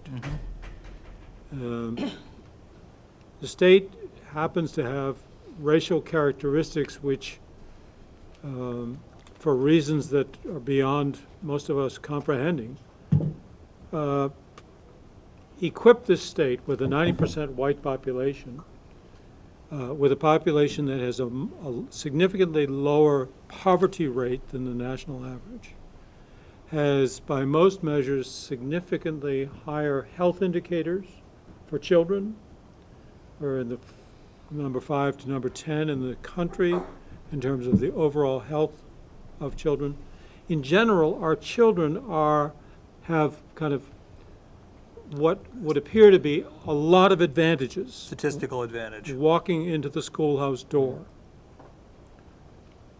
And yet, what we're seeing is those advantages appear to be dissipated through their education. That is to say, we're seeing a convergence of what ought to be an advantaged score for this little state with such an extraordinarily favorable demographic, dissipating to becoming a very ordinary score when compared to other states. Well, also, if you look at the spending too, Mr. Chairman, there's that as well. that when you layer that on top of the demographic, you would expect better results. You would. So we're not trying to get at why, but we are trying to get at what. I think it's, to the point, though, of the average. I mean, that's where the convenience of using an average score needs to be acknowledged eyes wide open. So, Right. You mentioned like we have better than average student health, but individual students don't have better than average health, Certainly. right? So we have students that have very poor health outcomes and students have very good outcomes, and the resulting average is good compared to other states. And we're looking at average scores as well. If the trend is that bottom 5% is what's driving the average weighting, I would argue our 5% average who experience low health outcomes, there's probably a good correlation there between how they're performing on these Right. assessments. So, And another element of diversity can be seen in the school-by-school SBAC scores. yeah, and I mean, there's a significant variation between the weakest quintile and the strongest quintile. And we need to understand better what that's about. And it would seem, when we look at numbers like this, we feel like we have to boil the ocean. We have to solve the whole problem. But in many ways, if we simply could strengthen the performance of children who are struggling, and in school districts that appear to be struggling, perhaps they're the same thing, if we could focus on those underperforming communities or individuals, we would find our averages significantly improved. We don't have to remake it all, whatever remaking might be. We could get significant improvements in these scores were we to address where the problems are most acute. I think the other trend I forgot to mention from CCSSO that I started to notice is I think there's going to be an increased focus on rural education policy. Because a lot of, especially when we start talking about demographics, from my perspective, a lot of that conversation has been driven by urban education reform to a certain extent. And I think increasingly, we acknowledge that a large majority of our students are educated in the rural landscape in the United States. And a lot of the federal education policy really hasn't been targeted at that very specific demographic. So we have issues now, as you know, with our aging demographic trend, workforce challenges and so forth.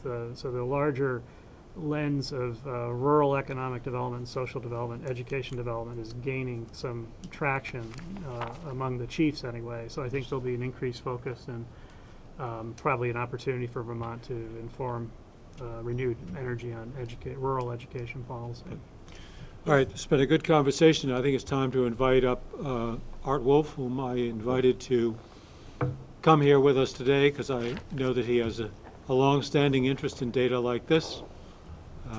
I went back through my files and found, shows you what a wonk I am, I found from year 2002, I think it was an article by you, Art, the heading almost precisely the same as the one that recently appeared in Digger. Yeah. Why don't you introduce yourself, please? Yeah.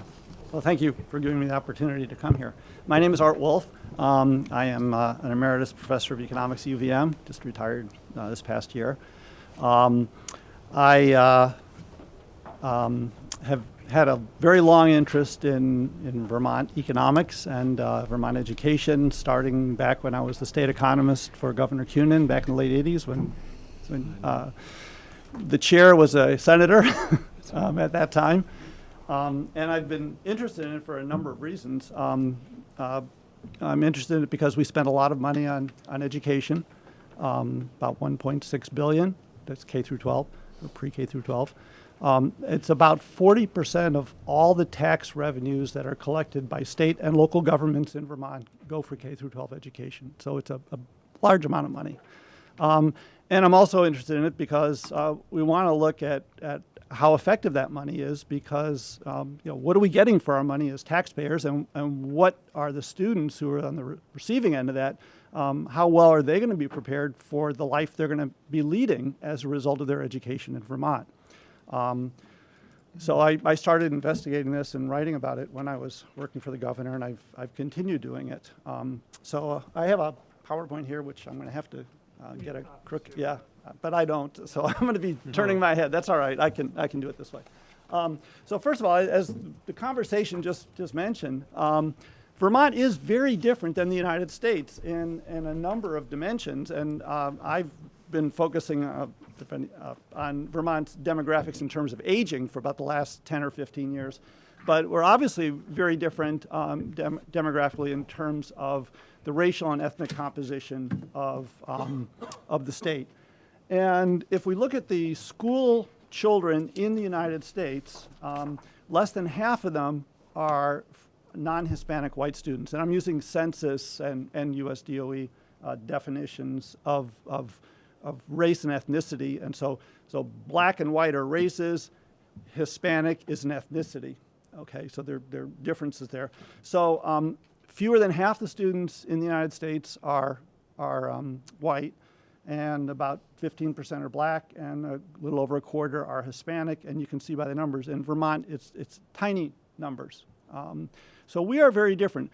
And I think that's important when we look at these test results, the NAEP tests, and to reiterate what the secretary said, the NAEP test, the National Assessment of Educational Progress, are given by the U.S. Department of Education to a sample of students in every state in the United States.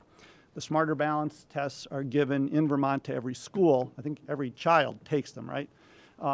So the Smarter Balance test, you can compare schools in Vermont, but you can't do much national comparison because there's only about a dozen or so states that use that test. So your ability to compare Vermont's students to other students is very limited. The NAEP test is one of the few tests that exists, or few measures that exist, where we can compare Vermont to the rest of the country. So what I did was essentially take that into account and say, we need to compare Vermont students to their peers nationally. And their peers nationally is not the entire student body of the United States, because we know that minority students and minority population in the United States are at a disadvantage when it comes to the white population. They have lower average incomes, they have higher poverty rates, more unemployment, more kids in single-parent families. Immigrants are, a lot of them are in the Hispanic category, and a lot of them don't speak English at home. We don't have those issues in Vermont. Well, I shouldn't say we don't have them. They're a very, very small percent of the population. So the relevant comparison, if we want to compare Vermont to other states, the relevant comparison is not to the entire U.S. student population, but to the U.S. white student population. And in fact, we need to compare Vermont white students to white students nationally. And we can do that. We can't compare Vermont black or Hispanic students to those students nationally because the sample sizes in the NAEP test are so small that they don't give any data out for Vermont. Okay, so doesn't our free and reduced lunch population come in at about 40%? I will be addressing that in my talk. And so if you wait a few minutes, Bill, I'd be glad to answer your questions or your criticisms at that time. So what I did was I looked at the two grades, 4th and 8th grade, and the two tests, math and reading, and looked at how Vermont compares to other states in terms of the white student population. And I did it in two ways. Number one is there's the scale score that the secretary was talking about, but They also publish, the USDOE also publishes these results in terms of something that is more understandable than a number like 257, which doesn't mean anything to anybody.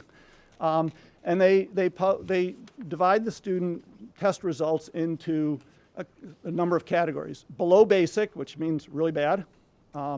Basic, which means they sort of have understood some of the material that they should understand for that grade level in that subject. Proficient, which means they do a good job at mastering the material they should know in that subject. And then advanced, which is they're doing really well. Proficient is kind of like at grade level?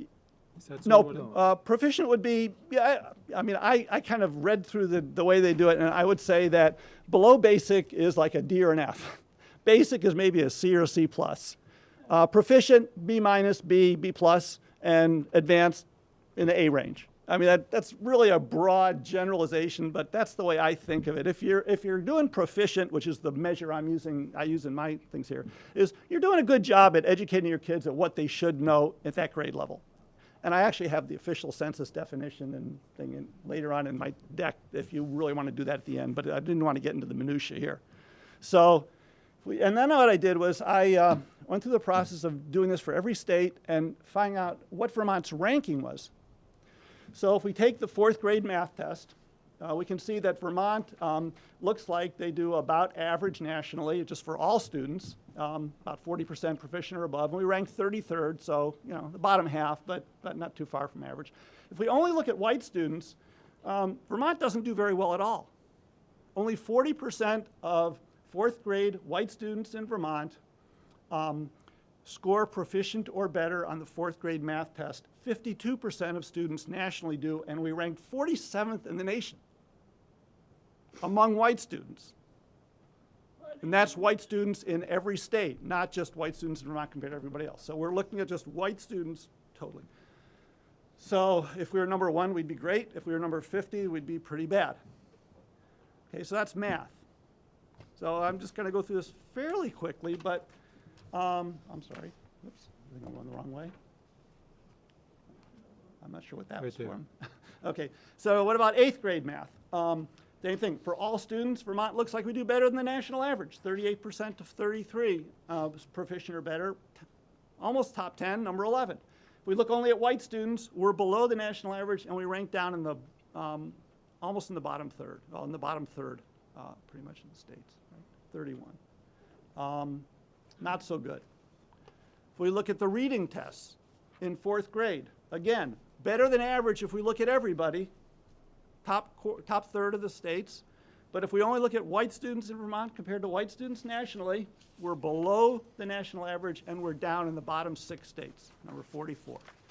Hardly what I'd call a good score. If we look at 8th grade reading, again, Vermont looks great, 4th in the nation if we look at everybody. If we only look at white students, we're exactly average. And I'm not sure why I don't have the 4th grade math somehow. I'm sorry, 8th grade math? Or 8th? I think I thought I was missing one, maybe not. Can I just ask a quick question? Yeah. All students, white students, we're mostly white students. Right. Right, well, that's why if you look at Vermont, for example, for all students, 48% of them are above, proficient or above. If you look at white students, it's 49%. Those numbers are almost going to be the same for all of these because 90% of the kids in Vermont are white. Right. There's the Hispanic and the Black and Asian and Native American and the Pacific Islanders, which are also small. They're going to pull the average down a little bit. So that's why white students is all. States is half.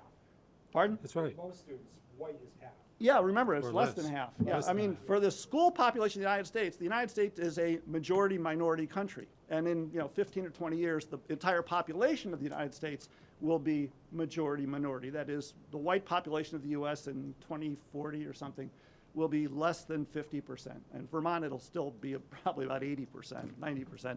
But yeah, so the school-age population already reflects that large number of, majority of essentially Hispanics and Blacks, but also some other ethnic and racial groups. So yeah, so that white student is always looking at the U.S. white and Vermont white. And so again, for this one, we're average. I'm sorry, I didn't do this one yet. So the other one is there was a science test given to every in every state in 2015.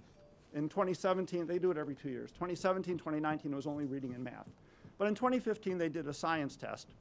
And in 4th grade, again, we look great, second in the nation. But if we look at only the white students in Vermont, only 25th in the nation. And with 8th grade, same thing. 5th in the nation if we look overall, the headlines that all the media would report would be number 5th best in the nation. But if you look at only white students, again, we're pretty much average in terms of the percent, and the ranking 21st, you know, there's 50 states, we're not that much above average. So that's kind of the general pattern. Bill mentioned, what about poverty? And so let's look at that. Now, how do we measure poverty?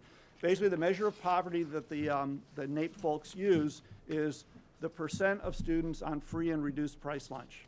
And just to give you a sense for what that means, free lunch is, your family has to earn less than 130% of poverty level of income. So for a family of 4, that would be a family of 4 earning less than about $33,000. Reduced price means you can earn up to 185% of poverty. So between 130% and 185%. Those are national numbers, yeah. And that's about... That money goes differently in certain areas. Well, yeah. I mean, New York City, you know, $30,000 is going to be a lot less than Oklahoma, $30,000. But that goes up to $48,000. I will point out, I'm going to show you what these numbers are, but remember, Vermont, there's a real incentive for administrators to get as many students as they can on the free and reduced price lunch, because you get 125% of the per pupil grant if you're in there. So if you're a principal, you want to beat the bushes and make sure every kid that can possibly qualify qualifies. If you're a principal in Oklahoma, you're probably not that concerned, because Vermont, I think, is the only state that has such a significant amount of money attached to a poor kid in terms of the way state money is divvied out. I haven't looked at that in great detail, but I think that is a true statement. There's probably very few states that give any significant extra amounts. I'm talking about more than 5 or 10%. 25% is huge. So there's a real incentive for Vermont to have a lot of poor kids, or for your school to have a lot of poor kids, because it's worthwhile. Okay. And they get so, free meals. Pardon? I'm sorry. And they get free meals. Well, the kids get free meals, but I'm saying the district's going to get money. That's not including the lunch money. I mean, this is real money we're talking about. Yes. Yeah, I mean, Every year. yeah, these things are not audited very heavily, so you know, who knows what's going on. But again, there's a real incentive in Vermont to get these numbers higher than other states. So when we look at poor kids in Vermont, remember. If every state went to the effort that Vermont principals and administrators went to, their poverty numbers would probably be higher. So a lot of the kids who are listed as poor in Vermont would probably not be considered poor in other states, because they wouldn't qualify, because there hasn't been the outreach. That's the only point I'm making, if you can understand Art, that. there's some skepticism around the table about the validity of this. You can ignore that statement then, and the numbers are still amazing. Well, all I'm getting at is, if you're able to furnish an analysis that explains what you're describing, that would be useful. Sure. It is worth noting that in Vermont, the percentage of citizens who are coded as eligible for Social Security disability insurance is appreciably higher than the national average in a state which has very high health indicators. So it's a little hard to explain that. Similarly, the percentage of students who are coded as eligible for special education is appreciably higher than the national average. I actually have a slide on that later on. There's some evidence that, at the very least, this is kind of a inclusive and soft-hearted interpretation of the rules. Some evidence, or at least crude evidence. Okay. So having said that, let's just look at the numbers. So if we look at the 4th grade math, so again, let's only look at white poor kids compared to white poor kids nationally. And those would be kids that are eligible for free and reduced price lunch. So in the United States, on the 4th grade math test, 35% of the poor kids in 4th grade, poor white kids in 4th grade who are eligible for free and reduced price lunch score proficient or better. Okay.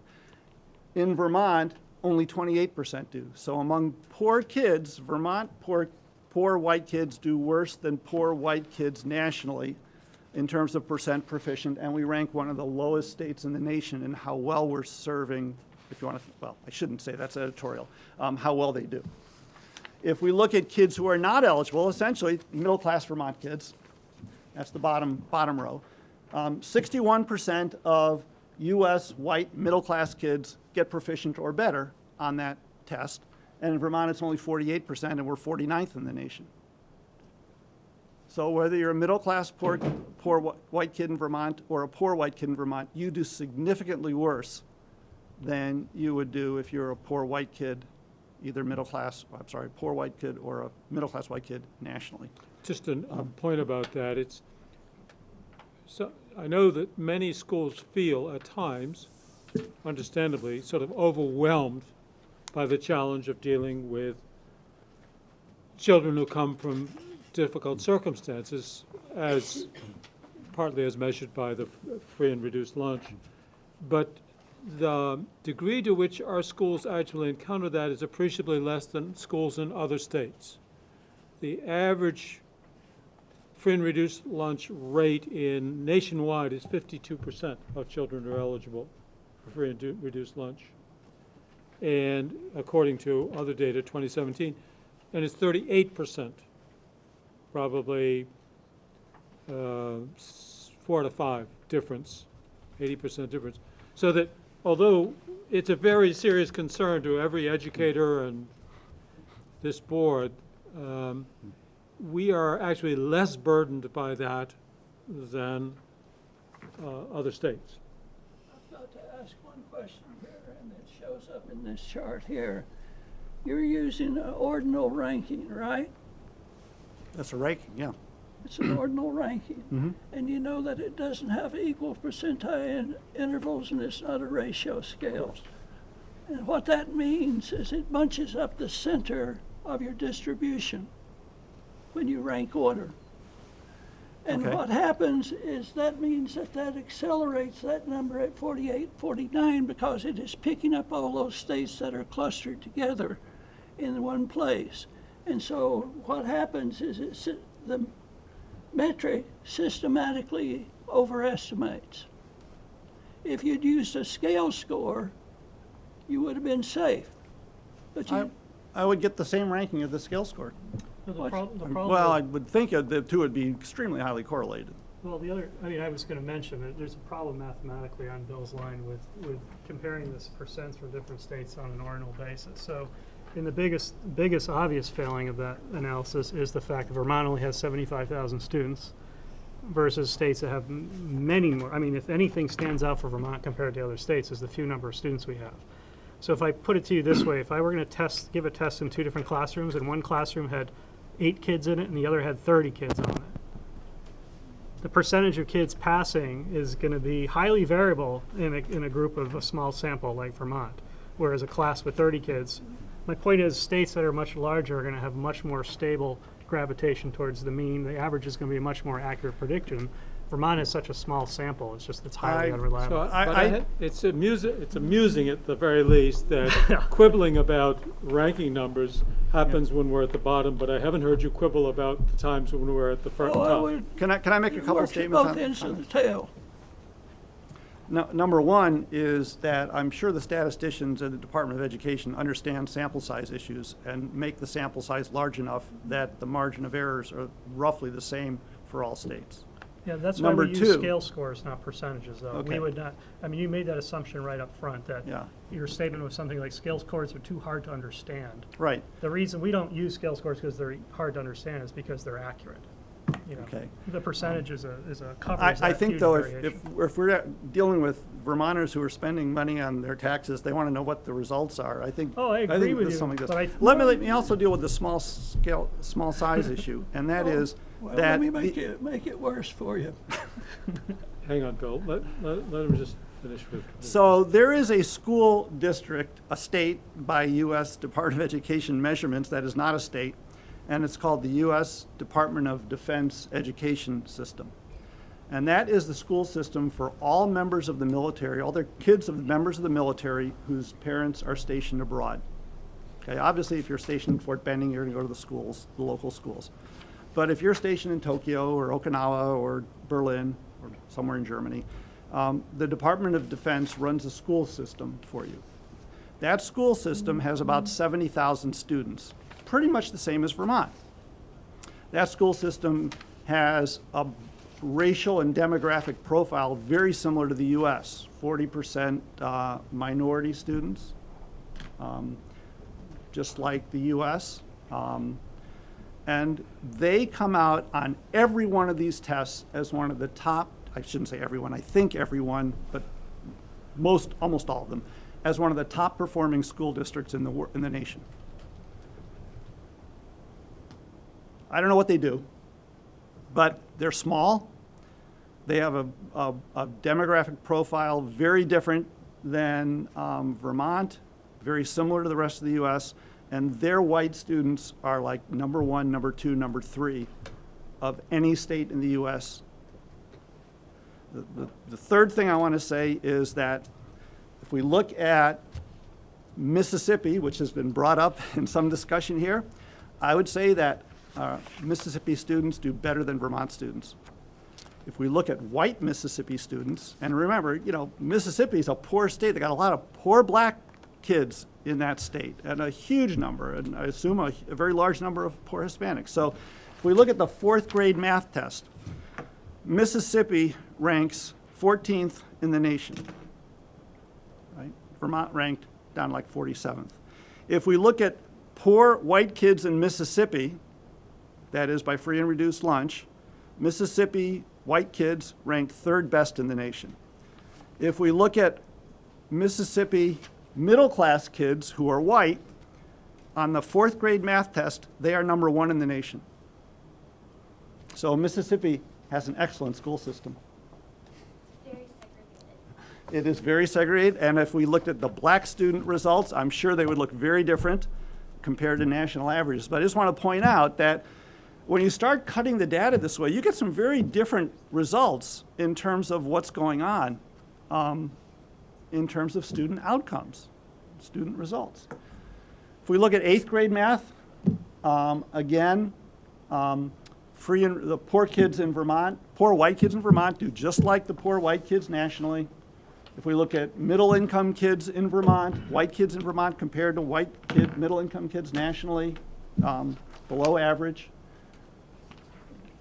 I don't need to go through all these. Can I offer just one on the, yeah. On the non-eligible though? So yeah. That means so there is a little bit of a distinction here I think that I'm starting to pick up on here, that if you're not eligible for free and reduced lunch, that just means that your family income is over a certain number. That's right, over about $48,000 for a family of 4. Now, Connecticut and Massachusetts, I think, are 2 of the highest earning states in the country per capita. Right. Yep. So it doesn't take into account the high end, though, that you may have an average family income of $175,000 or whatever it is.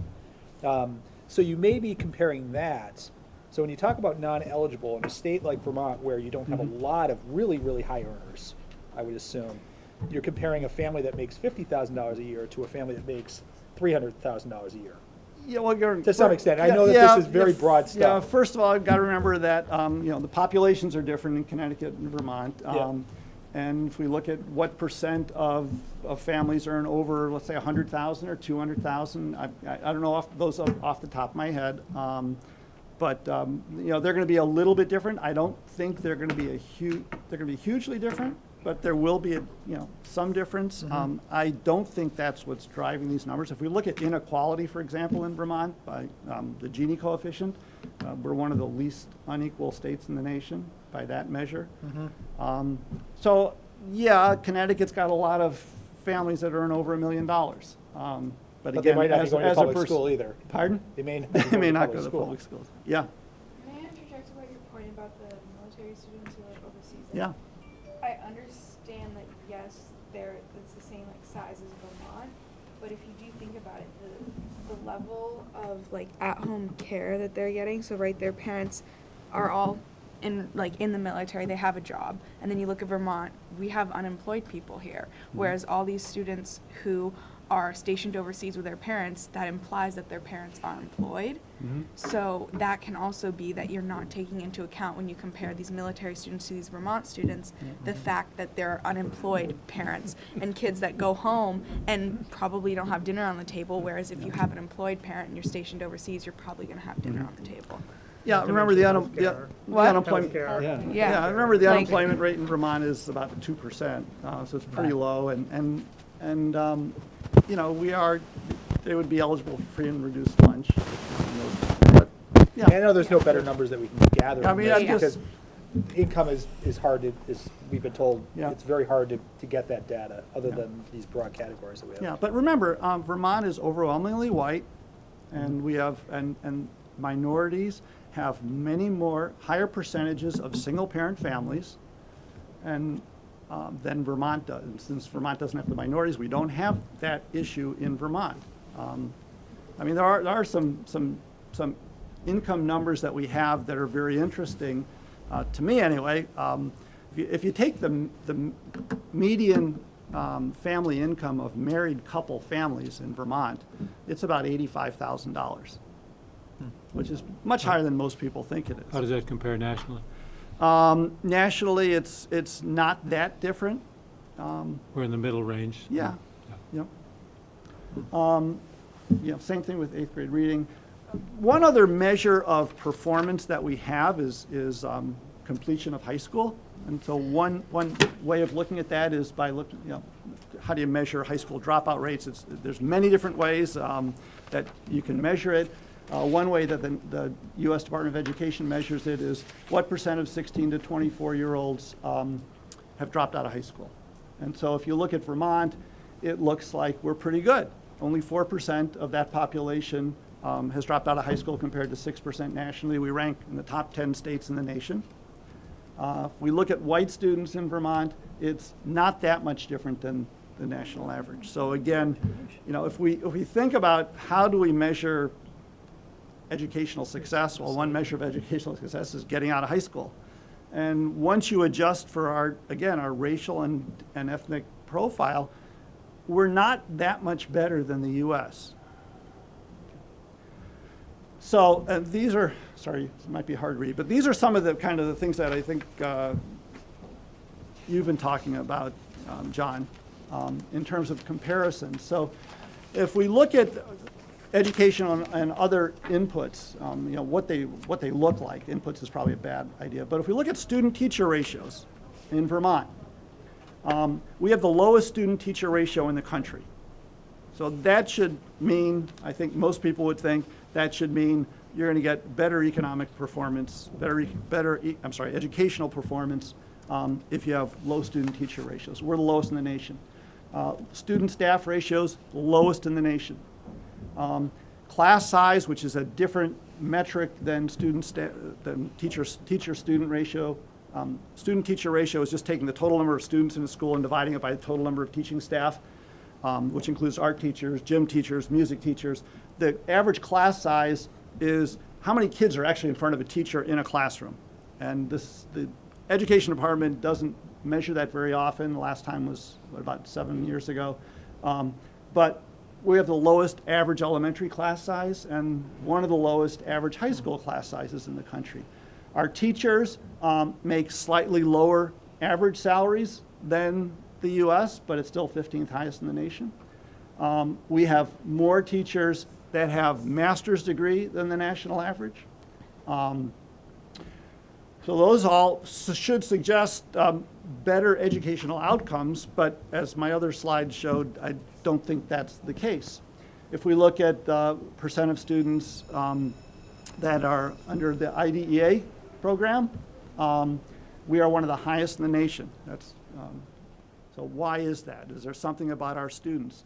Well, the problem with that metric is that 5 of the top 12 states for the percent of IDEA students are in New England. So the Northeast tends to have a very high percent, and I think that's more of a policy issue than an underlying student demographic issue. So I don't think that our students are more difficult to educate. It's just that we tend to put more of them, as do a lot of other states in the Northeast, into these special programs. So that you know, that's something we have to be careful about. If we look at English language learners, almost 10% of all students in the nation are ELL students. In Vermont, it's under 2%. We're the second lowest in the nation. The only state with fewer is West Virginia. And anytime we are similar to West Virginia, I always get kind of queasy and shudder because I don't like to be compared to West Virginia. Free and reduced lunch, and I think you've used this number a few minutes ago, John. Nationally, it's 52%. In Vermont, it's 38%, ninth lowest. And again, that's with that stipulation that I think we try harder than other states to get more students up there. And then in the one to me that is extremely important is that we are one of the highest spending states in the nation in terms of spending per student. We're about 65%. We spend 65% more per student than the average state in the U.S. If you want to bring that into dollars, that's about $600 million. We spend more than Massachusetts. We spend more than New Hampshire. I think the only states that spend more than us are Connecticut, New Jersey, and maybe New York. I can't remember.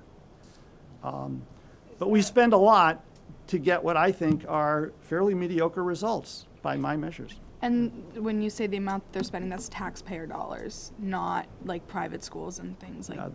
This is just yeah. Okay, because there are more. Yeah, other states have like more private schools this is public school spending. Okay. In those states that you name, most of those states, at least when you read newspapers and other accounts, that actually is attributable to teacher salaries, like in New Jersey. But your slide here shows that our teachers are actually paid less than the national average. So it's interesting, the states that you listed out are states that I typically hear high education costs are related to, at least in part, to teacher salaries. And here, we're one of the highest spending states, yet it doesn't look like it's attributable to No, it's salaries. attributable to the top The line. ratio, It's the ratio that drives everything. It's the low student-teacher ratio that drives the spending. Yeah.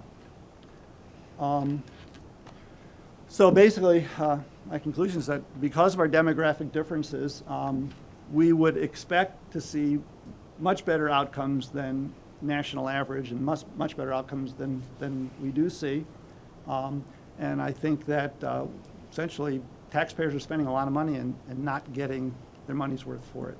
So thanks for your time, and I'll be glad to answer any questions. I have some supplemental slides that I didn't want to get into, but if the conversation goes that way, I can show them. Thank you. We've got about 6 minutes before our next item, so there's some time for further comment.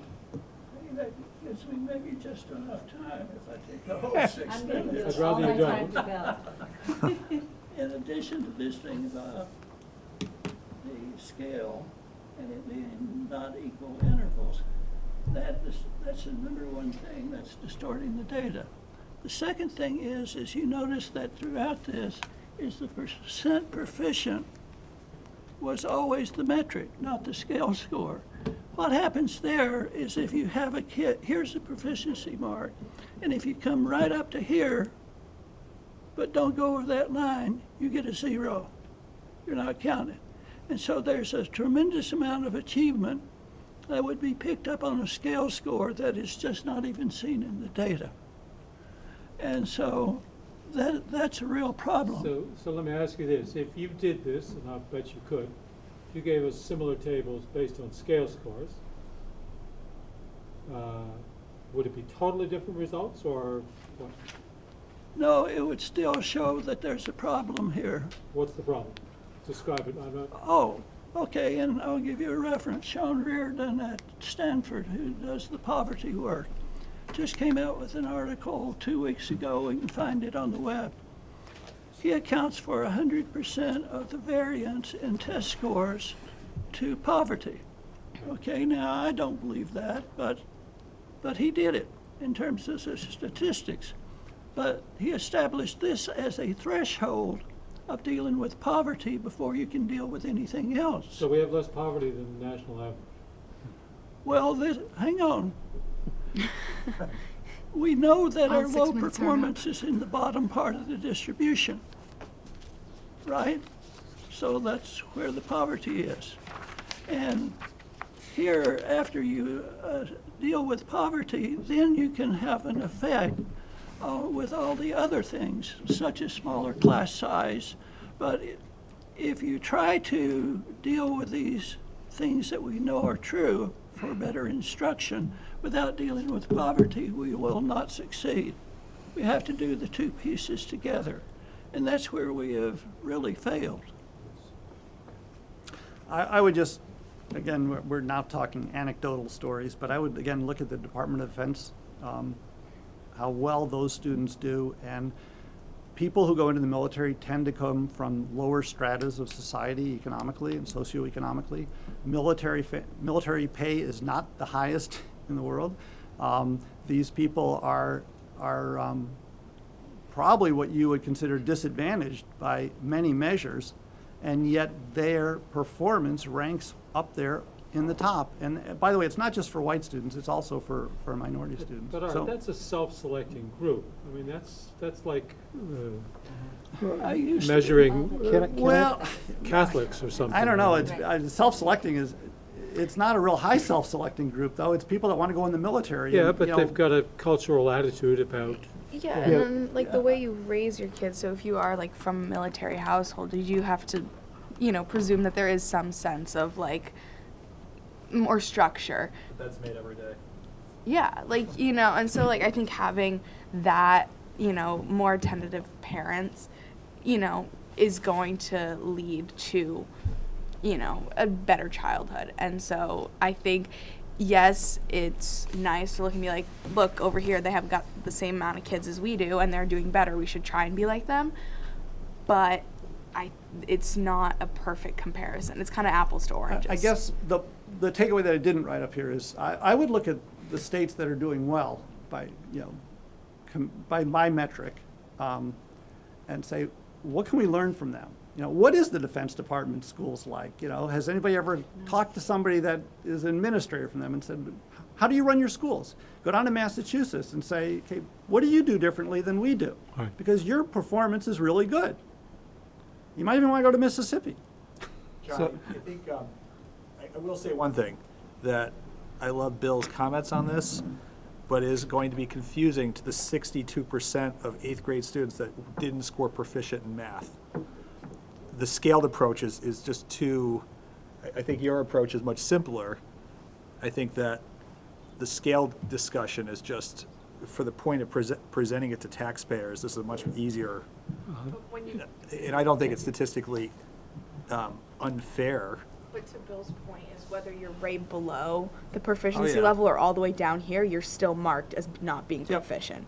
So he's kind of getting at that maybe Vermont has more kids right below proficiency, whereas other states have a scattered number of students that are below proficient and even scoring like zeros on tests. So in a sense, yes, it would both make sense, but then just Well, you got a bring it 64 on a test, you fail. Yeah. Doesn't matter if you missed it by 1 point. So can I just say You something? got The it military has been one of the most progressive institutions. They were well ahead in integration, and I'm sure that reflects in how they're conducting their education. It's a captive audience, and they're doing a great job. You're highlighting the accenting, as Cole Porter song, the negative. Are you going back to student-teacher ratio? How do you address this from your standpoint as an observer? And we tried the student-teacher ratio during the Douglas administration didn't fly. We've done Act 46. Where are you going with this in policy? You're going to solutions. Yes. We're not ready to leap across a clear understanding of problems directly to solutions. We're just trying to know what are the facts. All day, why stop now? Well, number one, because we're out of time, and number two, the point of this is to have an analysis of the meaning and the interpretation of the scores. And we have two different perspectives about that. And we need to move on. We certainly are not ready to talk about solutions because we don't even have a clear statement of what the problem might be.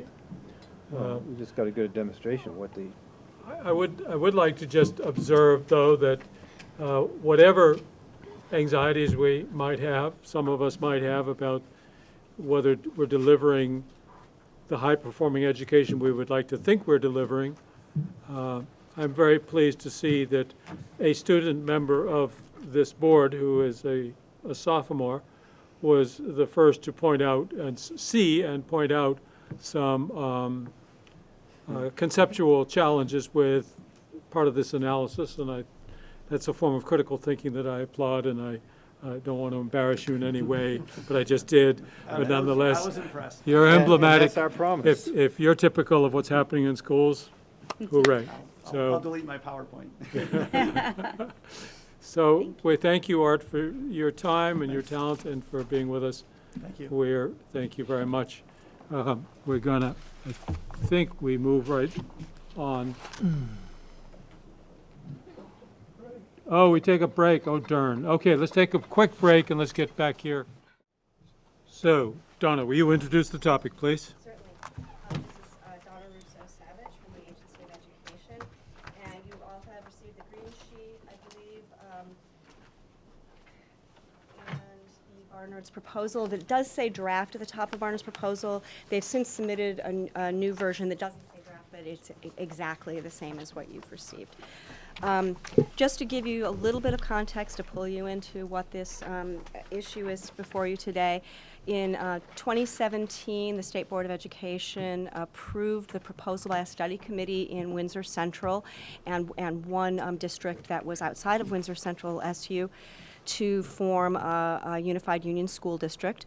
The vote was favorable in all except one district, the Barnard School District, and under the terms of Act 156 of 2012, a modified unified union school district was formed. And just to remind you of what that is a unified union school district, so it's pre-K through 12 for all of the towns that voted yes to merge, and for the one town that did not, Barnard, it is only a grade 7 through 12. It's one district that's pre-K through 12 for everyone except for Barnard. It is 7 through 12, which is the grades that for which Barnard was a member of the Union High School.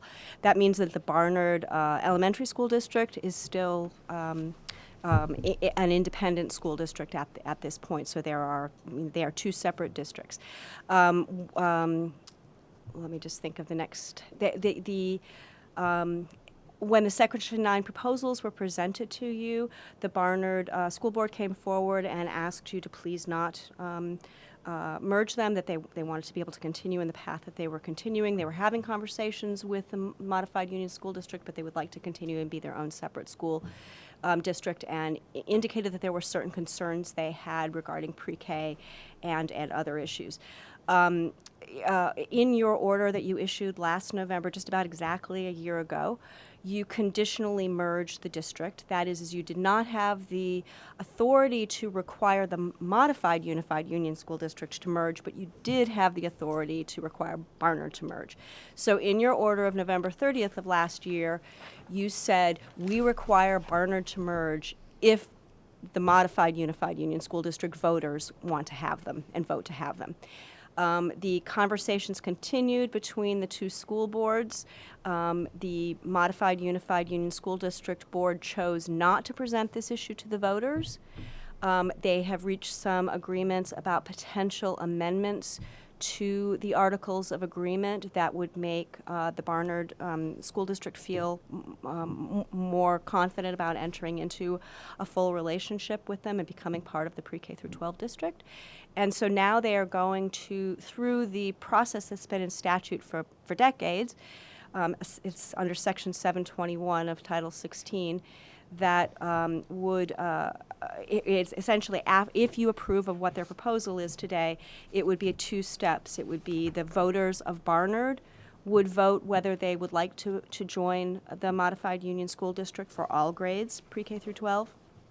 And then if that was successful, the modified unified union school district voters would vote, which would include Barnard, which is a weird little thing. Do we accept you as a full member? So they're asking now to you, coming now to you to ask, is it okay if we present this proposal to our voters to become full pre-K through 12 members? One thing that's just a little bit unusual about this is that they are conditioning it on agreement by the MUD voters that the Articles of Amendment be amended further. The Articles of Agreement be amended further, so they can talk with you about those details. And I'm here to answer any questions procedurally if you have. Thank you, You're thank you, Donna. Ms. Park and Ms. Fraser, would you come to the table, please? And if you will introduce yourselves for the record, welcome back. Yeah. I'm Corinne Park, Chair of the Barnard District School Board. And I'm Pamela Fraser, and I'm on the 721 Committee of the Barnard School District, and I'm also a Barnard 7 through 12 member of the Windsor Central Mud Board. Question for you. Did you together write this analysis, or one or the other of you? The letter that we sent Yeah. you? Yeah. Yes, we wrote it together. Well, I want to applaud you. I think it's lucid, it's clear. It took me a while to get over a year's vacation from this challenge, and your communication did a great job setting the stage for our understanding. Thank you very much. Thank you. So I trust you all have had an opportunity to review these materials. Do you have questions? No questions. What I'll ask you, what do you think the prospects are that the voters will approve this? I would say it's unclear. It's hard to know. I think they're good based upon the original merger vote, conversations that happened then, and the biggest concerns that were hurdles at that point, where we had a significant number of people on the fence regarding merger, not necessarily against merger per se, but concerns about particular articles of agreement. Yep. Presenting that now with the new articles of agreement and two specifically that we're focused upon to change, I believe that a good number of those voting, should they come to the polls, it would skew it the other way towards a favorable vote. And that was the sort of premise of our discussions with the MUD board last fall and leading up to December, when they chose not to forcibly bring us in, but say, okay, we will come to the table, try to address some of these concerns that they wanted to do in any case through policy. So based on that, I think the chances are good. It's interesting because so much time has gone by since the original merger. There was so much discussion then, and tomorrow we will have a second informational meeting this fall on this vote. And, you see the same handfuls of people come to the table, and I'm hoping that we can bring out more of the town to get a better sense of, where the majority of the town is at. So, yeah. Anything to add to that? No, I agree. Yeah. Yeah, it's all about getting out the people to vote and changing some minds. Yeah. People need to understand that this is a very different proposition than the one that they would have voted against before. It is. And I think that when you're looking at the question of merger, there were sort of those points of concerns that I think are abated. And then there's the other sort of bigger, foundational questions or philosophic questions around, is it better to have your independent district? And those pieces haven't really changed, right? So that will still be a part of the debate. But the piece that was a stumbling block for certain people, I think those have been addressed so that we might get more, the majority to vote yes, should the right people come out. I would agree and say it like this, that there are some people that were always going to vote for a merger no matter what, didn't really care that much about the terms. There was people that are never going to vote for merger no matter what, and then there's all the people in the middle that did care about the terms, and I do think that we improved the terms, not as well as I would have liked, but Right, substantially. right. So. So it's a communication challenge for you. Yep, Yeah. yep.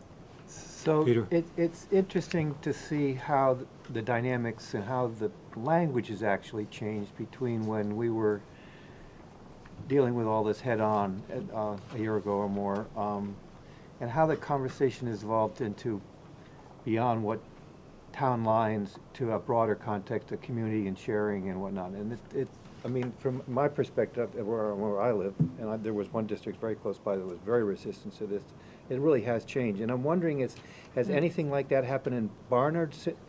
You know, I mean, there was certainly some strong resistance. Has that ebbed in any way to see how it's unfolded and it may be less threatening or possible, envisioning more possibilities for students and whatnot? Yeah,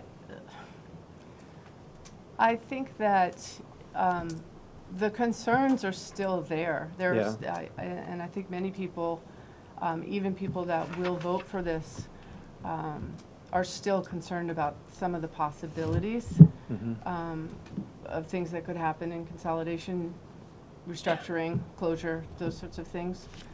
And I think that if you notice, we didn't talk about any new educational programming or possibilities because we don't see that that's been a part of the conversation, and we also don't see that that's happened in Windsor Central. I'm on the board, so I don't vote on the elementary issues, but I know what's happening.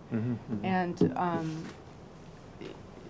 I don't, and that's not to demean it. It's just to say that there's not some amazing new opportunities because of merger. Okay. So I don't, and I think it's important to note that what we feel are the benefits of a possible merger are less grandiose than a lot of people that probably have presented in the past, certainly under Act 46. We feel that it could provide some financial stability, and that is the strongest reason that we're presenting to voters when we talk to them about it. Thank you. I'll just add one interesting tidbit, which I think is, it's sort of, it could be characterized as sort of unfortunate, but one thing that we've experienced being a small school relative to the way Title I funds are distributed, we're small enough that we're not identified as a Title I school. This is my understanding, a Title I school. At the federal level, so that the way those funds can be distributed across the SU prohibits essentially the funds being used to actually fund an interventionist in our building. So we can get other types of support through that grant, but that's something that, because of the way the federal grant works, we can't receive that.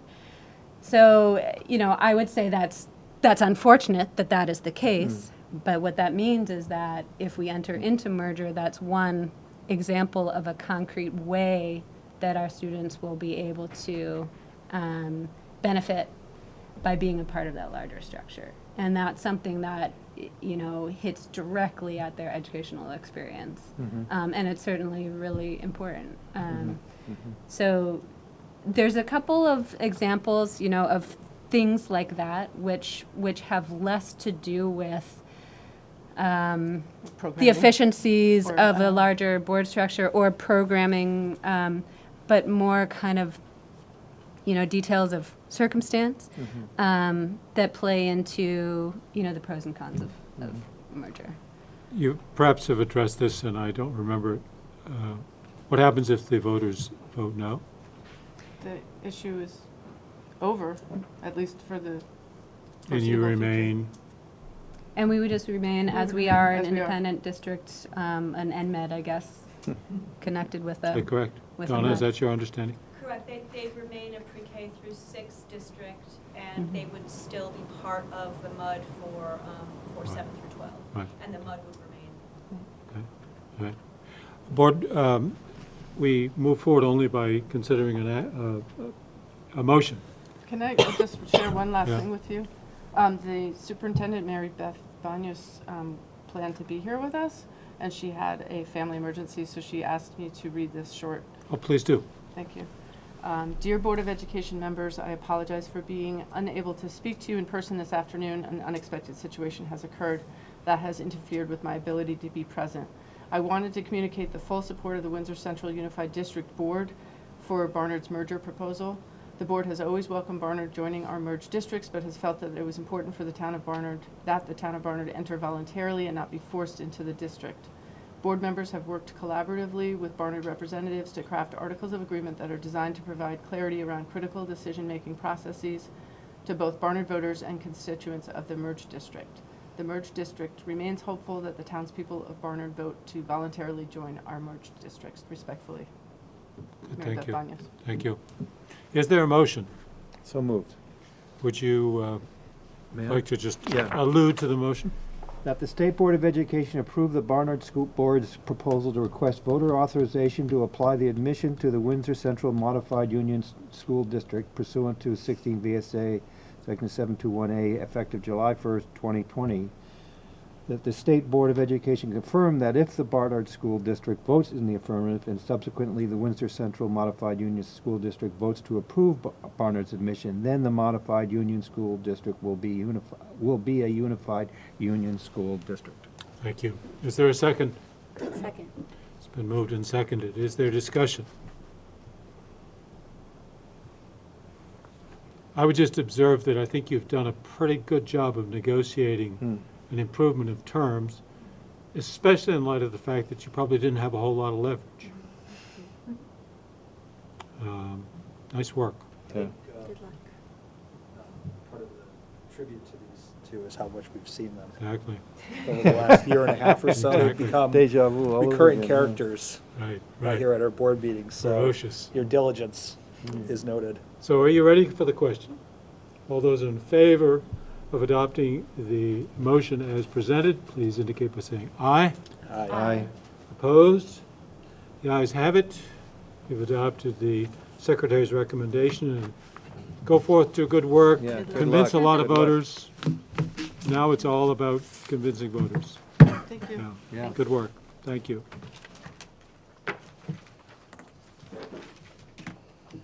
Yeah, that is. Wow. It's been a long haul for these Yeah, folks. sure has.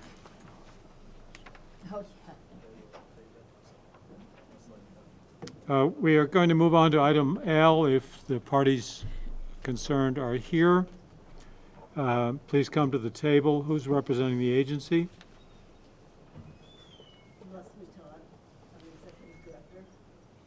Nice to see you. Is there anybody speaking for the agency before you come up? Saw that Deborah Ormsby was on the, Yes, I thought so also.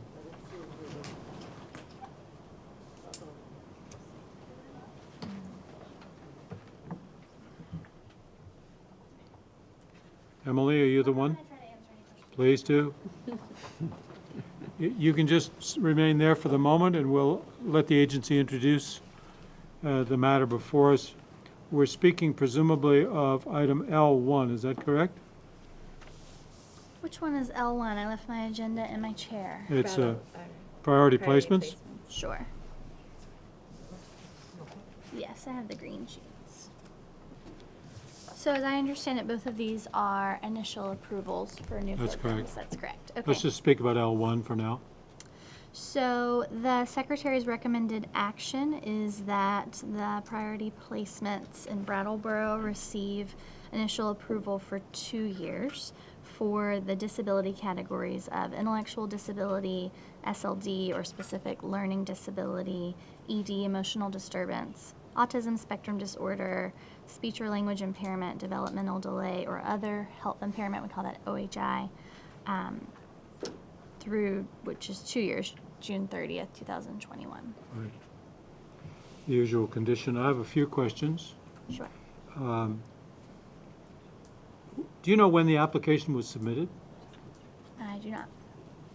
Well, from the report by Ms. Ormsby and others, it appears to have been submitted in May of this year. And it appears that The team visited in August of this year, and it's now November. So I guess my question would be, why does this take so long? I don't know what the specifics are on this one. So I'm familiar with the agency's internal process and the shift on staffing organization that's been made. Last month, I believe you saw the first reports that were conducted totally by agency staff rather than by the contractors that we've Right. used. I could take a guess that there's been a transition period and an onboarding period for staff to totally take over the writing of the reports that you see. The other reality that you're familiar with is just that the agency strives to even out the state board's calendar and bring approvals forward as they're ready without having any month be totally taken up with approvals on your agenda.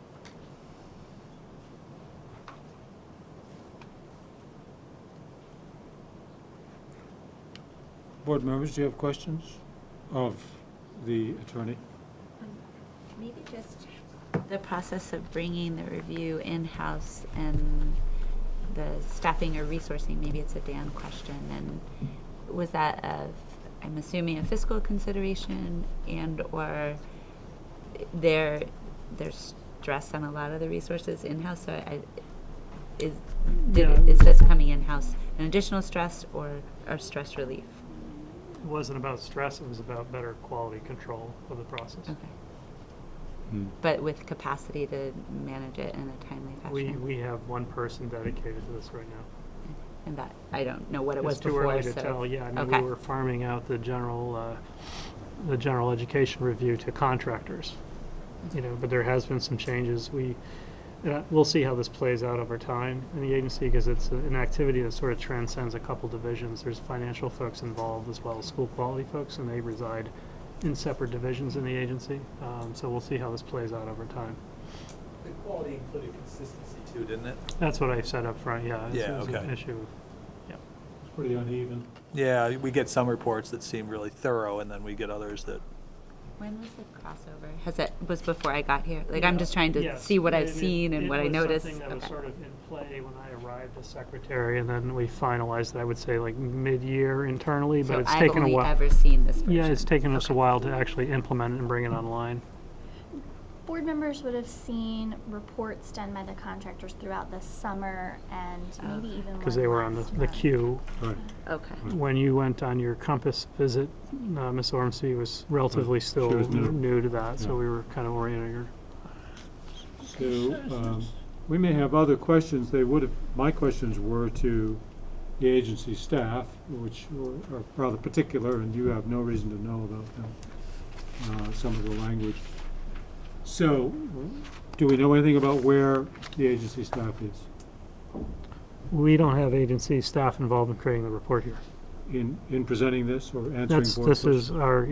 This is between it. the two of us, we'll I answer thought your we were question. going to hear from Ms. Ormsby. No, it was not our intention to Okay. do that.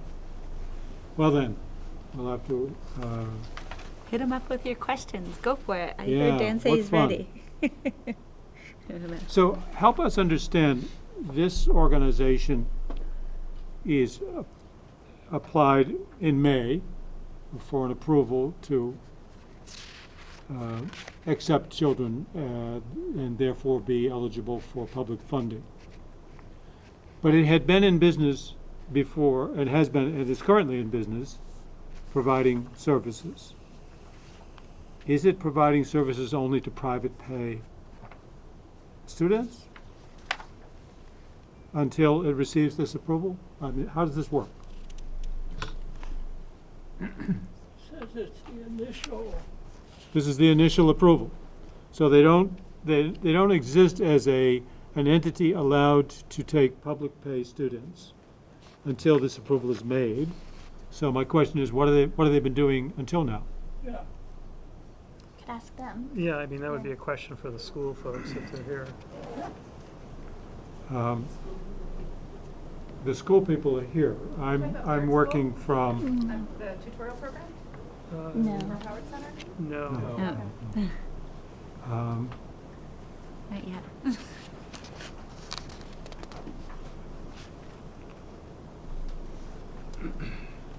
So they're not here?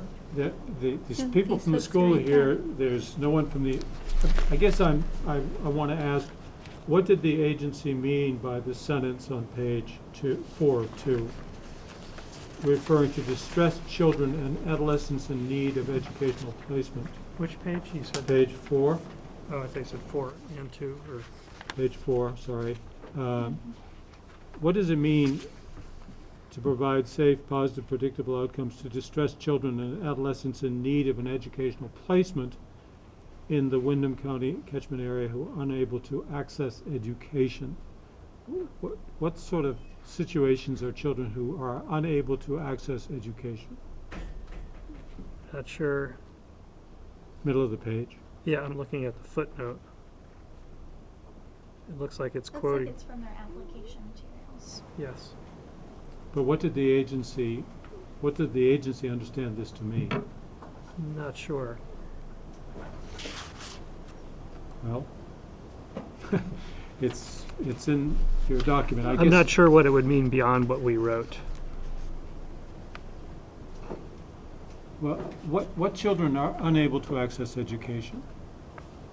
So I just know from working in the agency that many children who have the category of emotional disturbance as one of their identified disabilities have such pervasive difficulties that are related to behavior and developmental behavioral behaviors, that's redundant, that they're not available for learning. They have difficulties just being present to be instructed, and their needs are not purely instructional, there are developmental and behavioral needs. And that quote's from their mission statement. I understand that. Yeah, so we didn't, when you say, what did we mean when we wrote that? We didn't write it per se. It's a quote verbatim from their purpose statement. I understand that. Yeah, so it would really be up to the school to answer that question. But didn't you have to review that statement in making this document? To a certain extent, but our site review isn't necessarily a review of to what extent their mission statement's actually being implemented. You know, It's not? Not necessarily, no. That'd be a hard thing to ascertain, I believe. Is the green sheet their application cut and pasted, or is this prose? So if you'll look at the next paragraph, this is where the agency staff site review comes into play. It's they state here that they did confirm evidence at the site visit of accomplishing these educational objectives, and they're listed there in that third What paragraph. page are you on? Page 4, third paragraph. Thank you. Got it.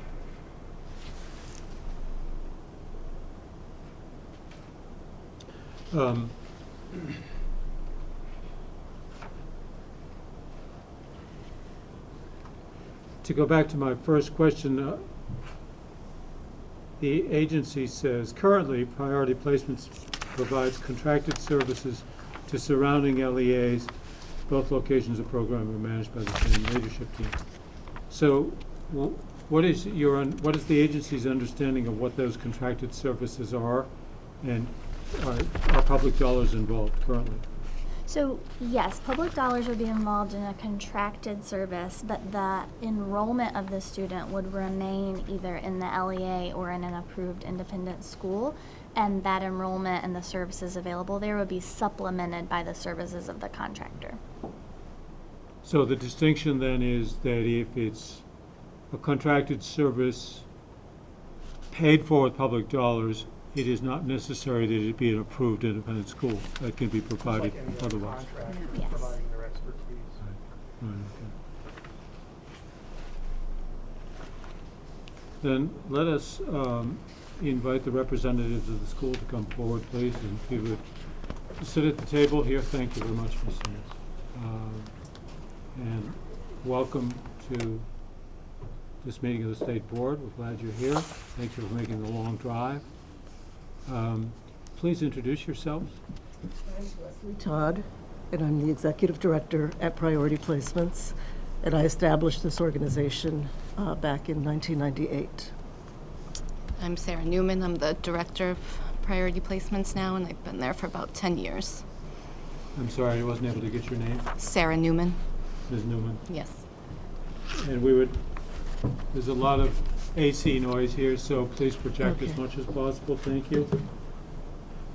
Perhaps you have an introductory statement you'd Yes, like I'd to like to say how unfortunate it is that a member from the agency wasn't here today to introduce the basis of the application and the purpose for us to be here today. So I'm a little caught off guard about that because my understanding is that the agency had a very positive impression of our program and wanted to see this proceed.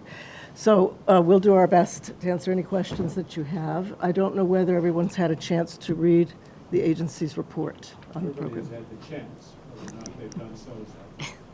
May I ask if anyone has not been able to read the report? I'm sure we have some questions. I'm fine with that, yeah. I just wanted to know if you- there was the basis for the Sure. question. It's mentioned in the report that you currently have a 4-person board of directors. Correct. And it's also mentioned in the report that this is a for-profit entity. Correct. There was a particular term of art that was used that I'm not able to put my finger on, but it was a particular kind of for-profit entity. Can you tell me what? Oh, of course, subject, S Corporation is what I established 21 years ago. A small corporation. Correct. Yeah, Okay. in the state of Vermont.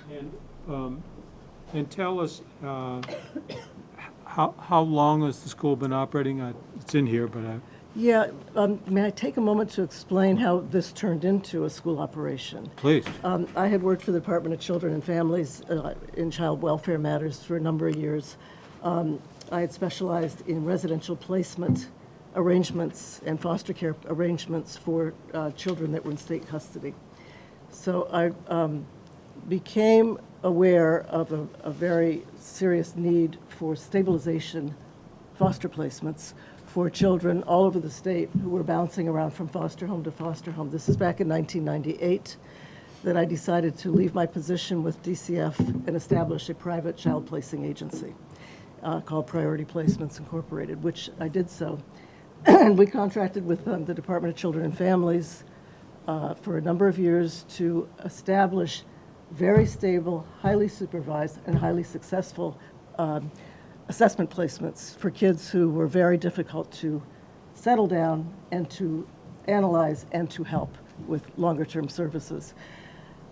During that process, I realized and that I needed to provide get educational services for these kids that were with us about 90 days at 4 different foster family homes in the Windham County area where I live. And these were children that were coming out of Woodside, coming out of the Brattleboro Retreat, that had been bouncing into many temporary placements for all kinds of reasons. We even had a contract with the Department of Corrections to place kids that were under the age of 18 that were adjudicated as adult offenders.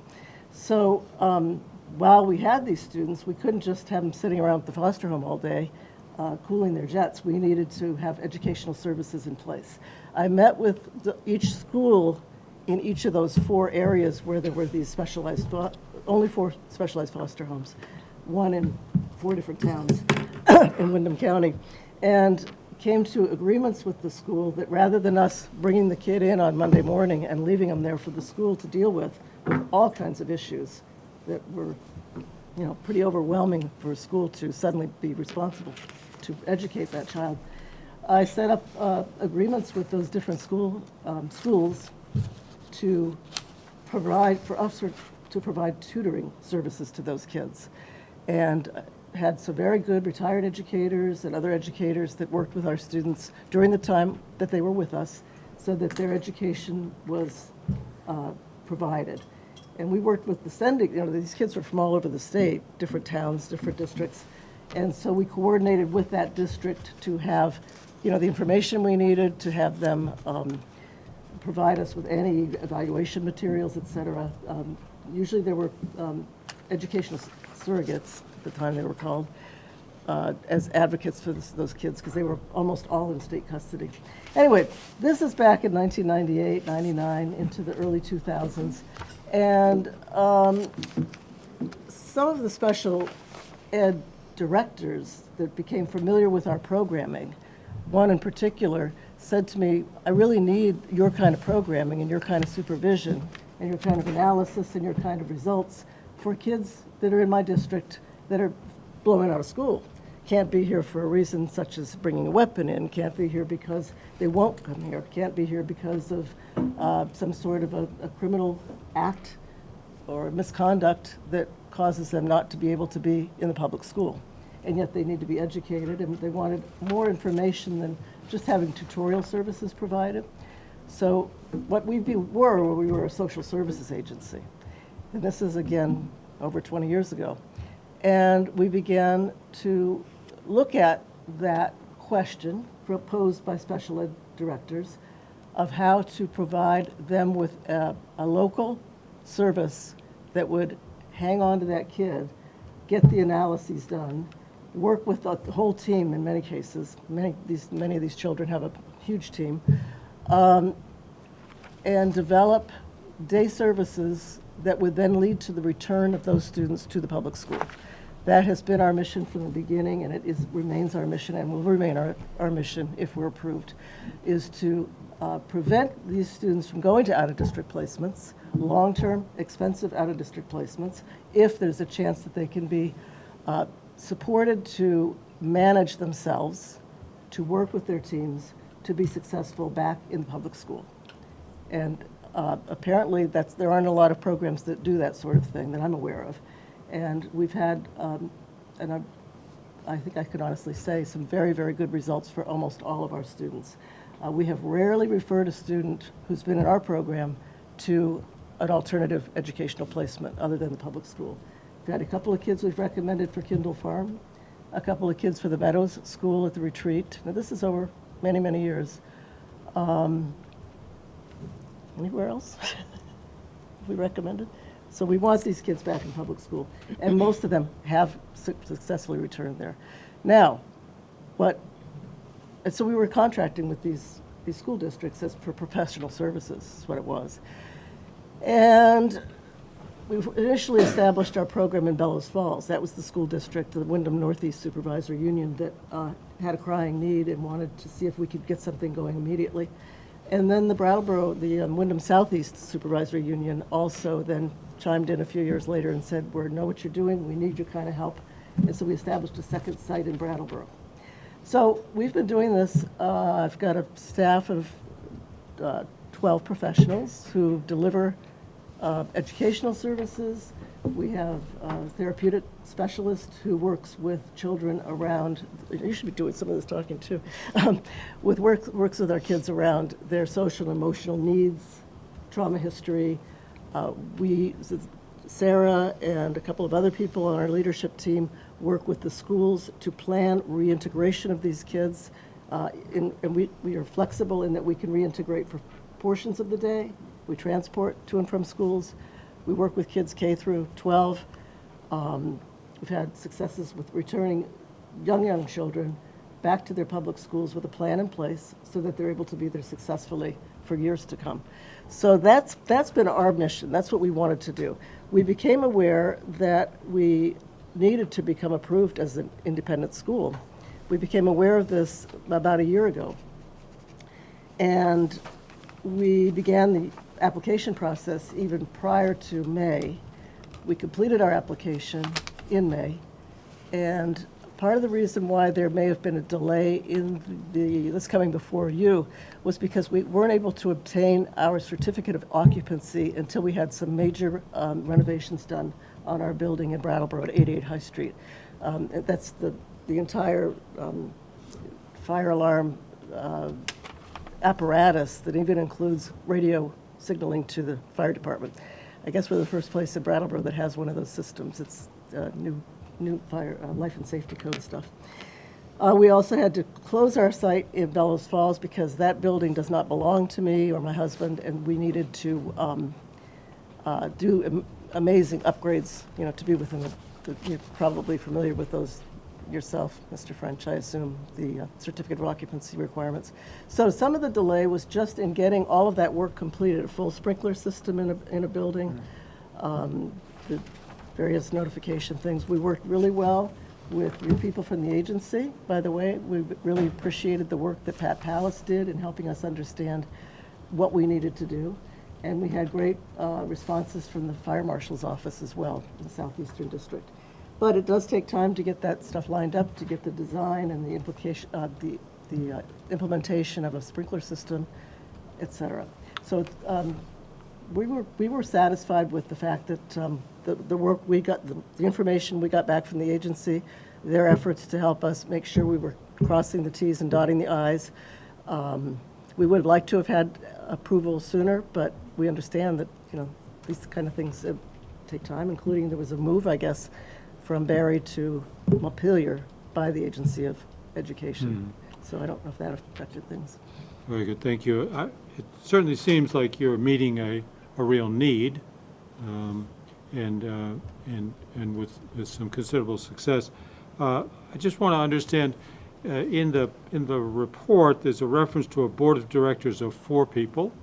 Would you just briefly tell us who those people are and what their background and experience is? Yes.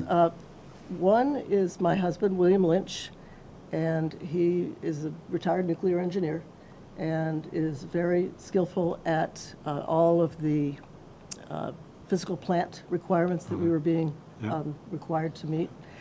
Also is knowledgeable about business matters in general. And is part of my succession plan. If something is to happen to me, because I am a founder owner, and my husband is my executor in the event that something happens to me, so that this business can be transferred in a safe and manageable way for my employees and for Sarah, who will be the owner of the business in about 1.5 years from now. So I needed somebody who has intimate familiarity and access and responsibility. And who are the to other my board members, financial. please? Who are the other board members? Okay, the next one is Barbara Cleash, and she is she was previously our bookkeeper. I now have a professional bookkeeping service that manages all of our payroll and other bookkeeping functions.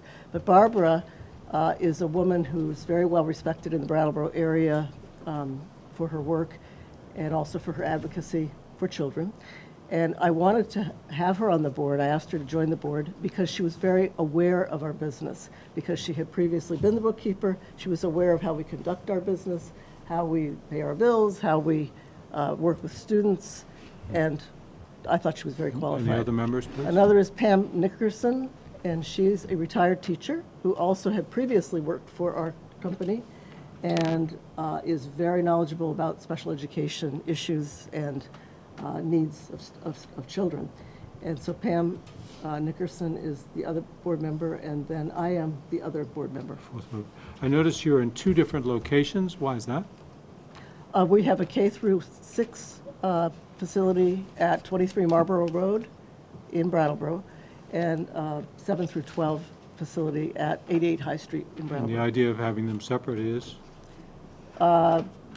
Well, let me ask the teacher and the curriculum specialist to answer that, if I may. Some of that has to do with building space so that it's appropriate for the age group that we're talking about, and to be able to have the right staff in the right places to meet the needs of the different age groups. So it wouldn't be more desirable to have a single facility for your entire program? It must make supervision difficult. No, I think it makes it a little more clear-cut, actually, with the different age groups. I'm not saying that we could never be combined in another building, but it'd have to be the right space for And them. our understanding is that you will become you are acquiring the company? Yes. So you will be the owner of this entity in 1.5 years or so? Yes. Okay, great, thank you. We should have a motion. Can I ask one other question? Yes, please. I'm just curious about the S Corp. That's a profit that you have to, the income goes to whoever is on the S Corp. The Yes, income, I'm the sole owner of the company at this point. so whatever income goes to you on an annual basis, whatever, as an S Corp. Right. Correct. After all the taxes and expenses are Right. covered. Okay, it's just, you know, you normally think of schools as being nonprofit, but, Yeah, I considered, you know, when I started the child placing agency, I considered nonprofit status, and we could go into a long discussion about my experience working in human services with a nonprofit company or nonprofit organizations is quite varied, as I'm sure many of you have seen come before you. And my goal was to be as effective, as efficient, and as successful as possible in delivering what I wanted to deliver to the kids that I'm working with. so did that mean that you had more control over, Yes. is that what you're basically saying? Yeah, I didn't want to be having a board of 30 people that got together and argued with me about how to do what I wanted to do. I'm being very blunt here, but Yeah. that's the purpose of that. And I feel as though I've operated entirely with integrity, with a high sense of responsibility, and I think that if you wanted to check out those references, you would hear the same thing from others. I would think the amount of time you've been at it speaks for itself. Thank you. Exactly. So, is there a motion? Yes, we can continue discussion. Would somebody make the motion? So move that we, do I read, accept the secretary's recommended action to approve, grant initial read the whole thing. Do you want me to read the whole thing? Just the first sentence will be fine. Okay. Grant initial general and special education independent school approval to serve students in grades K through 12 within the disability categories of intellectual disabilities, specific learning disabilities. Wait, am I reading the wrong one? L2. L1. L1. I'm sorry. I'm like, wait a minute. Hold on. Learning disabilities, emotional disturbance, autism spectrum disorder, speech and language impairment, developmental delay, and other health impairment to Priority Placements, Inc. in Brattleboro, Vermont, for a term through June 30, 2021. Thank you. That's good. Second? Okay. Is there a second? It's been seconded by Mr. O'Keefe. Notice this is a 2-year initial term.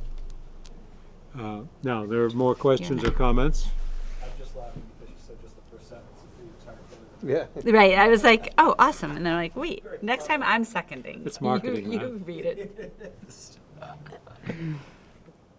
I have a question. You had said you realized about a year ago the need to become an independent school. Can you speak to that need and how that affects you operationally, if at all, financially, if at all, legally, other than being, an independent school to the Agency of Education? That's a good question. I'd like to have a chance to address that. I heard from our special ed directors that they were not going to be reimbursed by the state for special ed costs if they're receiving these services from other than an approved school. So that made sense to me to enter that process, and it's been a great process, which I was not expecting. I was not expecting that it would be, I guess I would say just enhancing for what we do. We were pretty surprised that actually we met the standards in every area without any additional hires. All of our staff fit what was required for a K through 12 school with the special ed services that we're providing as well. I wouldn't have minded hiring more people, but I just was concerned about hiring the right people because I know we've got those people in place now. We learned, I think we've established some additional procedures that I think are good. I think having the certificates of occupancy as a requirement has been very beneficial to us and will be in the future. With my concern about, not a concern, but with my plan to pass on this business to Sarah Newman, I knew that long-term success of the business is going to be much more likely with the approval, state approval. You think of anything else that, as we started this and we were thinking, oh. So were you drawing down the funds previously, but you realized it had to be an independent school to do so? Is that what was occurring? For our They're districts too. providing contracted services. Through a contracted. So where do the children stay in the evenings? Oh, they're mostly living with their own family or in foster care. So we might. So you're not providing? We're not providing any residential overnight services at all? Not at all.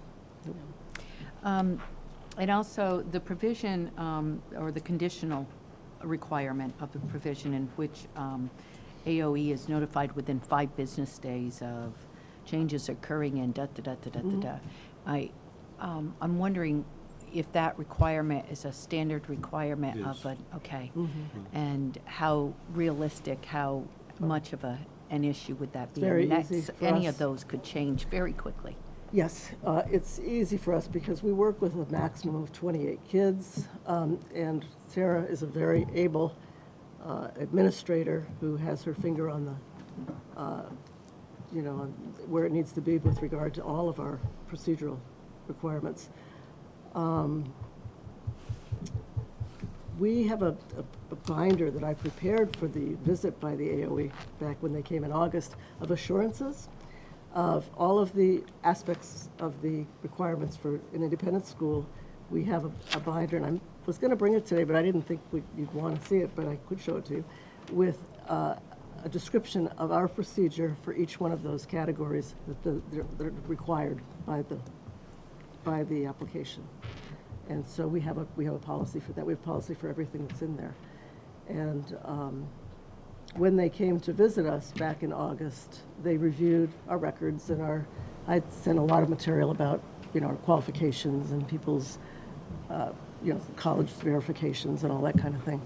But it's all on file at our office. We need to move along. Are Can I just there ask one more last quick questions? question? Your foster's placement is fairly stable in terms of duration? I withdrew from providing specialized foster care back several years ago. I left my my approval as a licensed child placing agency in place for a couple of years after we stopped providing foster care services. But we ended on a good note with the DCF, but I became way too busy with this kind of programming to continue to do that. Thank you for asking. Are you ready for the question? Those in favor of the Secretary's recommended action to grant an initial approval of 2 years to Priority Placements Inc., please indicate by saying aye. Aye. Opposed? Hearing none, the motion carries. Thank you both for your time, your service, and the long drive you have ahead of you. Thank you to all of you for listening and for your interest. I'm glad that we had a chance to meet with you today. Be safe out there. We will. Thank you both. Thank you. Ms. Simmons, would you like to introduce the next case? So the next initial approval is for inclusion, tutorial, and behavioral services, which is part of the Howard Center in Burlington for a term of 2 years. Note that this is a tutorial center approval, which is a separate set of requirements for being an approved independent school. They're discussed on page 4 of the report.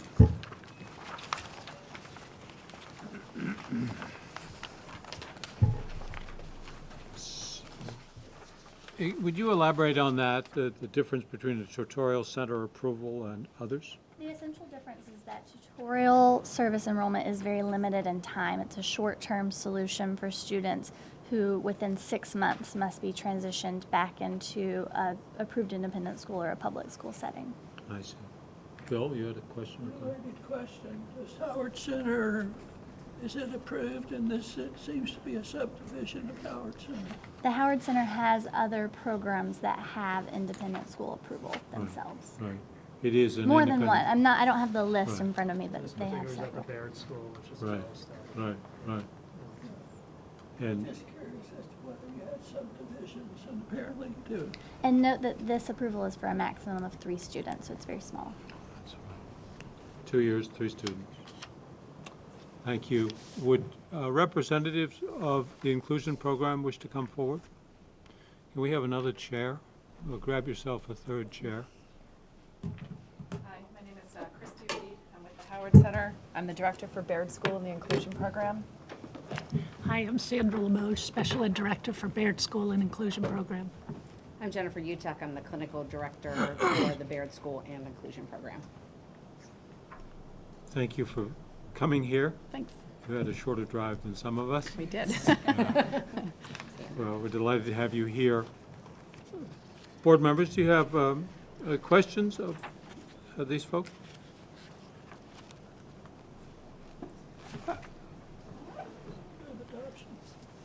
Okay, it's been moved. Would you just read the first sentence, please?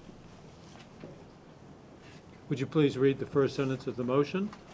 That State Board of Education grants initial tutorial approval to serve a maximum of 3 students in grades K through 5 to the Inclusion, Tutorial, and Behavioral Services program at the Howard Center in Burlington, Vermont for a term through June 30th, 2021. Thank you. It's been moved. Is there a second?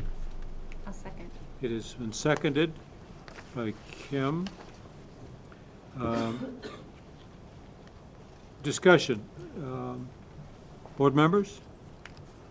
I think your case is a good bit more straightforward. Let me just ask, have you been providing a tutorial service to date? We have. We initiated this in the year of 2017, school year 2017-18. We actually did request a license at that time and were persuaded by the AOA not to move forward.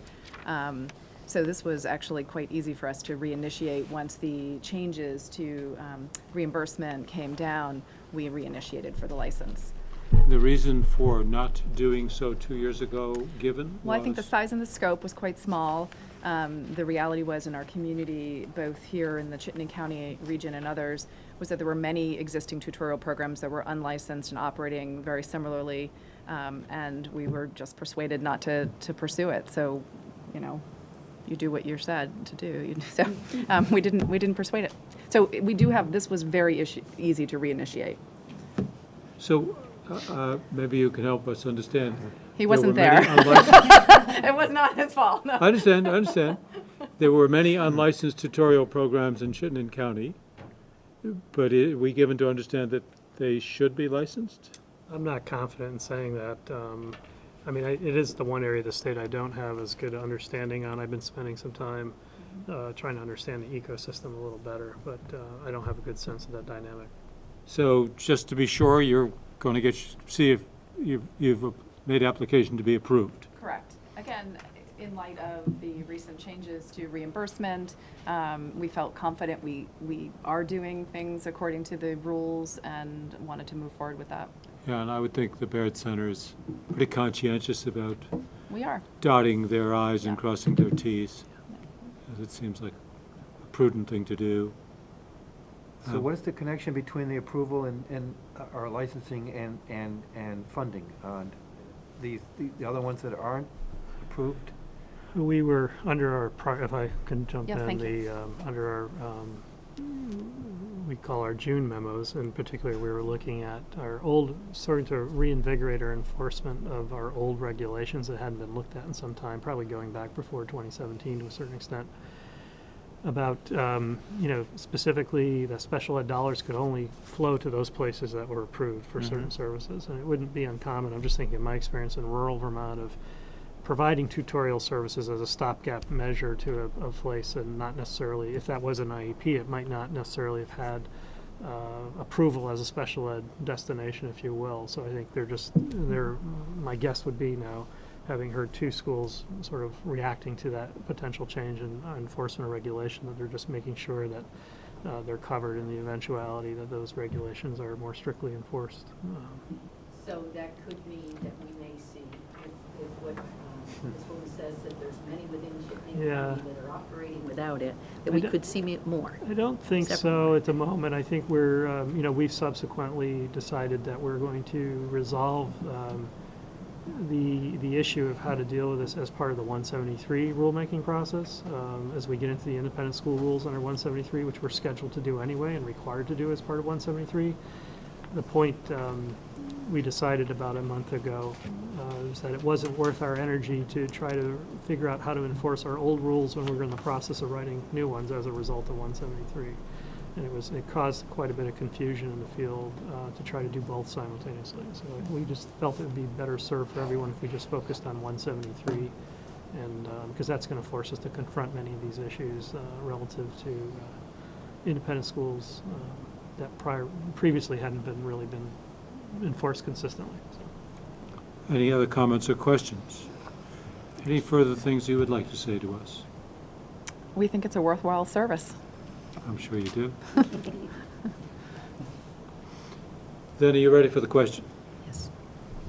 The question is, shall the board adopt the secretary's recommended action that inclusion tutorial behavioral services at the Howard Center in Burlington be approved with initial approval, tutorial services for 2 years? Those in favor of the motion say aye, please. Aye. Opposed? The ayes have it. Thank you You've very much. approved the Appreciate it. secretary's recommendation. Thank you for your time and your service. John, just a technical question. Yes, ma'am. Since June 30th, 2021 is not a full 2 years, it's the motion the way it's written, right, versus the 2 years? 2 years? It's the motion the way it's written. Okay. You're right. It's like a year and a half. Yeah, it's a year and a half. Mr. Chairman, can we take a 20-second recess? Can you do a 20-second recess? I can. Let's see. I just need to talk to you for one. Let us recess. So let us get back to our work in item M. I want to just observe that having Art Wolf here stirred up a lot of controversy, didn't it? Yeah, It boss. made some people, Yeah, boss. it made some people annoyed, uncomfortable, revealed some schisms in the board. So I just would like to observe that if we think we have an appetite for going out into the outside world and asking all kinds of people what they think about stuff, that's the kind of experience we're going to have. We're going to find ourselves with our points of view challenged, questioned. We're going to find ourselves disagreeing with each other about what the information means. And all of which I happen to think will be very healthy. But it will be much less comfortable than the world that we have enjoyed in the past. Notice, public to be heard, almost no one ever comes and challenges us about our assumptions and about the quality of education in Vermont. And somebody shows up and does that, and it raises some hackles around here. So I just am pointing out that if we are serious about heading down this road, about convening and inviting lots of different points of view, then I think we'll have more of the similar experiences. Anybody have a comment on that observation? Yes, I would just invite us to be cautious about the credibility we assign to the testimony of someone whom we've invited around a topic. Just by virtue of that testimony, it's taken as perhaps the opposing opinion with the similar validity of the statistics presented in their raw form. And so there were a lot of suppositions that were personally offensive in terms of the way Vermont identifies free and reduced students and the reason why we do it. So that being the one, but a number of others where in isolation, looking at simply white children, I couldn't even really articulate how and why that felt wrong to draw some of those causalities, and then to suggest that we take a single employer, Department of Defense or otherwise, and look at their students' performance as a comparison to the state of Vermont. I couldn't make those connections. So I'm just suggesting. You're arguing the merits of Art Wolf's presentation, but I'm that's also not the question cautioning here. us to think about when somebody is putting before us their evidence, the weight that it's holding when we're inviting that as our alternative facts. I guess. I don't know how to explain it. I don't know if, I personally don't know that I would say cautious, because then that means that we're assuming that there's something to be cautious of. I would say that we have to be objective, and it's just like being lobbied any other time, as I was by hundreds of people. You take the information they give you, be objective about what they're saying, and then base any decision you make upon the other views that are there, the other information. So it's not cautious as much as objective. That's the view. Yeah, and taking personal offense, that's easy to do, but I think it's better just to test the credibility of the Absolutely, and I validity of the couldn't help data. my personal reaction knowing how No. desperately we try and get kids fed in our schools. That may be in true, my other hats, but it so I could also just be true what struggled. he says. Both could be true. I don't know. But I think when we take our own personal experience and use that to take umbrage at other facts, I don't know that's. I think we're going to need to develop some calluses if we're going to do this. So, I had a situation with a superintendent some time back that put us in our board in a very untenable situation. It was over mooning. And Mooning? Mooning. And, okay. Is this on the agenda? Well, that's the issue. It goes back to the agenda because he never told the board, and he said, "Well, I wanted this to be a learning experience for you." So I think this was a learning experience about our agenda. Hopefully, we can talk about agenda and really prioritize what we want to do with our time. Right. Well, I very definitely did this with the intention of having you have the experience of encountering data and conclusions that are different than the ones that you are all comfortable with. And that was the purpose. So we're going to bring in Paul Cielo next? Besides the fact that it might be legitimate. There's that too. There's that possibility.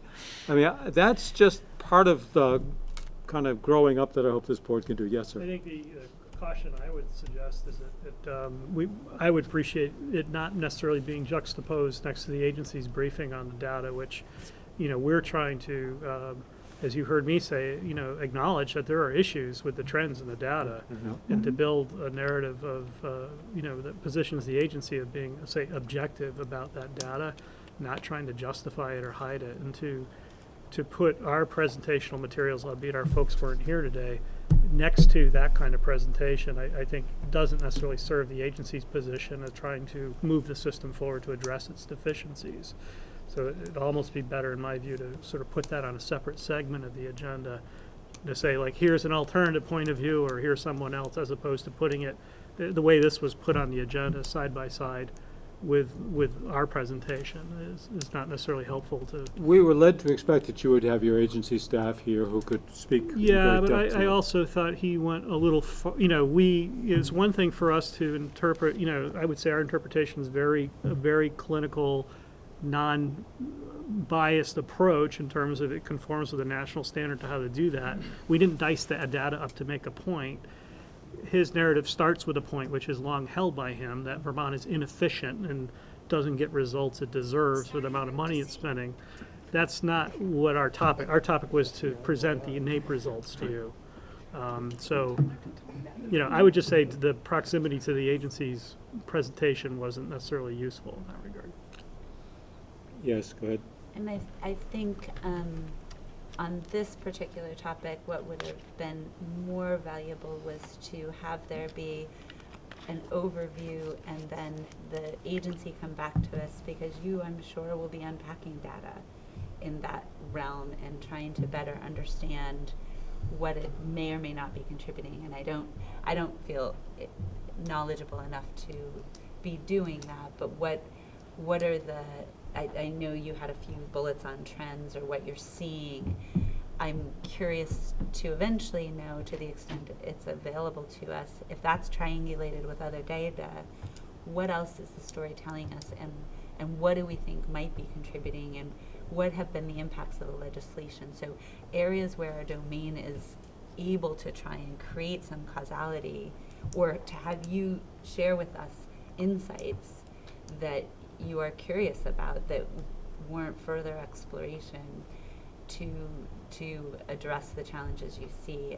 And it just felt like that would have been really valuable time, and understandably not necessarily 2 weeks after we get the NAEP results. Understood that probably isn't reasonable, but to me that'd be more helpful. Yeah, my goal wasn't the least bit to get toward causality. Right. Not even to statements of problems. My goal, and I believe his presentation, or most of it, is about a different way of looking at the same data, slicing the same data in a different way, and reaching no conclusions, just absorbing those as facts. Causality that means really understanding the problem. Yes, and it does. we don't even have an agreement on, is there a problem, let alone what might it I be. think everybody at this table agrees there's a problem. And what would that be? That we have low achievement, particularly among poor children, and we're not supporting them with equity as we should. Anybody disagree?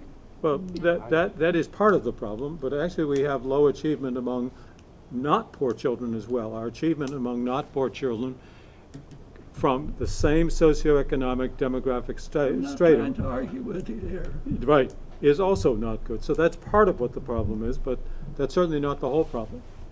The whole problem is that the vast majority of Vermont kids are not doing any better, significantly better, according to that data, than the rest of the country. And yet we in Vermont like to fancy ourselves as having a quite superior educational system. The data doesn't seem to support that We conclusion. hadn't looked at enough data. Well, right. So I think we've accomplished our purposes. If we're going to go out and ask people what they think, we're going to hear stuff that makes us uncomfortable and maybe challenges our assumptions. Well, we should discuss this and not go possibly leading with our chin and have some idea of what we want. We'll be getting into it. Yeah. Right.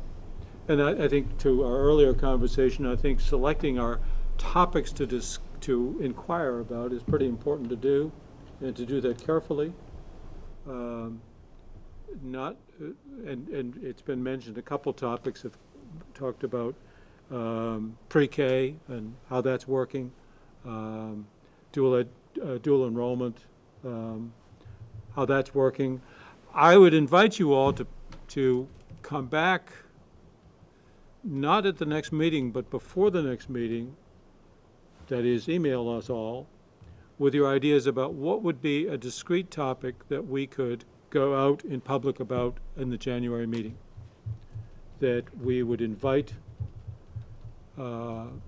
public commentary on, but also if you think of a topic, take pre-K as an example, think of some people who come from academe or other settings who could bring expertise to our attention. I don't want this just to be a going out and taking the pulse of the public. That should be part of it. But who would be educators that we ought to hear from? Who would be folks from UVM or Middlebury or Dartmouth College or whoever has expertise that we ought to hear about? And for that matter, who from other states could provide useful background for us to allow us to put our own initiative, whether it's pre-K or dual enrollment, into some context. How else is this being done, and how well is it being done? Are there authors of the studies for like any of these discrete topics? I'm sure, is the author the committee authored the study on pre-K, or it's a committee authored thing, right? Or is there No, we have studies that I think you're referring to were commissioned by the legislature by researchers who one of which lives in Vermont. Okay. So there's the availability of those folks to come speak about the data and trends. We could start next month with a waiting study, which will be public by then. The waiting study will be public by your next meeting. Will we be able to maybe put that on the agenda just for our consumption? I think holding So definitely the waiting study will be distributed to you.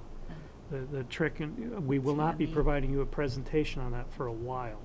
The legislature is the owner or the recipient of that, so we will be briefing them on it. So it's a question of courtesy to the owners of the report. So we will be briefing policymakers first on that. And similarly, I think to the study that was done with 173, I don't think the board received any, we're not doing like stakeholder briefings with the researchers, but we'll have a standard slide deck on that, and you'll definitely be getting a copy of the report as a stakeholder group.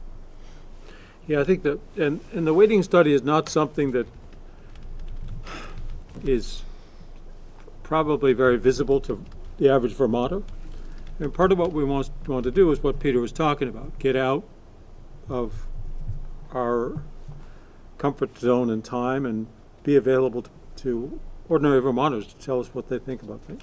Well, maybe then the text should be, as opposed to trying to insert ourselves into pre-K, early enrollment, dual enrollment, all of those conversations that have been going on. There's been some massive legislation around it. There's still the agency trying to do its thing, and everything is to tackle a topic that, has been discussed a lot, but really hasn't had great movement on. One that comes to mind, because it's close to my heart, is technical education.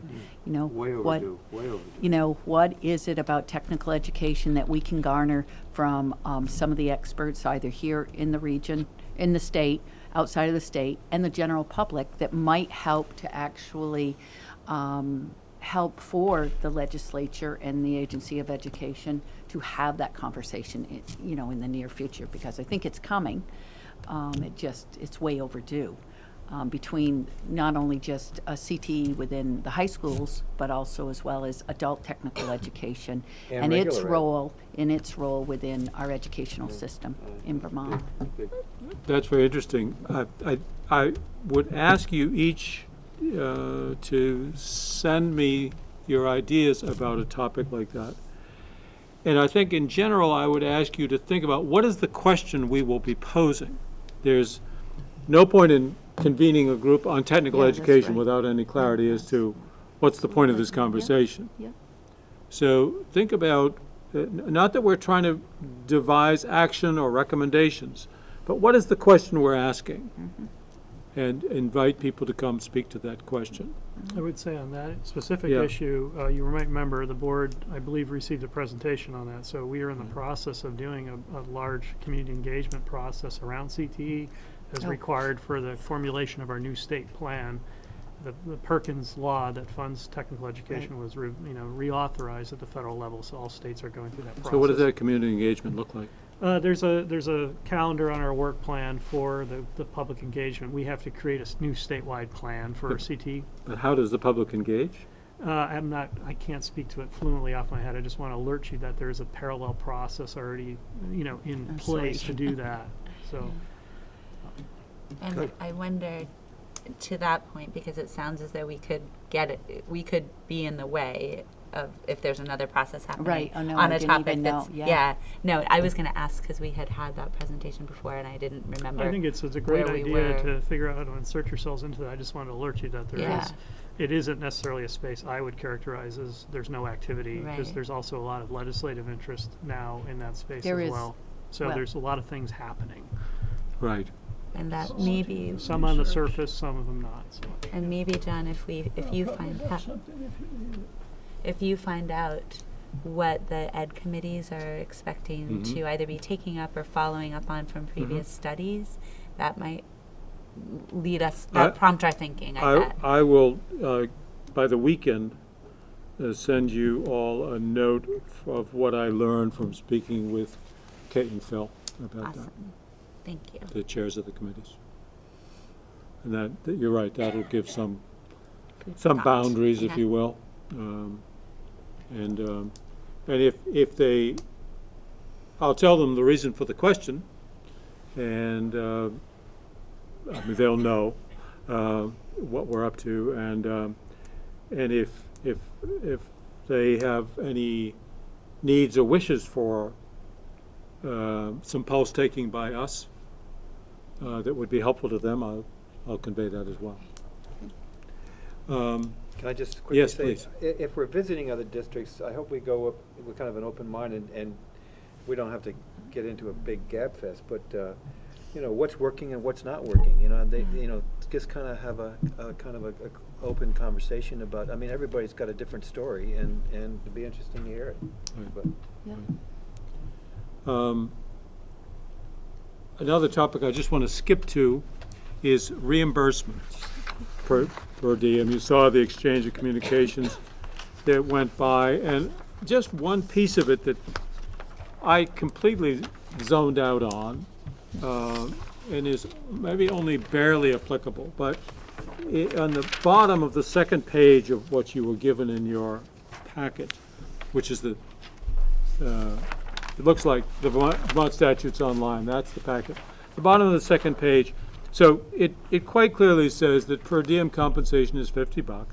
It says attendance at a regular or special meeting of the board qualifies for the per diem. Going to other things on your own does not qualify. So VSAC may host their annual colloquium about how things are going in higher education, and just going there doesn't make you eligible for a per diem. What makes you eligible for a per diem is doing something explicitly on behalf of the board. And the way that is defined is essentially you've been assigned or approved by the chair to do this. So, for example, I asked Kim and Jenna both to attend the conference at which Dan and other people worked on consensus building together, and that was at my request and direction, and that was fully eligible for per diem and travel. I asked Sabina if she would attend yesterday's conference on gender issues, and she did, and makes herself eligible in that way. What catches me by surprise, I didn't ever think about this, is paragraph D at the very bottom of that page, and I just want to bring it to your attention. And frankly, it's not real clear precisely what that means. But I think it's safe to say, so generally it says you don't qualify for a per diem if you're being paid otherwise. So, for example, I believe the secretary doesn't qualify for a per diem because he's paid to be at these darn meetings. He wouldn't be otherwise. And a good example might be if you are asked by some organization to come and speak at their convention and they pay you for that, you don't also qualify for a per diem. That's all this means. I don't think it means that because you have a job and you are on salary and your employer happens to be paying you for the day you're here working, that you're not qualified to file for a per diem. I asked Emily briefly, and she said, I don't think it's intended to be that sweeping. Okay? So that's just a detail about that. Is that true even if it's a state employer? I feel like I somewhere State read employee? if you were in a state employee and you're being paid by the state, that you might not also be able to get. Probably not. If you're at this meeting and your duties as a state employee, I don't think you're qualified for a per diem. I would rather doubt that. I would say that's Yeah. probably true. You know, if you were a state employee who had other duties, you know, like say you were, worked for the highway department and you were here doing, I mean, that probably would make you eligible, but if it's part of your assignment, no. So it's just kind of a common sense thing, and in general, err on the side of caution. This is not a question of your integrity, in which I have great confidence. It is a question of the optics of things and wanting to be scrupulous in our attention to these kind of details. We talked about agenda setting. I would just mention that the Macias, I'm not sure I'm pronouncing it correctly, hearing is still in the works. This is an appeal of a decision of the board, the professional licensing, is that? That's correct. Right. This is an appeal of the ruling of that board, and it has been appealed, and by law or rule, that appeal comes to this state board. And 4 or 5 months ago, this board appointed 2 members, Mr. O'Keefe and myself, to be its hearing entity. Is there any so just to conclude on that, the hearing is likely in December or January, and we'd like to get it behind us. Speaking of hearings, we now just have been tasked with another hearing. You saw the discussion. Is anybody here? I would like to have at least a 3-member committee to hear the case of the mill school rate setting. Is there anybody who would like to volunteer? My guess is it'll be at least a day's work, and possibly 2. Of course, you would be paid. You'd be conducting board business. Not that $6.25 an hour is exactly a magnet to draw you in. Let's see, we'll pay your car expenses, but that's about all I can offer. Are there any volunteers for this service? Certainly I'd like to see some, because if I don't get some volunteers, I'm going to start leaning on people. Do you know where the hearing would be? Probably wherever we decide to have it. The school is in Essex, Yeah, Vermont. well, So if it's in Essex, I can't say no to you. Oh. And if it's elsewhere, there's other Gives me an meetings you're idea. sending me places for. Right, So, right. It would be either Montpelier or this area. I mean, I think we can have it wherever we darn well please. I mean, for my sake, the timing does matter, because there's some weeks that are unavailable in Understood. December for me. So Right. if we were to be, if this is out in January. My guess I is see it's a going to be in possibility. January. I'll be gone most of January. Well, maybe December. There you go. All right. It's December. So Welcome, let's, Kathy. you know what I'm looking for, and I would really welcome a very brief call or email that says, all right, I can do it in, you fill in the month or weeks. And we'll try to shoehorn it in.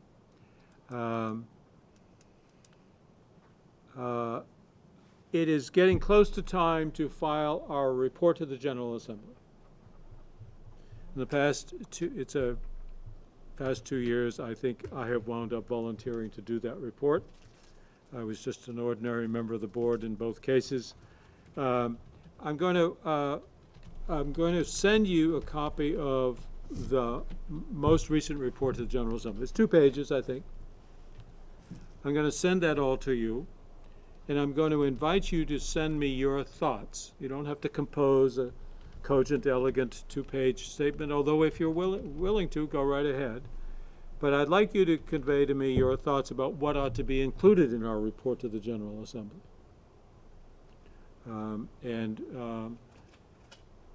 So that, because that needs to be written before our December meeting,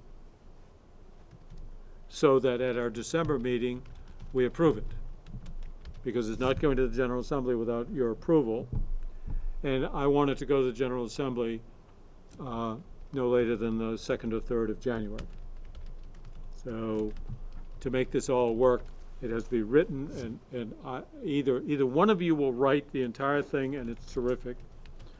Or if that doesn't happen, then I'll write the entire thing, and it will be just what I do, and then you can kibitz about that.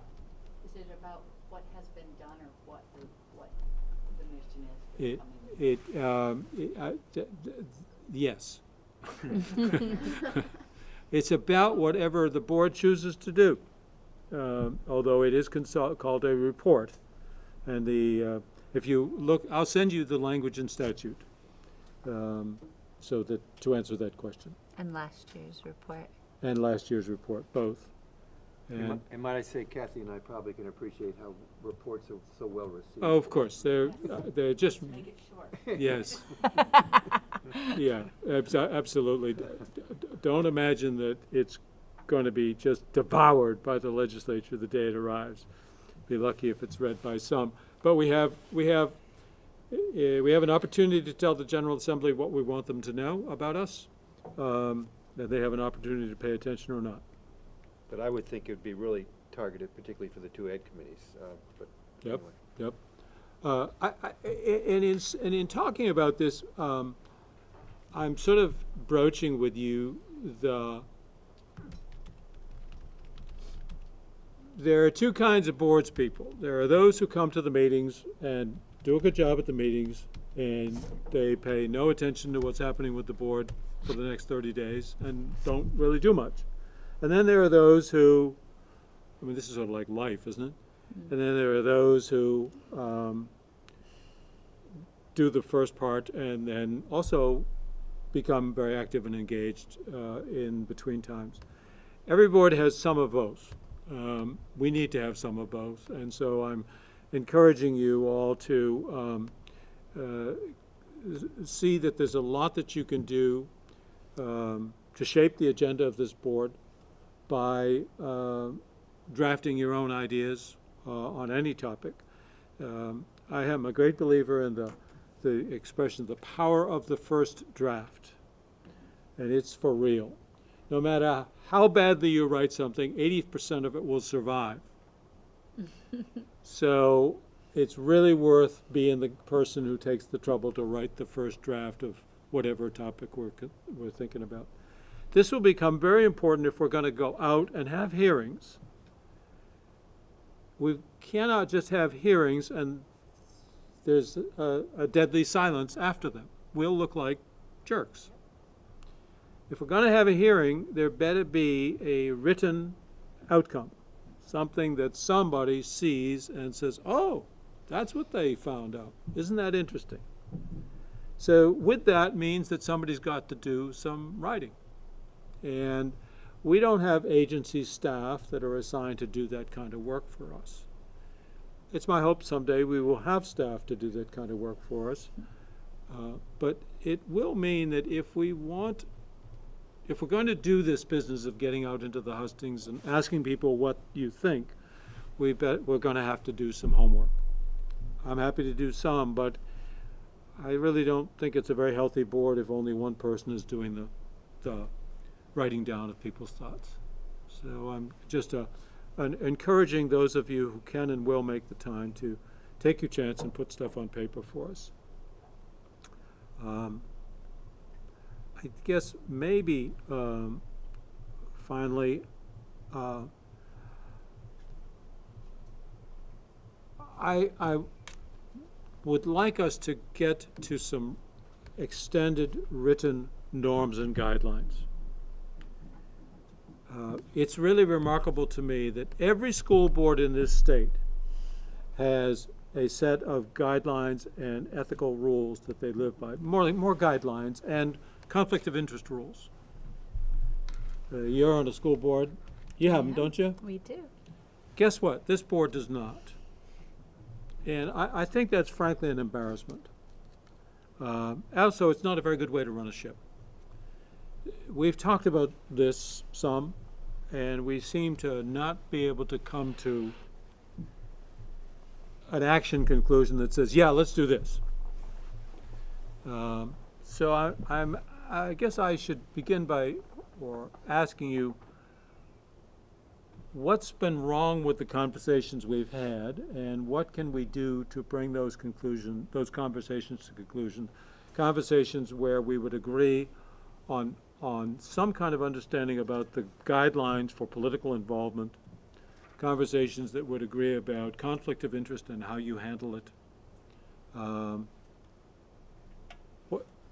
we have a draft? We've talked about it, but we haven't gotten anywhere. Would it help to have a draft to react to? I can't remember if we had one from before. You've had a draft, yeah. You've had a draft about political involvement in political or special interest organizations. Had a letter on it. I could resend that.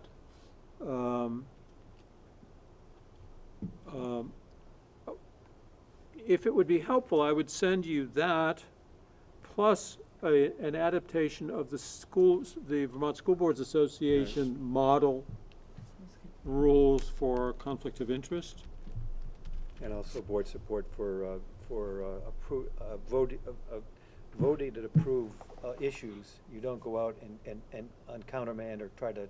Yeah, right. That's a big one. We have one voice, right? Is What's that that? what are you talking about? Like one voice, Peter? I'm talking about, if you vote as a board for something, right, you can go out and express your opinion, but you cannot campaign or try to countermand. Right. Yeah. And the earlier board many years ago had an experience of that was very unpleasant and completely inappropriate. We did pass a board public communication rule that basically says you are not permitted to speak for the board unless you are designated by the chair to do so.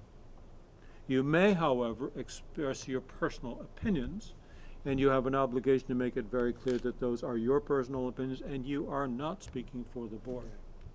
I'm asked sometimes, even as chair by press, to comment on things. And if it's not something that we have talked about and reached a consensus about, I will say, I will answer your question only as an individual member of the board. It is not a statement from me as chair, and it's certainly not a statement from the board. I try to be very careful about that. Bill, you especially get a lot of calls from the press. We all have to be very, very careful to make it clear and to say it. Every time we need to say it, I'm speaking only for myself. I am not speaking for the board, and please make note of that. Because we get that kind of problem that you're speaking about. I always use a disclaimer, whether it's a telephone call or Right. writing. Yeah, I'm sure you do. I'm sure you do, and I think we all need to observe that. But Peter's point goes beyond that. It's the advocacy in the General Assembly, which runs counter to the consensus or point of view of this board. It's simply off limits. Doesn't matter that your personal opinion. That's just off limits, and we need to have a piece that says that. We don't. So I'll try to put together a package for you, and I earnestly hope that we can. I don't care how much you hack it up and change it. I just want us to come out with something that is in writing, that's clear, and that addresses these kinds of questions. We have a good one. I sit on the RDC Regional Development Oh, Board. yes. And we're so diverse, but we're all focused on economic development, and obviously it's different for every one of us. Of course. And it's a pretty decent release. Kathy, would you send that to me? Yes. And I will. And I did just forward you the one from the Essex Westford Oh, School thank Board you. that we all signed because it's Thank on you. our website. Thank you. And, you know, we all have signed a code of ethics, executive order number 90-something or other. That's binding on us, really binding on us. And I think we would include this as sort of supplementary documents to this little, I'd like you to have a little sheaf of 2 to 5 pages that sort of, these are the rules of engagement for us. Because it will become more important, I believe, if we are out in the public more, taking in information, because then we're engaging more, so we've got to expect that they want to engage more with us, too. That's correct. That's So. correct. Yep. Yep. So here we are at the end of the meeting, and I want to just take the last 5 minutes to say, so what do you want to see on the agenda next month in January and February? Any thoughts? One thing you gotta have is a legislative letter, and I will take a shot at. The report to the police, good. I hope others will as well. Thank you, Bill, for offering to do that. But on the agenda, what else? Well, maybe we want to, I know we're talking, and obviously others, to education leaders. Maybe we want to talk about what we're hearing in terms of what issues might be and what we should be aware of and what we might want to. How about if I invited the chairs of the 2 education committees to come speak with us? Oh, that'd be good. That would be excellent. December would be the last date that could happen. And where is that meeting? Has that been determined? That meeting is in Hyde Park. I think we'll have to pick them up at the door and drive them there. I mean, that's just not very convenient for anybody, but the board's planning to go there. Is it at the the Memorial? Technical Center. At Tech Center, oh, great. Yeah. I was on I the think RAP so. board there. I recall. Yeah. Green Mountain Technology. Oh, that's great. Oh, Yeah. that's great. That'll be good for us. Yeah. Where is that? That's in, that's between Morrisville and Johnson. Yeah, to former Roosevelt Morrisville, homestead, yeah. right? Route 15. I was just teasing. Let me explore the possibility of inviting the chairs to come visit with us. And we also, I know, every year the Agency of Education, of course, has its list that they're creating of what they're going to the legislature with. Is it out of the question to ask what AOE is expecting to present for changes? Welcome to the new post-Act 98 world. Yeah. It's part of really the governor's policy agenda. The agency doesn't have its own policy agenda.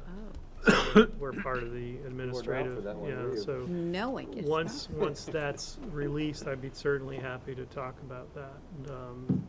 January but statement. we are, I mean, we'll as I hinted at, we're going to be unpacking these data. I think there's an urgency around literacy and some data. Part of our just, I think, a continuous conversation about how to reinforce the systems implementation around Act 173. So we'll be making unilaterally, I think, some announcements in December around data and literacy. But certainly once the policy agenda is finalized, I'd be happy to talk to you about that. Okay. But to date, that hasn't been a big issue in terms of what, what your agenda is for the Yeah, we don't, legislature. well, once again, the agency doesn't formulate its own agenda. yeah. We do that as part of a process, Yeah. which I can talk about the process too, but it's Yeah. part of the state, the administrative team, Yeah. the governor's team, and how we Yeah. formulate those priorities and his Right. priorities. Right. So one way or another, I think we will try to be able to present to you at the December meeting what we understand the two committees' hot button issues are, and if possible, have them here to speak.